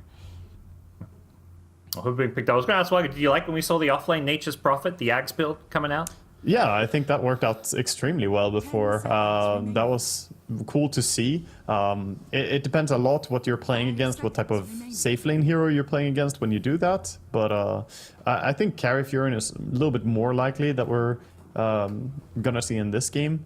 But I like the Hoodwink as well here. Tons of damage adding into C-Dub's drafts. They already had somewhat of team fight draft with Beastmaster, but they were lacking a bit in damage, and Hoodwink brings a lot of that. Gives you that guaranteed follow-up damage, any kind of Roar initiation, something that can play off the Beastmaster vision well. We'll see where Ant responds here and how much they reveal about what some of these lanes may be, because it does feel like there is that slight bit more flexibility when it comes to obviously Nature's Prophet, but even more so the Tusk, who we've seen both in the support role and the mid role. But they keep it safe, they keep it stable for now. Just a CM pick Breaky, nothing too crazy about this one. I'm wondering what they may pair with it, but do you feel like it's a good decision to go for something like the CM here? Yeah, clearly kind of a comfort factor to that point. They picked it up last game as well. So I will say they went the Tiny in the previous series as well as this one here in that game one. So that was Sanctified Planet, excuse me. Either way, that could be another one that they're contesting for, especially with the CM and the synergy. But they're gonna go the Ursa. It's not a CK Fear. This is that hero that you like instead. Yeah, I mean, Ursa's a great hero. You're playing with CM against the Beastmaster. Normally, Ursa doesn't like playing versus Boar, but when you have the Earthshock plus the Crystal Nova, you can just jump on the boars and kill them all day here. Ursa, never a bad hero if you have a decent lane, and I think his lane should be fine here. So I do like that pick quite a bit here. Does kind of lock in the NP to the offlane here, though. I was wondering if they'd save that for a bit longer, but it will be the offlane NP, and most likely, at least he should go the Ags build, because it is the highest utility you can go for that role, and it makes the early fights very difficult to play into. So their lineup, they're lacking a little bit of team fight, I'd say, on another NA team, but it looks pretty solid nonetheless. I like the combination they go for, the CM Ursa. That's nice. But they respond this into the Hoodwink. Hoodwink is a +4 that can do tremendous damage in the laning stage, and CM could become a little bit of food here against the Hoodwink Beastmaster lane, I feel. And if CM is not there to shield the Ursa, then his farm can struggle as a result. Bloodseeker coming out for C-Dub. Is this a good carry answer when it comes to the Ursa matchup, Fear? Not really. It's not the best. Ursa has a lot of ways to apply the enrage. You can pop an enrage and walk away from the blood right here. But I think it is definitely a comfort pick. And we don't know who's going to be the 5, but either way, the lane combination of the blood right with bushwhack or maybe telekinesis could be a strong laning answer to the NP if they can get on top of him. 10 seconds Okay. So answering more the laning issue rather than maybe the carry matchup here, as both teams seem to be leaving their mid laners for last. I say that Ant, of course, have the Tusk, so Tusk can flex between that mid lane where we've seen maybe more Tusk, and the off lane with a Tusk Nature's Prophet lane. Do you have a preference, Waga, towards the mid Tusk versus the support Tusk? In this patch that we're in right now, I feel like mid Tusk is, a really great option to go for almost always. I prefer to see it. +4 Tusks or support Tusks in general, they can be fine, but then it feels like just another hero to me. But mid Tusk can just go for this early Blink Dagger and be hyper aggressive. I don't really like the Deso first build so much. I prefer the Blink and just full speed ganks. And that's where it looks really broken. 5 seconds remaining. Well, we'll see what that may be. C-Dub, banning out mid laners seem to maybe think that Ant are not a team to run the mid Tusk, and Ant themselves obviously banning out mid laners, and they're going to have to reveal what they're, well, theoretically reveal. They can, of course, do something similar to what we saw last time, you know, get like a tiny Tusk, and then you've got the flexibility, but they're the ones who have a minute now to pick their mid laner. Radiant team. Yeah, I imagine they'll probably do something like that, or exactly like that, in fact. But this is like, this is finally Mark's redemption time. He's struggling pretty hard in Division 2 right now across all his games. Now he gets last pick of the draft. He gets to see his matchups, right? So like, now he gets to punish, right? We'll see what he wants to pick. Normally he's the space maker, but does he choose to do something a bit more aggressive in a game like this? He does get the pick, and he does get the picks between the flex, but the flex is not too different. Tusk and Tiny are quite similar in how they play, so it's not like he has like all these different tools. If C-Dub picks something that's, you know, decent against one of them, it might counter the other decently as well. But yeah, I hope for you that, you know, this will be a chance. You know, finally being able to like be like, oh, and he goes for his comfort. He got a nice counter. Yeah. Well, you said it's comfort. Do you think this is the game? Is Mark finally going to deliver the goods? Sphere, you've been talking about some of your experience with him. I don't want to curse the man anymore. He's going to do terrible. He's going to feed, and he's probably going to have the worst game of his life, to be honest with you. So that's a bless. That's a caster bless right there. I think that's how it works, Wag. I guess, yeah. Ignoring any individual players, though, we see two drafts where it feels like both teams have gone very meta with, you know, the carry picks, the two openers. Do you think there's an edge either way when it comes to where things ended up here? Oh, it's really hard to say. I think these drafts are pretty even, and I think whoever gets the gold advantage most likely will keep it throughout the game, and regardless of whether Bloodseeker is good versus Ursa, with a gold advantage, I'll favor that team between these two drafts. You can see the odds there from Esports.io. It is Ant, who, despite dropping game 1, still slightly favored in game 2, so definitely some, you know, belief that they may be the stronger team coming into this one. But we're going to find out if that is the case, if they can force our first game 3 of the Division 2 NA DPC. We're going to send it over to Wagamama and Breaky CPK. Thank you once again. Here we go. Game number 2, C-Dub up 1-0 in a game 1 performance that, you know, is good overall and obviously enough to get the win, but boy, oh boy, was it a bit unexpected, especially with the way it finished. But hey, they got the victory. That's what matters. And I know we're talking a lot about, you know, Mark, his redemption chance. His team won in the end. That's what really matters, right? The other side, another NA team, they're coming off a loss where, let's be honest, that was brutal. I mean, the way they lost especially, but hey, it happened. You got to reset. That's what I'm looking forward to seeing. Can they reset? Yeah, I hope that they have it in them to, you know, not beat themselves up too much, because that is the type of loss that could really make a team kind of disintegrate when you were ahead by that much and then you just fall apart. The good thing is, though, they banned out the main reason that they fell apart there. They took out the Lina, not allowing it to happen again. So, different game, no Lina this time, and like Fear said, I agree that both these drafts are quite even. So, it really comes down to who executes better, and I think last game and overall outplayed C-Dub. It's just, you know, it's not about who outplays first, it's about who finishes on top, and C-Dub, they did get that win. Yeah, they did. So here we are, game number 2. Again, we haven't had a 3-game series yet, and right now we'll see if Ant can give us that, or if C-Dub can close things out with a 2-0 victory. As far as action to start this game, it's not going to be much action. A little more normal, you could say, what we usually see. Obviously, last game we had that was the 4-2 hero kill start for C-Dub as a result of a huge brawl that took place. But this time around, they're not going to meet up. Yeah. Looks like, by the way, speaking about supports a little bit, looks like C-Dub want to run that Hoodwink and Bloodseeker together. Like that's going to be the lane pairing here, and have the Rubik on top lane together with the Beastmaster. Okay. Yeah, I know Hoodwink was actually one of the heroes that was banned in place of Lina not being banned in the first game, if I remember correctly. So kind of show you see the value that these two teams, give such the hero on Hoodwink, but left open this time around, and Sanctified going to be the one to play it. But yeah, you expect to see some high impact Hoodwink here, as off the bat we're going to see the Bushwhack coming out.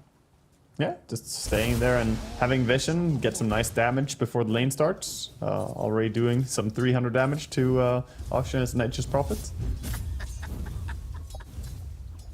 Mid lane matchup, it's the Ember Spirit versus the Tusk. Normally, a lot of these Ember Spirit games were like, oh yeah, they picked it too early. It's not really going to have the highest impact. This was a final pick Ember Spirit, and it sounded like that, okay, this is setting up to have a decent time. Yeah, it's a good lane. This is, one of the heroes that actually Tusk can struggle a bit against. Tusk does really well against a lot of things mid, but Ember, he is so happy to be against a melee hero who doesn't have any good way to cancel the Flame Guard as well, and you can keep spamming your Sleight of Fists to your heart's desire. Sure. We saw top lane Ela taking a little bit of pressure as the Earthshock was used from Ursa to run at him, but it is fine. Of course, still level 1 abilities are there, so as the levels start adding up, keep a closer eye as to far as potential kills that could be happening. If you had to guess either the top or the bottom lane, first blood taking place, what's more likely to you? I feel like top is probably the most threatening lane, but it can definitely change. It can happen on bottom lane as well, but top is very volatile. Both teams have good kill potential, especially Ant with that CM Ursa combo. Mentioned Fielding did not get the aura last game until later on, maxing out even the Frostbite. But there is no Chen this time around specifically, so curious if that is the same build or if we'll get that aura sooner than later. Yeah, he'll probably put another point in his nukes here, I imagine, having the Mangles for his own mana, and just try to establish a win in laning stage. Getting extra points in the nukes, might get you close enough to that kill. It does feel like we've seen some very high impact Nature's Prophet games though, and Ush is setting up to have a pretty good time on this. Again, is the off-lane Nature's Prophet? We hinted at the idea, we've seen that Ags build, different players, sure, but curious if that's something that Ush is thinking about, or thinking about that kill that his team just got first blood at the top lane, so you were correct. It's a 1-for-1 in the end, but those supports going down. Yeah, pretty much, you can call it a solo kill there for the CM, as the Ursa, of course, previously helped a little bit, but ultimately it was the CM who found the opportunity there. Gets in, gets the kill, but does trade her life to Ela as well. Bottom lane, somebody else is dying, it feels like. Maybe not. Double King barely able to escape that thirst kicking in, and he will run away. Tiny also getting low, but nobody dying, so we're 3 minutes in and starting to see a bit more brawling now. Yeah, and difficult for Double King to get his HP back here, but there's not that much mana on the Tiny. I suppose he has Mangles. I'm going for the pull instead here. Going for the play. The Bloodright connects, but it is not enough damage. Nature's Prophet gonna use that scroll out and teleport back in, I'm sure. So it'll be good to go as Double King gonna pull this creep wave off to the jungle and assist farm over there in the meantime. But yeah, here's a teleport back in for Nature's Prophet.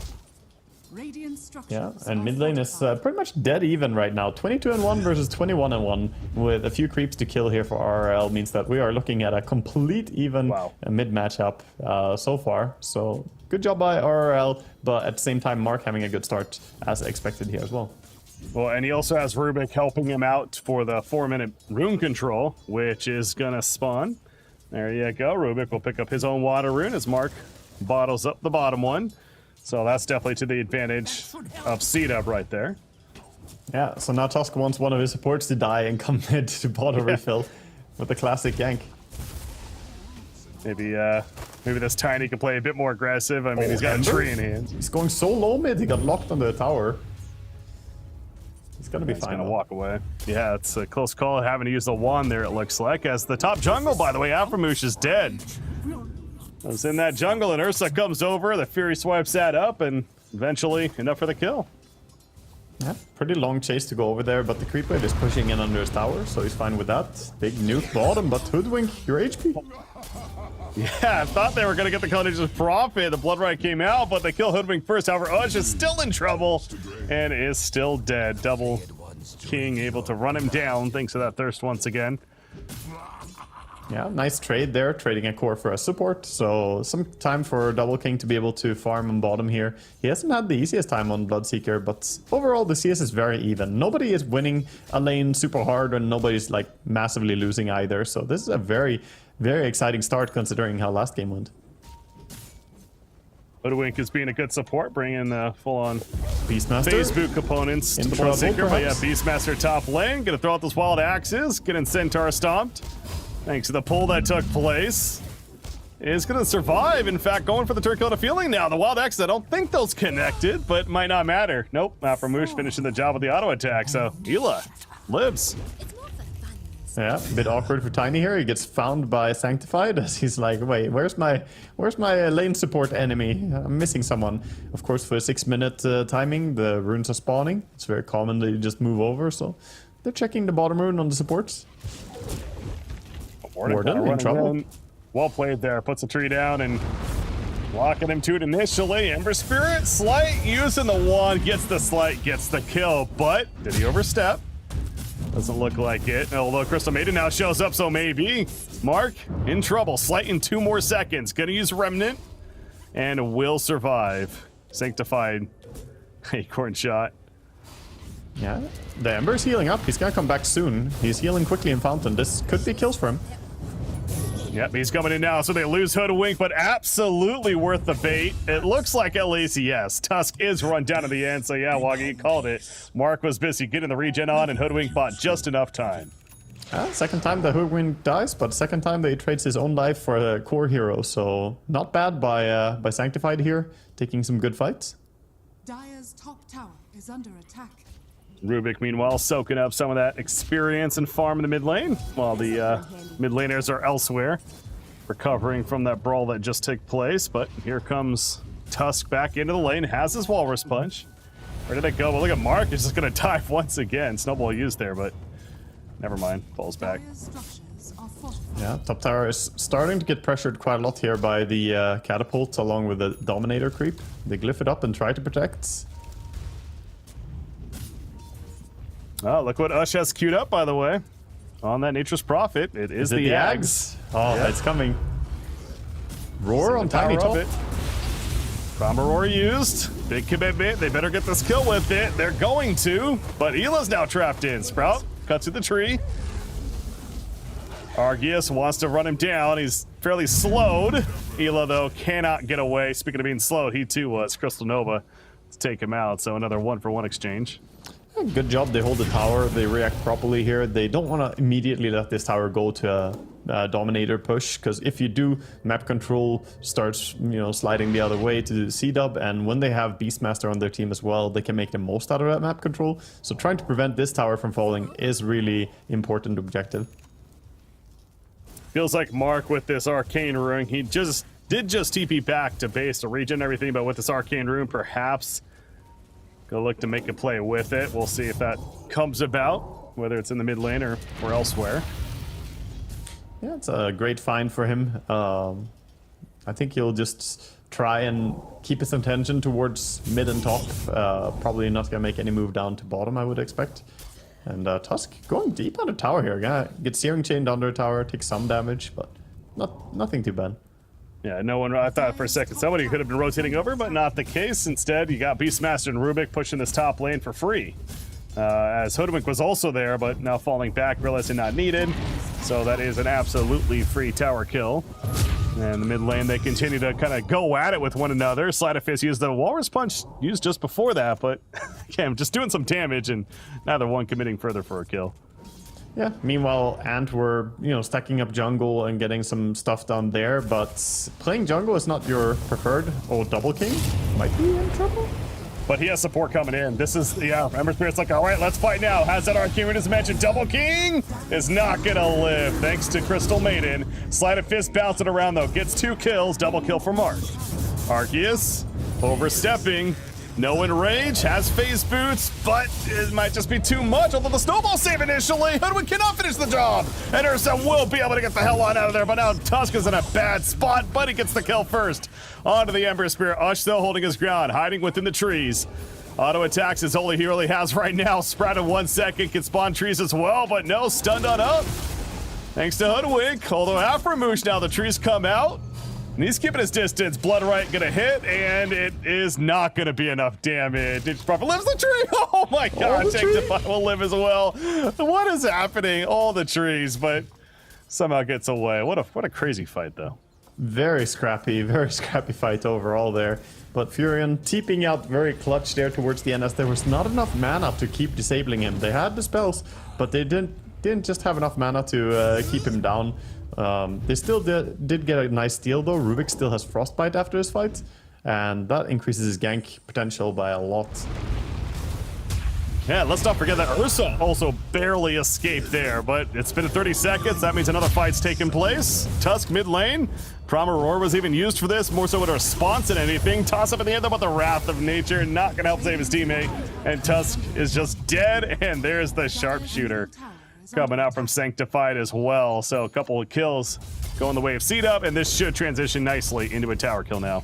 Yeah, Catapult just barely staying alive as well, so they get the tower nice and quick. Meanwhile, of course, Argius on his Ursa trying to push bottom, but Ursa doesn't really do the most tower damage, so he can be largely ignored. And as he knows people are coming over, he has to back up. Still working on that Battle Fury for himself. Meanwhile, Nature's Prophet, point booster finish, but I gotta say, especially with the way this game is so action-packed, I mean, the Ags, it does feel like it's gonna get that much more value, so keep an eye on that Ag's timing and when Ush is able to get it for the sake of Ant. Yeah, it's probably going to be really nice here since you're playing against an Ember Spirit as well. Anytime you can randomly disroot him from a Fury ulti, it's not the type of lockdown that you can predict or, you know, prepare yourself for in the team fights. And if that lands, then you might get chain stunned by a Frostbite or Tusk just rolling in on you. So I think it's a good choice going for the Aghanims here. Replayer Smoke from another NA team. Got it. Heading bottom lane, they definitely have some targets. It is just the supports ultimately, but still. Odowink's going to be the starting target, and the burst off the bat is almost there. Finally, Wrath of Nature comes through, and we'll secure it. Rubik was able to escape, though. Yeah, this time he stole Avalanche instead and TP'd out, so now he has a different disable, but still staying within that nuke and disable realm. Good stuff to have. As top tower is being threatened a little bit now by C-Dub. The Hawk giving vision for a TP ends here. Yeah, and there's the Q. Ela starts falling back, so does Mark, so almost giving away the fact that they have vision, but still, that's, you got to expect that. One of the many power points for a Beastmaster, of course, is has those Hawks flying around, gathering up that info. Argius is still trying to finish that Battle Fury. He just needs the broadsword now, but being a bit distracted there, and C-Dub making a point that they're here to infest the jungle and not going to make it easy on him. Yeah, they're really positioned all their heroes up here. They're taking control of it. Hoodwink ulti coming in. Well, that'll do it. And tower kill. That's going to be a tier 2 tower kill up at the top at 13.5 minutes, so they're going to get the outpost as well. Like, this dire jungle basically is a Radiant jungle now.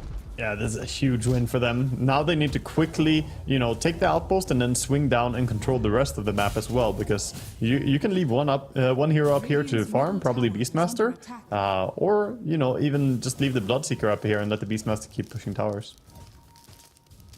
They immediately 4-player smoke. Yeah, they're heading bottom lane now. They would love to find the Ursa especially, but Tusk is another target. Avalanche from the Rubik. You'll love to hear that. Out comes the Rupture as well. He snowballs in. Mark has to fight this, or RL, excuse me, has to fight this. Double King. Could eventually heal on up, though. Wrath of Nature was bouncing through, but again, still not enough follow-up beyond that. Yeah, nice again here for C-Dub there. Looking a little bit more dominant here in the first 14 minutes of the game. Of course, the full Aghanims complete on Nature's Prophet will allow him to perhaps find some, you know, team fights to take soon. Yeah, he just got the axe delivered to Nature's Prophet after that Wrath of Nature was used, but still has it now. But you see the odds on your screen, esportsbet.io. Watch to earn, currently favoring C-Dub. I think that's certainly appropriate, especially after another kill coming out on the Sharpshooter use of Sanctified here on that Hoodwink. And again, the map control continues to be fairly dominant from C-Dub. Ursa, still no Battle Fear. I feel like he's just needed that 1,000 gold broadsword for the last 2 minutes or so. He's trying.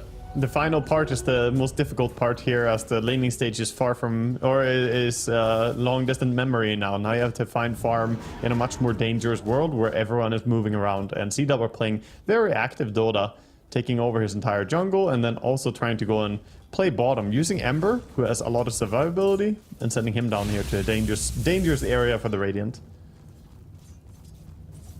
Helm of the Overlord's just about finished on Beastmaster as well. Just needing the recipe at this point. Of course, the usual item we see on him. Still very powerful one. As bottom, Mark was spotted out there. They're pinging him, but Ember Spirit's already running south as if he knows something's up. He's suspicious, and for good reason. They're not going to find him.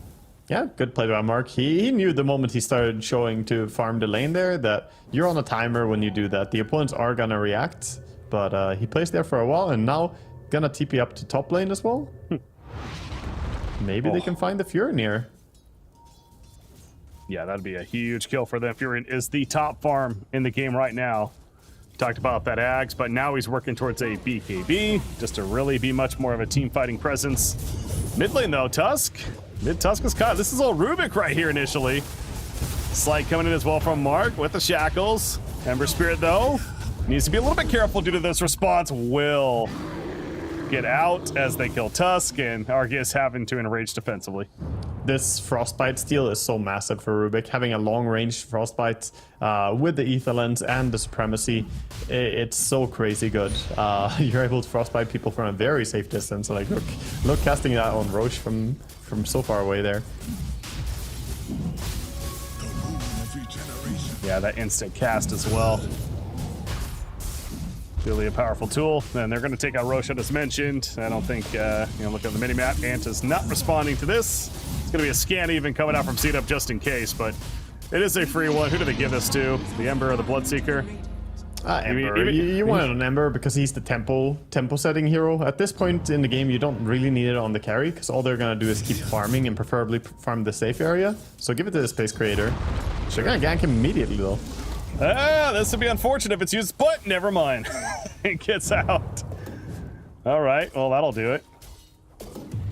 So, no Aegis use.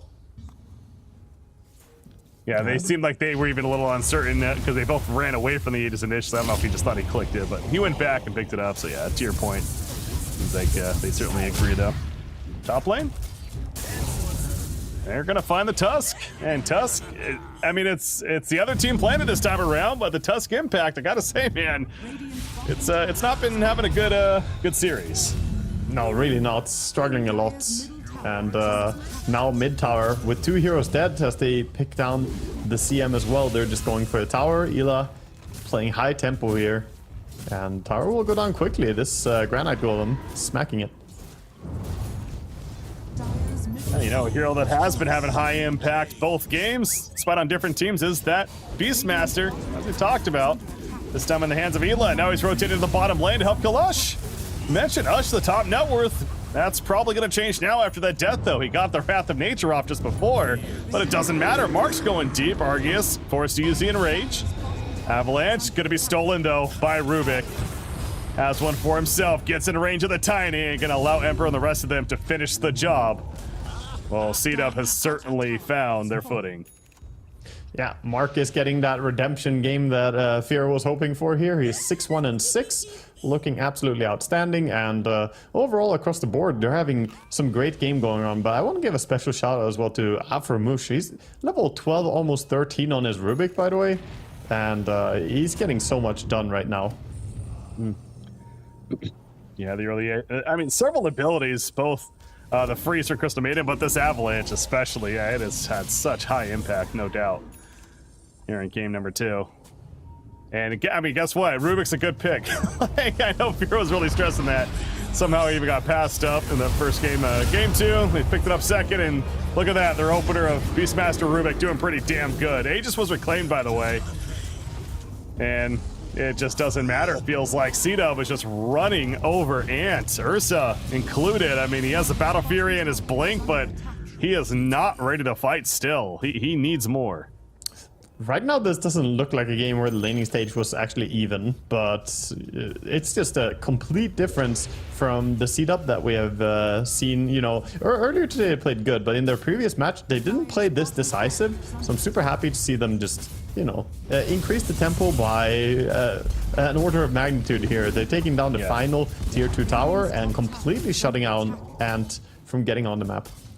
Yeah, and I feel like we haven't really talked too much about Bloodseeker this game. I mean, he's 3-1-6, had a great game in that sense too, and one of the top farmers in the game, but the fact that they haven't really needed him to be this aggressive Bloodseeker early on, it really has been the Rubik and the Beastmaster and Ember Spirit, everyone else basically, but now you have a Bloodseeker with a BKB, a Maelstrom.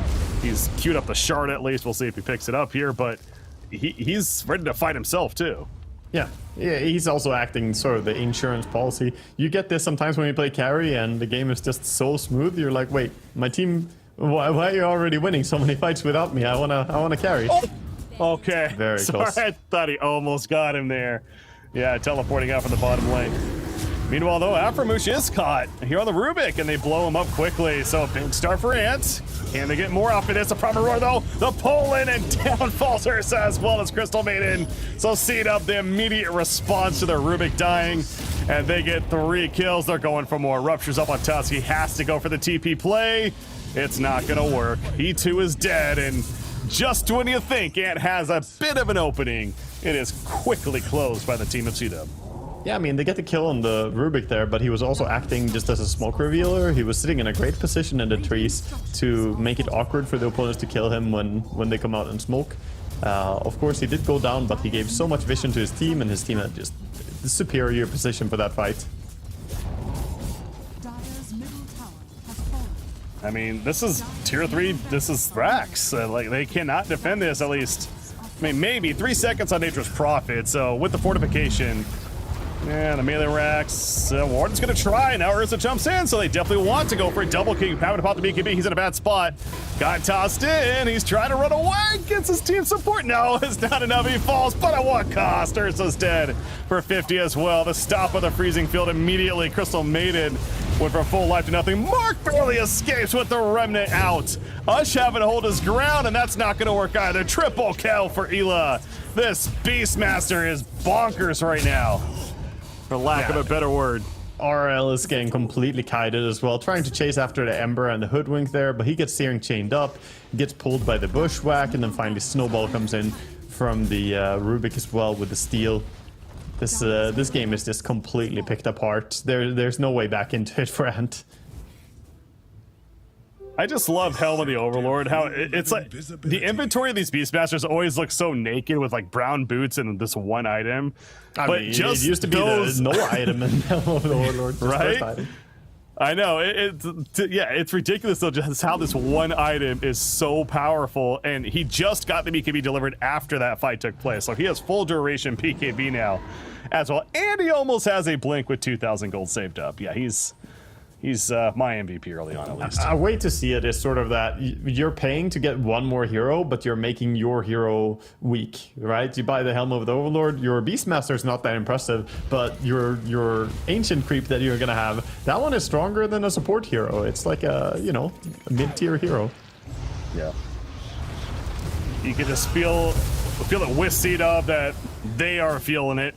As Warden went for a jump there. RL, he is thinking about following this up eventually. He wants that kill on Rubik. He's going deep for it. He's going too deep though. Tiny's dead, and now Tusk in a bad spot. Oh boy. Regretting that decision. No blinking away for him. Means easy kill for the side of Seedup once again. So the lead just continues to grow and grow. And I hate to say it, but they do feel a little lost at this point.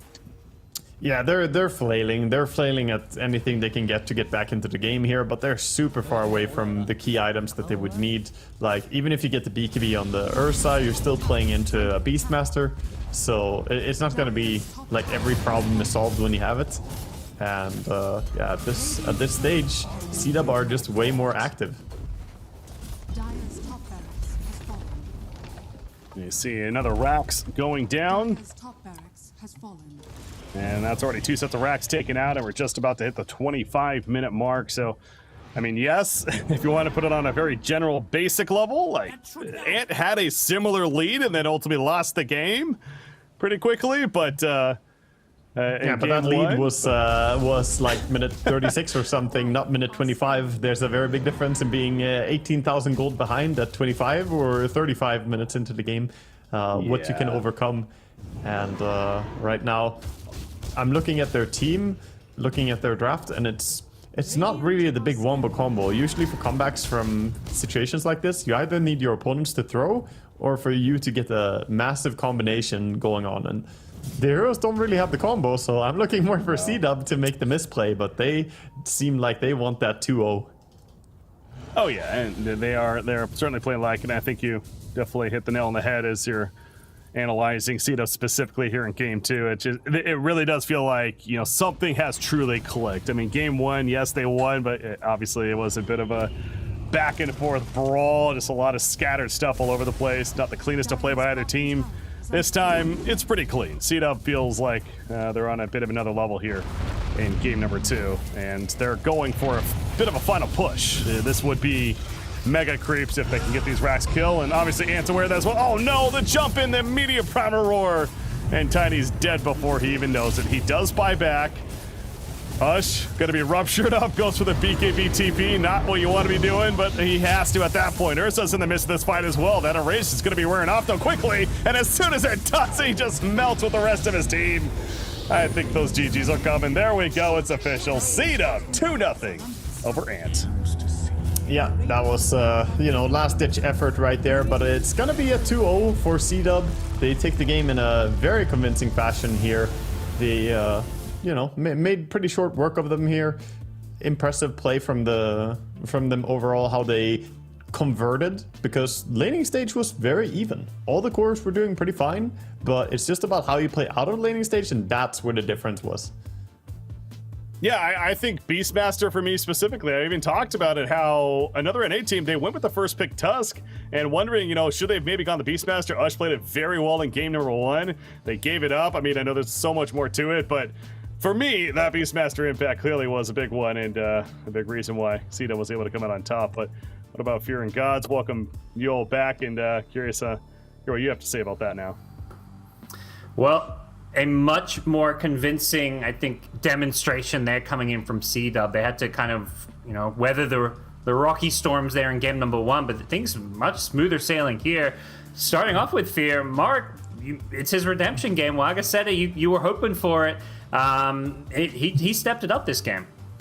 Yeah, I mean, he hasn't had a very nice time here in Division 2 up until this point, but this is it. This is the C-Dub I've been trying to hype up for so long. I think Ela is solid as a rock. Like, he may be just their best player every game. He plays a Zoo. He plays it really well. What they're really missing is the Mark having a lane, being able to connect, making things happen on the map so they can snowball the game. This is a C-Dub I got to see over and over again. Same with Double King, Afromoosh. All these guys, they play so solid. It kind of feels like they live or die on can Mark make rotations out of the laning stage or not. And if they can, they look damn good. What did they do specifically, do you feel like, to give Mark a better game here? I mean, compared to his previous series, he just, like, got a later pick, right? Last time they picked this Ember first phase against I Annihilate when they played the Fart Studio, he played versus a Huskar, right? He got destroyed. He couldn't really play the game.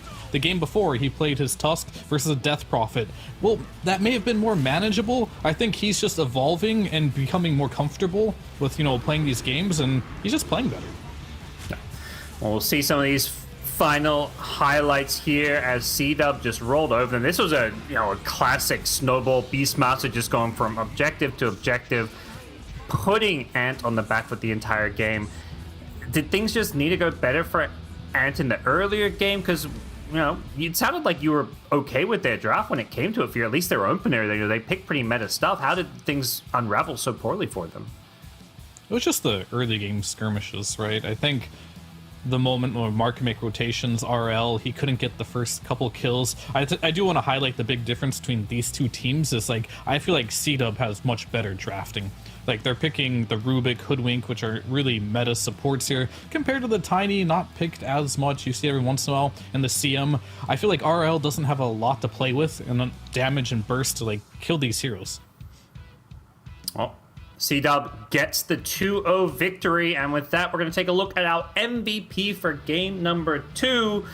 And I believe it is Aframush on the Rubik, a Rubik specialist. This man has 72, I want to say 73 games in competitive Dota on Rubik. His second most played hero, Spirit Breaker, with 35 games. He loves the Rubik, and once again, Breaky, we saw it the other day, we see it again today, he delivers on this hero.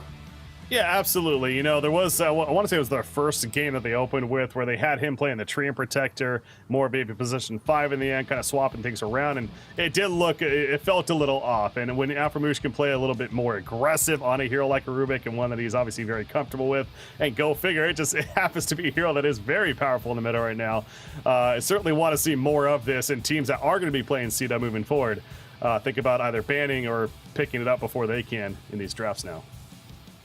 Yeah, we'll see if he continues to get his hands on that hero, but definitely C-Dub showing, you know, they play best with these kind of summon and Zeus strats, but it's not the only way they have to play Dota.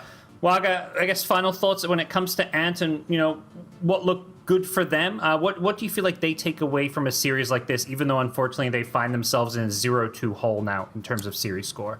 I think the big thing from having watched Ant is that RL is like a really good player overall, and Ush delivers quite well too. The lacking thing that some of these other teams that are, you know, winning against them and that are doing better overall is that their post laning stage rotation and understanding where to go and when and how they, you know, find each other and connect is not really up there yet. And that's also what I saw from them before. They just don't seem as cohesive as a team as some of the other teams here. Okay. Well, on the other side, it was C-Dub getting the victory. Now, one thing I want to ask you a bit about, Fear, is, you know, some of these new players you've talked about Mark, but also Double King, very young player. He's actually the younger brother of DNM. He's only 17 years old. There's always this talk about NA not getting new blood, but at least we're seeing some of these new young players coming in, Fear. Yeah, I mean, he looked great, and I think we have an opportunity now to discuss, like, how great he was that game. Well, what a great segue. We've got Double King joining us for an interview. We're just about to hype you up, man. Welcome. Congratulations. First and foremost, yeah, I was just saying, you're kind of some of the new blood in the North American scene. You're, you know, a young player, one of the rising stars. I just want to give you an opportunity to kind of introduce yourself and tell what's your story as far as how you got into competitive Dota. Well, competitive Dota, I don't know, you just got into it because I played a bunch of Dota. I originally got into Dota with my my brother, DNM. You know him, he's in Div 1. He did pretty good last season. And we just kind of grinded together a bunch. Sadly, he did go above me in MMR and competitiveness. He was super grinding, super hard. I was a little more passive, but then I started grinding. Then, you know, you get good enough, you want to play competitive. That's basically it. Nice. Are you still competitive with him? Are you like trying to catch up to him in terms of MMR and obviously hopefully to meet him in Division 1? Yeah. Oh yeah. I'll pass on to Fear now. Sorry, go ahead. Oh no, I was just saying it's gonna be a dream when I pass him. I'm gonna send him all the screenshots. I'm gonna talk so much trash. I love the brotherly rivalry. Fear, I know, had some questions about some of your previous series as well as this one. Yeah, so you guys have played Fart Studios a lot in the closed qualifier. You beat them in the upper, then in the loser, unfortunately, lost them. Then you played them a bit earlier as like your first match here in Division 2 DPC. What have you learned from playing against this team, and how have you grown? I think all those series we were really lost in communication, and I think the playing against like a coordinated team made us way more coordinated. Like as you can see in this match, it was a lot easier, except in the like second stage of the first match. But this one, it felt a lot more clean. Communication was nice, and everything was way more organized and coordinated. All right, so next question is going to be about your guys' drafting. Do you guys just pick comfort heroes, or do you have like some type of structure on how you should be drafting? I think we prefer comfort heroes, but that's, you know, a part of the strategy. And mainly like Isla's Zeus heroes, Beastmaster, Visage, you know, it's great on those. Of course, Afro's Rubik. It's just easier to build a plan around those heroes. I definitely prefer my comfort heroes. I know I can play well and win games on it. I would say we prefer them.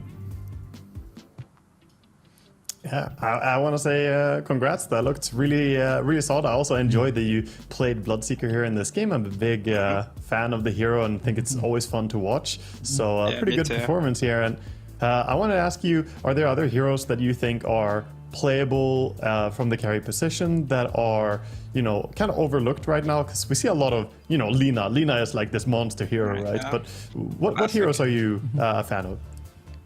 Well, in pubs, I don't know if it's playable, but I've had some success with it.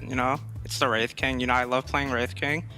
It's a hero I have a lot of fun. You can just run down mid towers with it, level 4 and level 6. It's a very fun hero, but I'm not sure how playable it is. It's kind of weak. And another one that it's the Razor. It's one of my favorite heroes to play.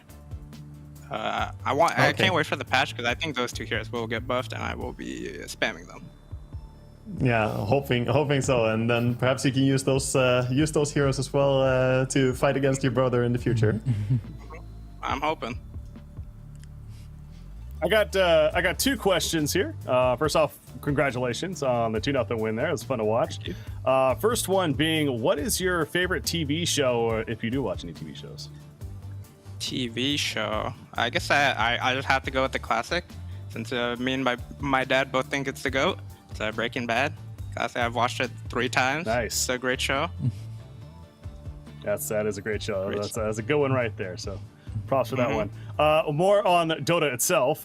It was announced just before things started here for Division 2, the DPC, that Kips was brought on as a coach for the team. How has it been working with Kips as a coach? Oh, great. It's been great. It's also a big part of the organization, communication. She's been a big help. Actually a crazy amount of help. She's a great coach. Awesome. It made us play together a lot better.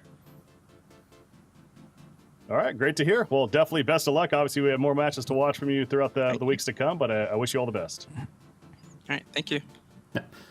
Nope. I wanted to ask one last question, and then we'll let you go. As a new young carry player, I'm just curious to hear who are the players you like to watch the most and learn from when it comes to trying to hone your craft. Well, I am a fan. I've been in NA a long time, and I have to say RTZ. It's a good, yeah. I've watched him easily the most. I've got an RTZ jersey. I'm a big fan. I've always tried to emulate my gameplay after him. And yeah, I think he's definitely been the biggest. So if Breaking Bad's the GOAT, is Arteezy the GOAT? Wow, I don't know about the GOAT. I think the GOAT's Puppy, because he's been around so long and he's always in there, so in the conversation. I think Puppy's my GOAT for Dota 2 terms. Good answer, very very fair. I'd love to hear from you, and congrats on the win today. Hopefully we'll get to see you again. Thank you. All right, we'll see you later, Double King, and hopefully see him later. Based on how they played today, I feel like there's a good chance we'll be seeing C-Dub get some more of those wins. That puts them on a 1-1 record. As far as what their trajectory looked like, one thing they mentioned was bringing in great question there, Breaky, is bringing in the coach, making a huge difference. It's great to hear how much of an immediate impact they've had right away. They're getting a win off of that fear. You've been a coach yourself and worked with different coaches. For a Division 2 team, how important do you think it is to have a coach around? It obviously depends on the coach, but it seems like I'm assuming Kips, brought in a lot of the communication he talked about. Hopefully, the drafting. It seems like they picked very meta heroes. They appear to have a very strong foundation in their drafting. That's why I kind of asked as well. Do you draft a structure or comfort? And in their case, it's both, right? Their comfort is their structure, so that's always a plus as well. Well, as mentioned, they got that win and they're now 1-1. We'll take a full look at the leaderboards to see where things stand here in Division 2 North America as we wrap up day number 3. Not quite the end of week 1. I guess we have the Monday broadcast, which is tagged onto this week 1, but it's still Dogchamp up the top. C-Dub get their first win, and then you see, unfortunately, a couple of those teams down at the bottom yet to get a win yet, and most notably 0 and 2. Waga, you've been here from the start. We kind of obviously have asked about the favorites. I think most people have that, Dogchamp, the cut. Maybe we got a few more answers about Penguin Squad. Where do you see things going from here? Are there any teams that, you feel like are rising in terms of where you rank them now, having seen another day of Dota? I think, we got to see some of what Fear was talking about, the good side of C-Dub, because before I hadn't really watched them outside of their first performance, where things definitely didn't look that good against Fart. And going forward, I mean, we all kind of knew or felt like Cut and Dogchamp would be strong contenders. I'm just curious to see if Felt are gonna swing back, because they didn't look very great in their first performance here. Yeah. Anything for you, Breaky, as far as any teams that you're most interested to see more of in the coming days? I think Felt is certainly one of them, just like it is for Penguin Squad for me. I know they obviously had the 0-2 today, but especially that game 2, they showed a bit more of that Penguin Squad that we saw really in their first series, where they did look really good. But I really like what I'm seeing in general, just across the board. I feel like there's still some good contesting going on for what could ultimately be those 2 spots. Yes, we have the favorite teams looking strong early on, but we've also seen a couple of teams here and there that have shown, such as C-Dub here in this series, that they can certainly compete as well.